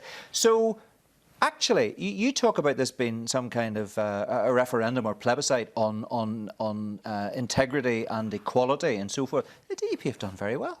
Well, I can tell you within the Republican nationalist community, it was. And Arlene's throwaway comments about crocodiles and some of the comments that were made, I have met all of the voters, decent human beings. It wasn't just Republicans who were voting in this election. No, without doubt. But I'm talking about the constituency that I am in contact with and engaging with the most, as is Sammy. And we take a read from the people that which we're talking to. So we have to actually translate that and feed that back. Right. Our constituents are saying to us that this is not a Sinn Féin just demand, that our constituents are saying to us we cannot go back into government unless we have a situation where the leader of the DUP is not tarnished in the way that she currently is. I'm going to put that to Sammy in a second, because Gerry Adams has just made that point as well. Is declared. Let me break and give you a little bit of news. Two bits of news. One, Simon Hamilton, we saw pictures of, has just been returned in his constituency of Strangford, and he topped the poll there. Danny Kennedy, the Ulster Unionist, has been eliminated. He's out. He's out in Newry and Armagh. We're just looking at pictures there of Simon Hamilton with, I think that's Jim Shannon and Peter Weir, Michelle McElveen as well. Rick, what's your response to that? End of well, I don't know if it's the end of his political career, but it certainly is for today. He's hit the buffers. And he was going to be in a fight, but I still think maybe a lot of people thought he'd probably prevail at the end of the day. I certainly did. I didn't think he would be eliminated. I thought he would get back. So for him personally and for the UUP, I mean, this is a real blow. All three Sinn Féin candidates got in Newry and Armagh. And this is, I suspect, another nail in Mike Nesbitt's coffin as UUP leader. And it got quite personal, didn't it, between the two? I mean, I got maybe that's over-egging the pudding, but certainly Mike Nesbitt said what he said on Sunday Politics, that he would personally transfer to the SDLP in East Belfast, and immediately, almost immediately, Danny Kennedy was out saying, well, I will certainly not be following his lead in my constituency. And then we had that slightly eggy moment where at I can't remember, I think it was the manifesto launch, where Mike Nesbitt said, that's what I'm doing. Danny Kennedy was over his shoulder smiling, and Mike said, well, at least Danny was listening. It was awkward, wasn't it? It was very awkward, and it just demonstrated. So one of the things that a party, and this is where the DUP and both DUP and Sinn Féin actually, I think, are incredibly strong, is that they give every appearance, at least on the surface, of being united parties, strong parties. The DUP in particular regards itself as being a family, although on occasion you looked a bit more like the Borgias and the Osmonds, but nevertheless, UUP never looked like that. Since Mike Nesbitt has taken over, it's been, I think, not riven, but it's actually, there have been enormous tensions within that party, and I think some dubiety about the quality of Mike Nesbitt's leadership, I think, which has come to the fore now and then, and certainly people have spoken to me about it, and I think now Danny Kennedy going is just symptomatic, I think, of a party that has looked and is divided. But the interesting thing is some people said in advance, if you talk to them quietly, they would have said, well, if Mike was to go, if you had a bad election, who would be the characters who would maybe take over? And, you know, Danny Kennedy's name was in the mix. And if you remember, he decided not to run at the time when Mike Nesbitt ran. Right. And had he run, there was a view that he would have taken it had he just thrown his hat in the ring. My own view now is, for what it's worth, I suspect that if Mike Nesbitt does go, although I suspect he'll be re-elected clearly in Strangford, but my money would be on Doug Beattie. Doug Beattie, yeah. Newton, what's your thought on this? Well, the Ulster Unionist Party is quite unusual in that its leadership election selectorate, if you like, who vote for the leader are just all the members, like Labour, like Corbyn's Labour Party, for example. So if you have someone like Doug Beattie, who is personally very popular with the members, then he, has a very good chance to break through all the parliamentary politicking. He's a very aggressive performer, isn't he? Yes. Yeah. Steve Aiken's another. Yes, and you know, you tend to analyse leadership elections in parties in terms of their parliamentary politics, but in the UUP, someone like Mike Nesbitt, for example, can just simply rise up through the ranks and appear at the top overnight. Yeah. Well, maybe that was partly because he was a very well-known figure after his time as a high-profile television journalist. So there was a familiarity there, and people felt that if he was successful as a no, actually, it was because they had an argument over going into opposition with the other candidate, John McAllister, and Nesbitt argued against going into opposition. That's why everybody plumped with him. So another irony in his past. Well, that is a supreme irony. We're going to hear from John McAllister a little bit later in our output. Sammy, let me ask you on a personal basis. You must have got to know Danny Kennedy pretty well down the years. Are you sorry to see him lose his seat? I am sorry, because Danny was a good, strong unionist representative. He was a very traditional unionist, held the kind of unionist views that I would have been very comfortable with. And I think that he'll be a great loss to the community down along the border. And the other thing I would say is this, that it will increase that sense of isolation for many unionists along the border, that a unionist representative has been replaced by a Sinn Féin representative. And that's what people voted for. Well, that's democracy. Yes, that's what people voted for. But all I'm saying is that I do believe that the unionist community in the border will feel even more isolated now as a result of the emergence of more Sinn Féin. And don't forget, you know, Sinn Féin have adopted this harder line, and that despite all their talk about respect and everything else, they show little or no respect to the people who have been the victims of IRA terrorism along the border. One of the first things that Michelle O'Neill did was to go and honour people who went out to murder policemen. I think that it will increase that sense of isolation and anger amongst the unionist population. I'm sorry to see Danny go at a personal level, because I got on very well with him. You know, during my time in the Assembly, I think that he and I were able to work together on a number of things. Just one other little update. We referenced this a little bit earlier. Sinead Bradley in the neighbouring constituency of Southdown, SDLP candidate, has now been returned. So good news for her today, but it's a very bittersweet day because, of course, she buried her father this morning, PJ Bradley, who formerly served as an MLA for that constituency for the same party. And a lot of people had a great fondness for PJ. And again, PJ Bradley was someone who was in the Assembly when I was there from the very start, and someone who was a real gentleman a lot of time for. Yeah, a lot of people have said that. And a lot of people have said as well, Sinead Bradley was quite an impressive MLA during the last mandate. It was only 8 months, but she was impressive in the chamber and in her media performances. Yeah. Sammy, we're going to go to Mark Devonport. I want a very short answer on this, just to tee up a discussion we're going to have later on. How do you respond to Martina Anderson, and how do you respond to Jerry Adams speaking to Tara there, whenever he said the DUP are not going to be back in government with us if Arlene Foster is their nominee for First or Deputy First Minister? Is there a way of squaring that circle? Very simple answer to him. We will choose who will be our leader. We will choose who we will nominate as First Minister. And Arlene Foster, if there is this cloud which he says hanging over her head, it's only there because Sinn Féin delayed and deliberately delayed any investigation into the RHI scheme so that it would not be resolved before this election. And indeed, they were the people who insisted there couldn't be any interim report. They were the people who insisted it had to be a 6-month investigation by the judge. So if there's any delay in finding out what role Arlene Foster and other ministers, don't forget there were Sinn Féin ministers involved in this too. Michelle O'Neill was involved in it. She is as culpable as Arlene Foster in it.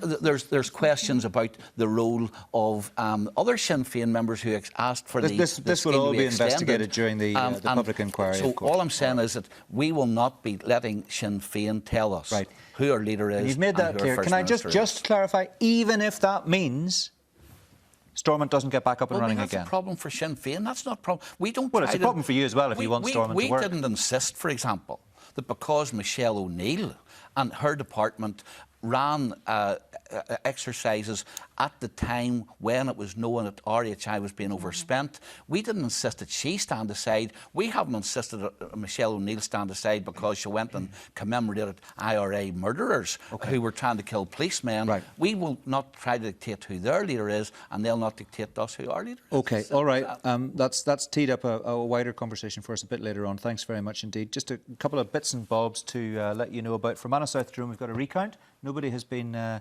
deemed elected there at this stage. There have been some eliminations, but nobody's there.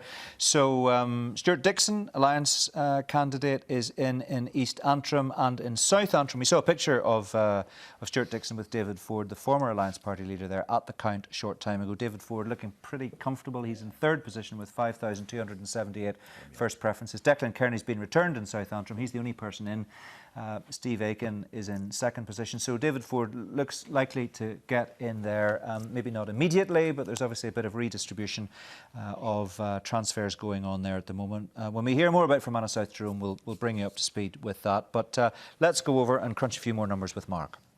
Thanks very much, Mark. Well, the purist would tell you that single transferable voting elections are not about candidates piling up numbers and big piles of ballot papers. Instead, the clever party balances the votes between a number of candidates, has extremely clever strategies. This is not a beauty contest. Well, in defiance of all of that, let's have a beauty contest right now and look at who has been piling up the votes. Because we're going to take a look at the top 10 vote getters in this election, and then maybe at the 5 who are in contention for the wooden spoon. So no question about it that Sinn Féin has done very well in this election, and the Sinn Féin leader in Stormont, Michelle O'Neill, topping the pile there, Nicholas. Indeed. I mean, it's all very well to say that you need to balance out the votes to maximise your chance of winning seats, but if your vote share has gone up overall, you don't really need to worry so much about that. And so we're seeing the beneficiaries of this on this table. Last night we were seeing figures of around 80% vote in Michelle O'Neill's home constituency there, or in her district electoral area, or whatever the ballot boxes were there. So more than 10,000. But a remarkable result for Sinead Ennis there on the council, but also very well known in GAA circles in South Down. So that was remarkable as well, being above 10,000 votes. But we also have the new Sinn Féin candidate in Foyle sitting there in the 5th place. So that's and the also quite striking. DUP, despite all the predictions they would take some hits, certainly in rural areas to the west there, their candidates still able to put in extremely creditable performances. William Irwin, obviously, Newry Armagh in the south, and Keith Buchanan in West Strikes me those are probably the two seats where the Mike Nesbitt's suggestion of transferring to the SDLP will have had the worst reception. So that's the top 5. Let's look at the next set of vote getters, and again you'll see that there's just one SDLP politician who creeps in there, Justin McNulty in Newry and Armagh. In fact, he's not only the non-Sinn Féin DUP person in the top 10, he's the only non-Sinn Féin, non-DUP person in the top 22, apparently, of vote-getting candidates. But some very creditable individual performances here from DUP and Sinn Féin politicians. Let's now turn, and these are by definition rather less well-known characters, and we don't actually have photographs of all of them, so we'll just have to look at who is at the other end of the spectrum. And this is the lowest 5 vote getters in Northern Ireland. So we'll move from this end, where we've got Adam Miller. He was standing in North Belfast. I think he came from a family in the Shankill. He said in his literature, he said that he had family involvement. His father, I think, with the paramilitaries, he was trying to help those who had similar experiences to move away from them. He was fairly visible on social media, but social media doesn't necessarily get you votes. Yeah. Arthur McGuinness, very little known about Arthur McGuinness. He was standing in Foyle. He has stood previously in elections in Donegal. I think he He lives just across the border. Susan Ann White is pretty well known there in West Tyrone. So just 41 people voted for Susan Ann White. Very strong evangelical Christian with quite fundamentalist views. Rather fewer people than last time. It's clear that people, having endorsed her perhaps last year, may have moved on. Gavin Reynolds, an independent from North Down, has had an extraordinarily low profile. We do understand that he's concerned about the development around the Queen's Parade in Bangor, where he's concerned about some houses being knocked down there.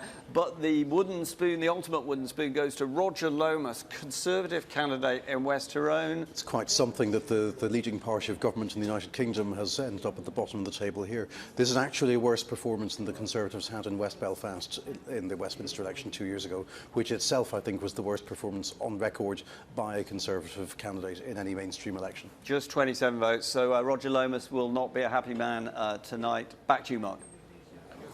Mark, thank you very much indeed. Not a great day at the office for Roger Lomas there, the Conservative candidate. Interesting things happening in Fermanagh South Tyrone. Let's find out why there is a recount. Julian Fowler joins us from Omagh Leisure Centre. Well, what's happening, Julian? Well, Mark, that's really all we know. An announcement was made a short time ago that a recount is underway in Fermanagh and South Tyrone. I suppose it wouldn't be an election in Omagh without a recount. We're sort of pretty used to those in this part of the world. But I say no reason has been given yet. This is at the second stage of transfers. Nobody was deemed elected on the first preference vote. So we had a number of candidates eliminated at that stage. The Alliance candidate, Conservatives, TUV, Green and the Labour Alliance. So there's about 3,480 votes being redistributed. Arlene Foster topped the poll, but she didn't quite get enough to get over the quota this time. She was 232 votes short. Her personal vote dropped slightly on the election last year. If she'd have maintained the vote she received last year, she would have just had enough to get across the increased quota this time, but she fell just those few votes short. Interestingly, though, Lord Morrow's vote went up and the DUP vote as a whole increased slightly. So it seems that there was some vote management to play here, not just Arlene Foster's vote dropping from the last election. The other thing to keep an eye on here is Sinn Féin. The former MLA Sean Lynch is currently sitting third out of the three candidates, and he's some 1,700 votes behind, and the Ulster Unionists will be hoping that they will be picking up some of these transfers and they may just secure the final seat. So at the moment they're just breaking open the bundles of votes once again and going through those transfers. So if I find out any more as to why the recount is underway, I'll let you know. All right, Julian, can't ask for more than that. Thank you very much indeed. Julian Fowler at the Fermanagh South Tyrone recount for us there in Omagh Leisure Centre. We saw shots of the DUP leader Arlene Foster reading the Daily Telegraph alongside Lord Morrow down there. They seem to have done well personally. Any thoughts? Stephen Farr, you're good on the old numbers. Any thoughts as to what might be going on there? Would that, again, I'm not quite sure. A total recount or just a recount at this stage? Probably a recount of a stage. Yeah, so yeah. They can do that rather than a full recount. You would really need to call the full recount at the end of stage one. Because who gets the redistributed transfers? Can be critical. Absolutely critical. It can make a and the fundamental order of difference. elimination. Yes, it makes a difference. Absolutely. On the margins, that type of issue can make or break who actually makes it through in the end. Yeah. So I didn't introduce you. That was very rude of me. That's Welcome to our table. Thank you very much. Stephen Farr, Deputy Leader of the Alliance Party. But we spoke to you a little bit earlier from your yes, account, yes. and you've emerged out from the rain, basking in the glory of your re-election to what precisely? Indeed, and I think that's the issue. I think all of this is slightly tempered by that uncertainty. That's exactly what we're now getting ourselves into. Obviously, the party itself is having a very good day. It's actually our best result in terms of the number of votes achieved for potentially 30 years, and also in terms of the share of the vote as well. So but the rest of the middle ground seems to be falling away around you. I mean, Claire Sugden's had a good day. We've already spoken to her. She hasn't secured the seat yet, maybe a long wait, but she's certainly on course to holding on to that seat. So that's a great day for her as an independent. That's not easy to do. No, absolutely. You've done very well in the Alliance Party. Yes. It looks like you're going to hold on to your 8 seats. Yeah. but it's been not good for the SDLP and the Ulster Unionists. And I think what you're seeing across Northern Ireland is these contradictory trends. If you look at my own constituency, close to 40% of the votes were cast away from the two main unionist parties and what was regarded as being a traditional unionist bastion. So we are seeing change there and much more pluralism in terms of how people are viewing their politics. And the party itself is actually growing right across Northern Ireland. I think we're actually up in virtually every, indeed maybe all 18 of the constituencies and well up in some places. Somebody said to me last night, I just wonder what your theory is on this. Somebody said to me last night as the first turnout figures were starting to come in and we were getting ready to go on air with a view. They said, well, look, if these figures are up, that's garden centre unionists about whom we've heard virtually nothing for the last 10, 15 years. They are back out. This is going to be potentially a good day for the Alliance Party, but a good day particularly for the Ulster Unionist Party. When clearly that wasn't the case. It wasn't garden centre unionists. No, and I think, you have seen clearly a rise in the vote of Sinn Féin, so that vote has been mobilised more than has been the case in the past. There's always been this assumption that the non-voters are more centre-minded than the population as a whole, and that may be true on the margins, but in the past we've had higher turnouts and not necessarily seeing a huge difference in terms of voting patterns than what we are seeing today. So it's very much a mixed picture in that regard. What I do believe is more significant is we're seeing an evolution in terms of sections of the electorate away from the more traditional unionist and nationalist politics.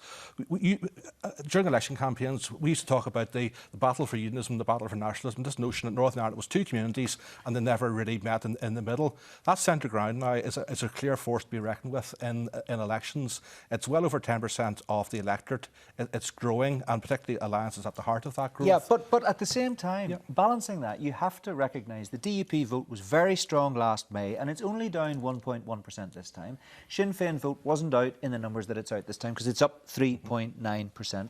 So it may have held very solid in the middle ground and it may have coalesced a bit around the Alliance Party, but it is also doing very well at opposite ends of the spectrum as far as the DUP and Sinn Féin are concerned. And for sure, we still have a very polarised electorate. We have a clearly dominant Unionist Party, a clearly dominant Nationalist Party. Their Unionist and Nationalist rivals are perhaps in a less strong position than they were, a much weaker position. In fact, the centre ground is stronger. So we're seeing three nodes emerging in terms of our politics. But the bottom line here is that the DUP cannot govern Northern Ireland alone. Sinn Féin cannot govern Northern Ireland alone. Over the past 8 months, we've seen that DUP and Sinn Féin collectively can't govern Northern Ireland alone. We have to work collectively as parties based upon our respective mandates for the common good. If we're simply looking after our own interests of our own section of the electorate, that's the road to nowhere. Right, so just in a sense, does that mean, based on what you've just said, does that mean that if you're in a position to take a seat in the executive, if the Assembly gets up and running again, Alliance would do that? That's the logic of what you've just said. Like every political party, we don't run to be in opposition. We want to have the maximum influence. Now, we can have influence in the floor of the Assembly, we can have influence in an executive, but that decision has to be taken based upon certain issues around policy and practice of the executive, how the executive will work, and our ability to actually deliver upon our mandate and also to see the common good of Northern Ireland reflected in the way the parties are actually working. Okay. So we are up for that type of discussion, but it's by no means a given, Mark. All right, okay. I'll come back to the rest of you in just a second or two, but I want to look in a bit more detail at the unfolding situation in Newry and Armagh. Just a short time ago, we heard, of course, that Danny Kennedy, the Ulster Unionist candidate there, former deputy leader of the party, had lost his seat in Newry and Armagh. He gave his reaction to our reporter at the Count, Conor McCauley. It hurts, and it hurts a lot. It's a disappointment. I've had the honour to represent this constituency since 1998. And it's been a huge honour and responsibility to me, and I want to thank those who have supported me down through the years, and my party election team and my wife and family. And yes, it is disappointing, but these things happen in politics. It was as Enoch Powell said, all political careers end in tears. I think I prefer Adelaide Stevenson, who when he was defeated said he was too tired to laugh and too old to cry. What do you think were the particular factors which went against you in this particular fight? I think there was clearly a surge from particularly Sinn Féin, and we always knew that that was possible, and I had warned with that through the campaign. And sometimes when that tide comes in, it simply washed us away. I mean, I'm disappointed from a pro-union point of view, because For 17,000 unionist votes to only have one seat, I think, is not a fair representation for this constituency. There was a bit of controversy in the course of the campaign, obviously, when your party leader Mike Nesbitt said he was giving his number 2 to the SDLP in his constituency, and you came out and said, look, you wanted your people to vote down the unionist ticket. Do you think in some way perhaps that worked against you in the long run, that perhaps nationalists who might have given you a number 2 decided perhaps not to do so in the context of that? No, I mean, I think the electoral tide that was produced by Sinn Féin swept everyone else away, particularly the second unionist seat, and that was always possible, no matter who said what or what was said. What's the future for you now, Mr. Kennedy? Well, I think I'm going to have to look at that. I'm a grandfather, and look, there's more to life than politics. There are people facing serious illness in their personal lives. This is a disappointment, and it's a political setback. And yes, it's fair to say that I'm very disappointed. But there are other things there, and I have the support of wife and family, and we'll look to a better day. Well, no surprise that Danny Kennedy should be bitterly disappointed.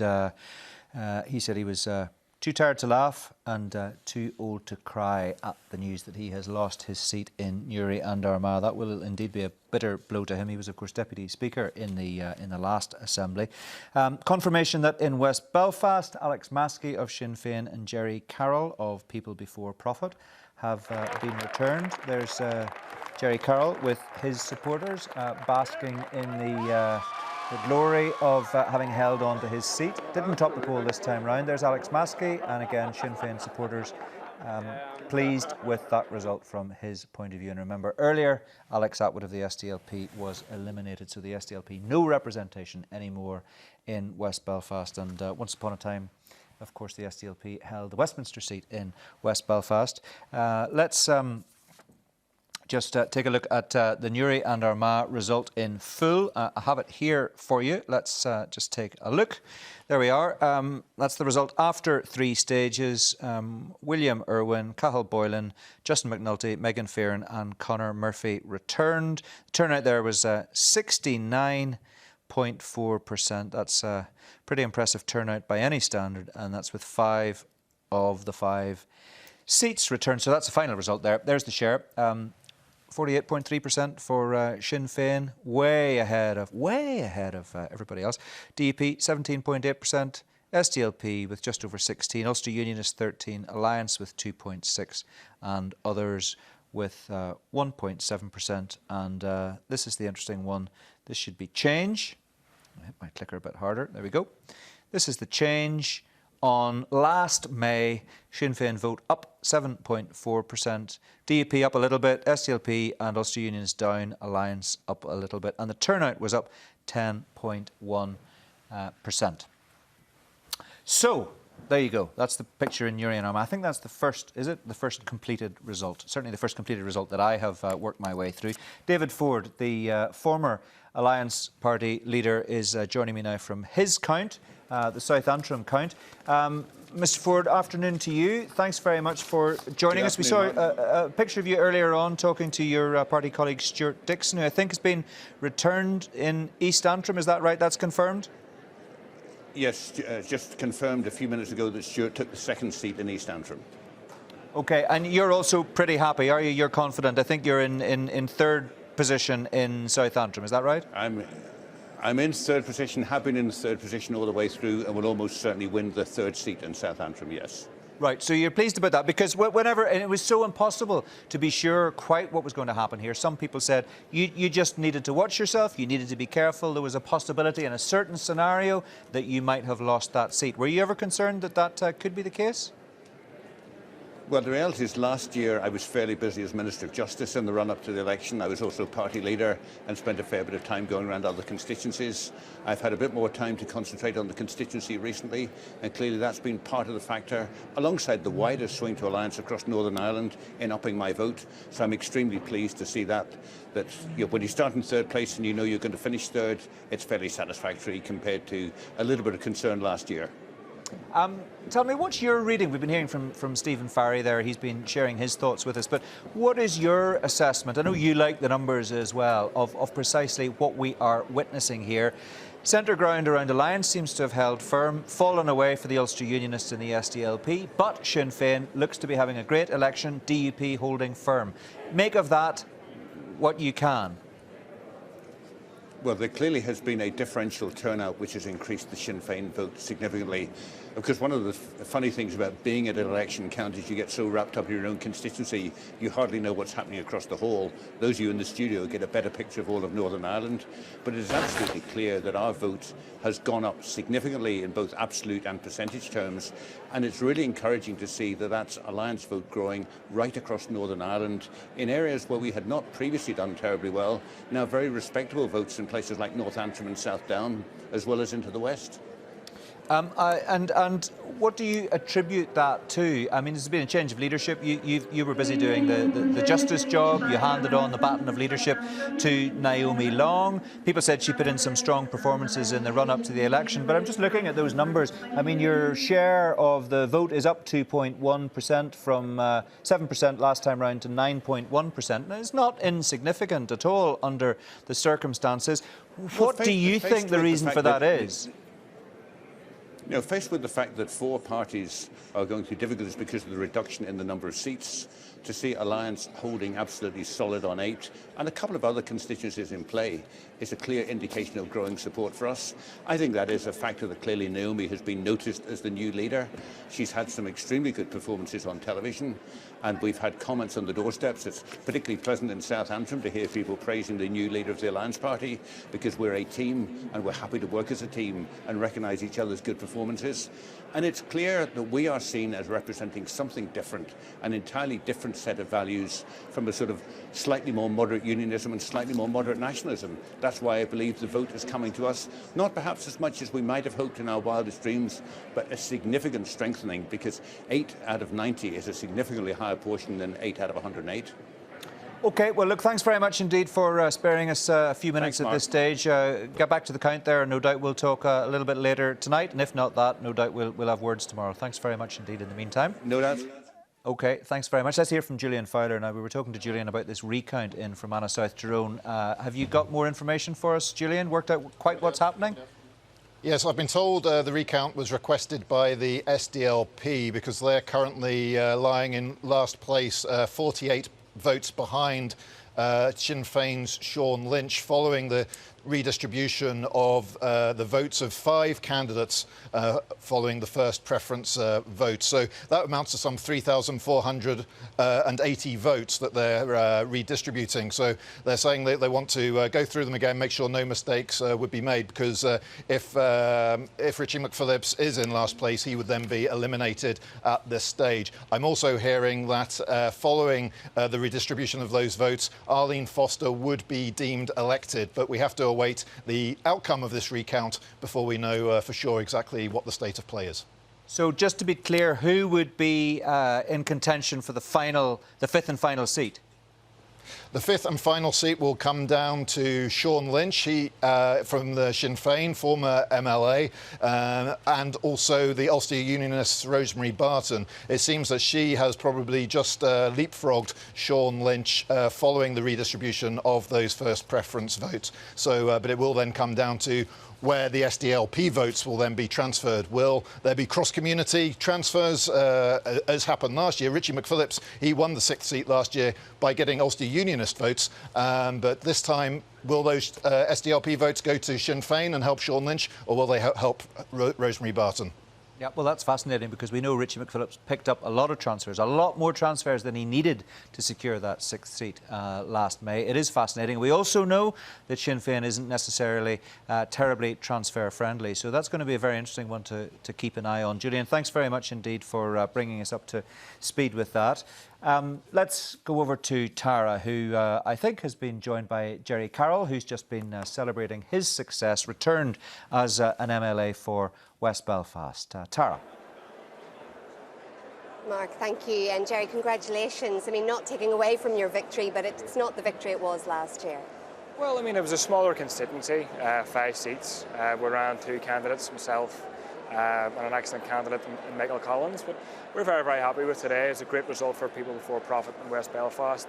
I'd like to thank everybody who came out voted for us. 6,000 votes in West Belfast is a great result for People Before Profit, and it's worth saying that the establishment parties threw everything at us. Initially, the elections was between Sinn Féin and the DUP, and then on the ground in West Belfast it became about throwing everything against People Before Profit. So to get 6,000 votes in West Belfast in that context is a good result for People Before Profit in West Belfast. You topped the poll last time. Do you think that drop in your personal vote, obviously you're spreading it between two candidates, but is there still a Brexit element to that people are unhappy, that voted for you before, that are saying actually we don't agree with your views on Brexit? Well, I mean, obviously Brexit is a media creation. We were opposed to the EU from a left-wing socialist standpoint. It's hardly a media creation. It is going to happen. Well, we were opposed to the EU from a left-wing standpoint. I mean, look at what the EU has done to the people in the south of Ireland. They've demanded that they pay water charges. They've demanded they have 20,000 public sector job losses. People in Greece said no to austerity, and the EU ignored them and says you have to have austerity no matter what. So the EU is an institution, represents austerity, represents the establishment, and People Before Profit were opposed to the EU for those reasons. But there was a lot of scaremongering and misrepresentation of our position put out, particularly in West Belfast, by the establishment parties. But also I think people voted Sinn Féin. There was a bit of an increase across the north because people thought, I think initially, by voting for Sinn Féin, that's the best way to stand up against corruption, as they said, and stand up against the DUP. But I think the proof will be in the next few weeks what happens, and if they do actually call for the books to be open and things like NAMA, and call for heads the road in RHI as well. And I mean, you say the performance has been good in West Belfast, not so good elsewhere. Obviously, you're saying that your colleague has conceded in Foyle, is that right? Yeah, that's the latest that I heard is Eamon's conceding defeat in Foyle, and we knew it was obviously it was going to be a tough task with a smaller 5 seats, and it would be tough for Eamon. But I think the campaign, the team did a great job up in Derry. They put everything into it, and his vote actually did go up in the end. But it looks like it didn't go up enough for Eamon to retain the seat. And what can you do then going back in if the Assembly does get up and running again? Because you're on your own, obviously you had Eamon McCann before. Yeah, obviously we'll have 2 feet in Stormont, but we'll have thousands of feet out in the streets, and we'll have 6,000 people behind us in West Belfast. Our vote overall in other areas actually went up. In North Belfast our vote went up. Eamon's vote in Derry went up. We had a campaign in Southampton. We got our first campaign in Southampton. We got over 500 votes there. And South Belfast we got 800 votes there. So our vote actually has gone up, and we've got a bigger mandate across. And for himself in Stormont, it will be a voice for people power, a voice against the cutbacks, and a voice encouraging people to actually stand up, to fight back, and to take on the establishment, be it Brussels, London, or Stormont itself. Okay, Jerry, thanks very much indeed, and well done again on your election. Mark. Thanks, Tara. We've refreshed our table once again, and Katrina Ruan has rejoined us. And need to have a word with you, first of all, about South Down, where you were an MLA. You chose to stand down this time. And Sinead Ennis, who replaced you, got 10,256. She is, in fact, the second highest first preference vote getter, 2 votes behind Michelle O'Neill. How embarrassing would it have been for her if she'd beaten Michelle O'Neill in terms of the top table? Well, it wouldn't have been embarrassing at all. I was actually Sinead's election agent. I'm delighted that we have a young woman replacing me, because people will know I'm the chair of the Women's Caucus in Stormont. I want to see good, radical young women in politics. And here is, I suppose, the ultimate young radical woman as far as your party is concerned, Michelle O'Neill. These are live pictures of her arriving at the Titanic Exhibition Centre. Let's just see if we can earwig on what she's saying. Alicia McCallion, Kiva Archibald, Sinead Ennis. I just think it's an amazing day, and we're delighted. Thank you so much to the electorate who've come out in strong numbers. The vote has increased. I think that's because people know that action needed to be taken. They've had their say. We now need to get down to the business of fixing what's wrong and delivering for all citizens, because we believe wholly in equality. Thank you. So there are Michelle O'Neill's comments to the media as she makes her way through the scrum there, surrounded by significant figures within Sinn Féin. Some of them you will know, some of them you probably won't recognise, but I do, because they're backroom staff up at Stormont. So there she is. That's her arriving. I mean, it's a good day for her. She's obviously pleased with how things are turning out. Just to finish on South Down, I think what's really significant in Foyle and South Down is that for the first time ever, Sinn Féin have significantly outpolled the SDLP, and I think that is very, very significant. Sinead Ennis has done marvellously, as has Chris Hazard. We saw Orlia Flynn there. And Orlia, and beside Michelle O'Neill, who topped the poll in West Belfast. Yeah, and a comment I made earlier, and it's something parties need to look at. Young women, what the electorate want is a diversity of candidates, and they want women candidates. And we're seeing more and more young women candidates doing really, really well. There are young women who've done well in other parties as well. Oh, no, and I'm actually talking about across all the board. parties. Yes. You know, and like, I do want to see women in all parties doing well. I have friends in every single party. And I do want to see them doing well, because there's far too few women in politics, and I hope this is the beginning of changing that. Do you look forward to the time when we don't even have to make that point, when Absolutely. it isn't even a conversation but piece? we still have to make it, and it's not made enough, and it's always made as an add-on point. But it is changing, isn't it, when you look at the figures? In terms of the last Assembly, the number of women MLAs was significantly up. Well, I don't know quite what it's going to be this time. It's too early to say, but the chances are it'll be significantly up. Percentage and in terms the south of Ireland, it went up once you had quota legislation. It'll be like, I see there's a couple of women in trouble, and I'm sad to see that, I have to say. I don't like to see Sandra Overend in trouble. I don't know where the situation is in relation to that now. I hope Paula Bradley does well in North Belfast. I hope, you know, women from all across the political spectrum. Do Well Alliance have some very strong women. Well, it's interesting when you mentioned North Belfast. In second place there was Carol McKillen, and some people had said she could be in real trouble as far as holding on to her seat's concerned. She's pretty comfortable, I would have thought, with 5,900 first preferences. Then you've got Nicola Mallon, and then you've got Paula Bradley as well. Nuala McAllister looks like she's not going to make it for the Alliance Party, but there are plenty of women there who are doing very well. Carla Lockhart topped the poll in her constituency as well. No, I think there's definitely a sea change, and it's to be welcome. Where does Arlene Foster fit into the sisterhood here? Well, what I would like to see, Newton, what I think is important is that women are represented at every single level of the political spectrum. I mean, Arlene Foster isn't somebody that would probably have the same opinions as I. I think we can safely say that. Yeah. But even in terms of gender, like, I'm a feminist, I believe in quotas, you know, but that doesn't mean I don't like to see, like, I welcomed the fact that Arlene Foster was elected leader. Arlene Foster said that she was a feminist because she didn't believe in quotas. Do you accept that perspective as well? Well, Arlene's entitled to her opinion. I believe that we need quotas, because if you look at over the decades in the north and south, we've got some of the worst records in Europe, in the world. And so has England, because of their first past the post system.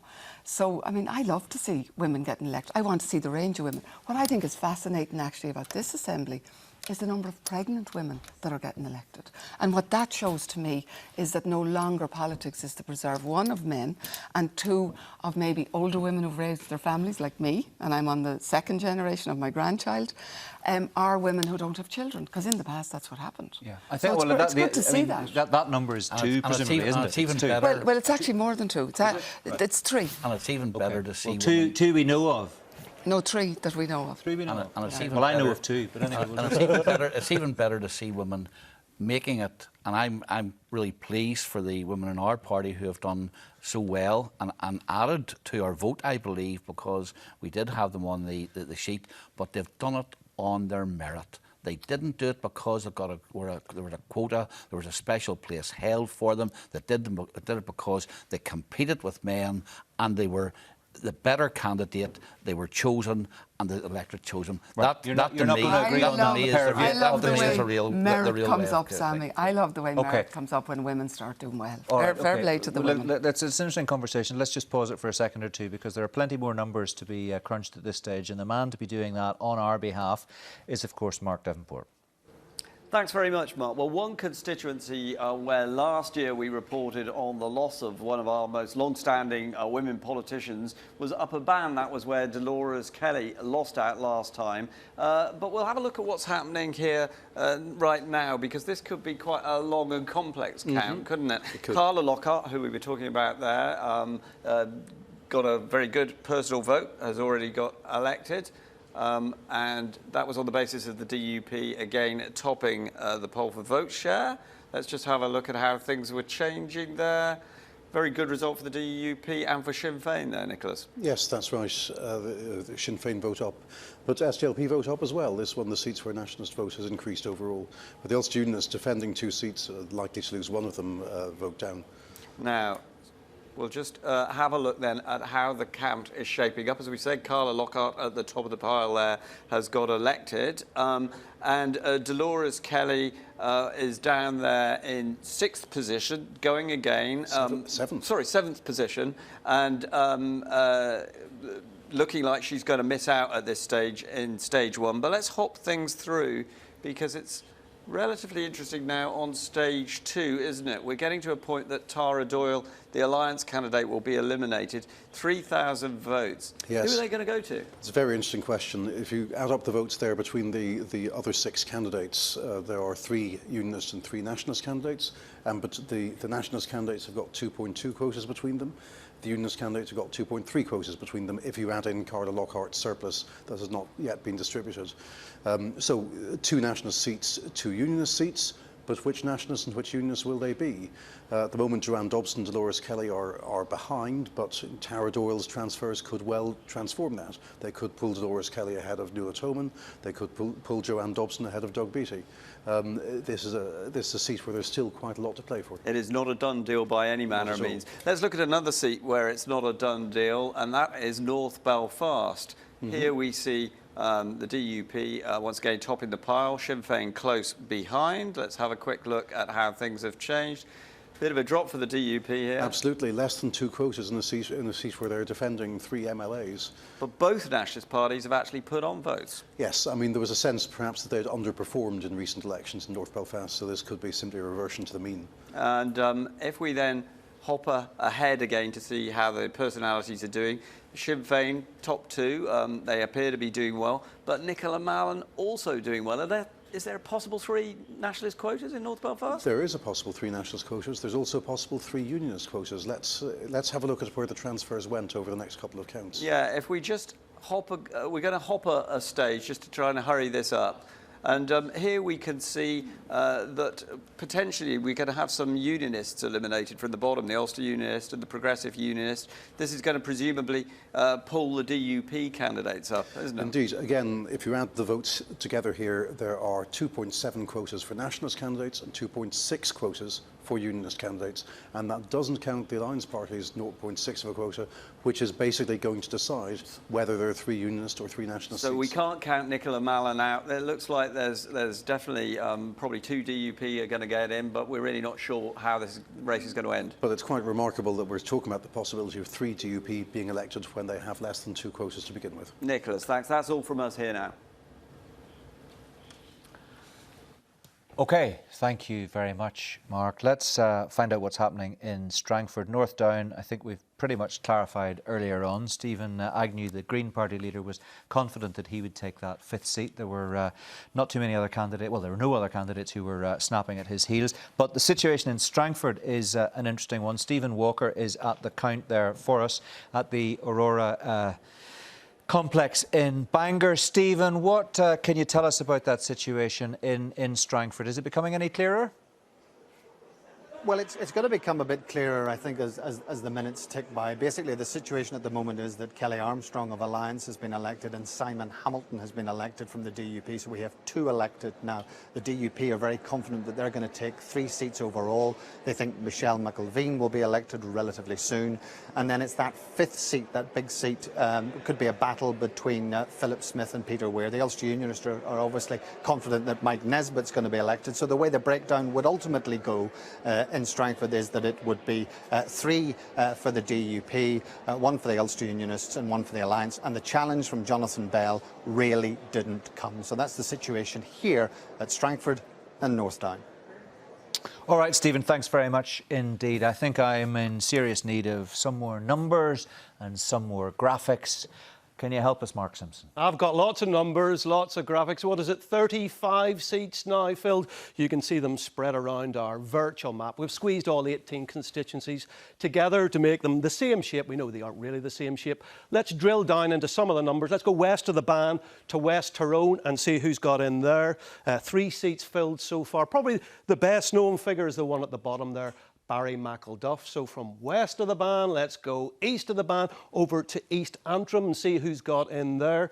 Well, we can see if we come to Roy Beggs, I think he's got in, Roy Beggs Jr., keeping the flag flying for his dad. Roy Beggs Sr., of course, was MP in that area. A couple of other well-known faces there, David Hilditch and Stuart Dixon of the Alliance Party. I think we've got one more we can look at very, very quickly. Let's have a quick look at what about South Down and see what's happening there. And if we look at this in terms of nationalism is perhaps the story of the election. Sinn Féin doing very well. They've got 2 people in so far, including the former minister, Chris Hazard. So it's early days, only about a third of the way through, but so far so good for Sinn Féin. OK, thank you very much, Mark, for that. Very helpful indeed. Interesting pictures unfolding right across the constituencies and on the bigger picture as well. As far as the parties are concerned, we've got Stephen Farry, Sammy Wilson and Katrina Ruan. Let's just, in the couple of minutes that we have before we hit the 6 o'clock news here, folks, just briefly, let's talk overview. Sammy, your thoughts of where we are at this point in the day? Well, I think that first of all, we're pleased as a party that our overall vote has held up, despite, as I've said, all of the difficulties that we faced during this election. It now faces a challenge, of course, after the election as to whether or not Sinn Féin dig their heels in and don't show the kind of respect that they've talked about wishing to have shown to them. Katrina, quick response to that. We don't have a lot of time here. Quick response. Sinn Féin are obviously very pleased with our result. I think what's significant is the number of new people that have come out voting. And what struck me, Brexit was obviously such a key issue, and some of those new people are our ethnic minorities, and I hope in the next election we have more ethnic minority Stephen, time for a sentence. Well, people are much more engaged with politics. That's a very good sign, but we have to have something for them to remain engaged with. That is very much a big question mark as we sit here this evening. It's a massive job of work over the weeks ahead to get stable government in place. OK, all right. Thank you all very much indeed. Well, the results have been pouring in throughout the afternoon in this Assembly election. We've seen some remarkable developments. It's clear the DUP and Sinn Féin will be returning to Stormont as the 2 largest parties, but it's not yet clear how many seats they will fill. However, it has not been a good day for the 2 opposition parties, the Ulster Unionists and the SDLP. Both have lost high-profile names. Veterans Danny Kennedy for the Ulster Unionists and Alex Atwood from the SDLP will not be coming back to Stormont, while the Alliance Party has seen its vote improve and looks likely to hold on to its 8 seats. Arlene Foster and Michelle O'Neill both topped the poll in their own constituencies. And while the DUP's the top party in terms of the first preference vote across Northern Ireland, it was by a narrow margin, just ahead by 1,100 votes. There's lots more to play out throughout the evening. BBC Newsline is on just before 6:30, and we will be back on BBC One at 7 o'clock tonight with full coverage. It is going to be a very interesting evening. Stay tuned. We are with the count right through until midnight. But until then, from all of us, thank you for your time. We'll have a panel of guests. These politicians aren't going too far away. We'll have other politicians joining us. We'll talk again to our reporters at the various count centres. And we will also hear from a panel of experts. And of course, Mark Devonport and his guests, Nicholas White, amongst others, will be crunching those numbers for us. So from all of us, until then, thanks for watching. Bye-bye.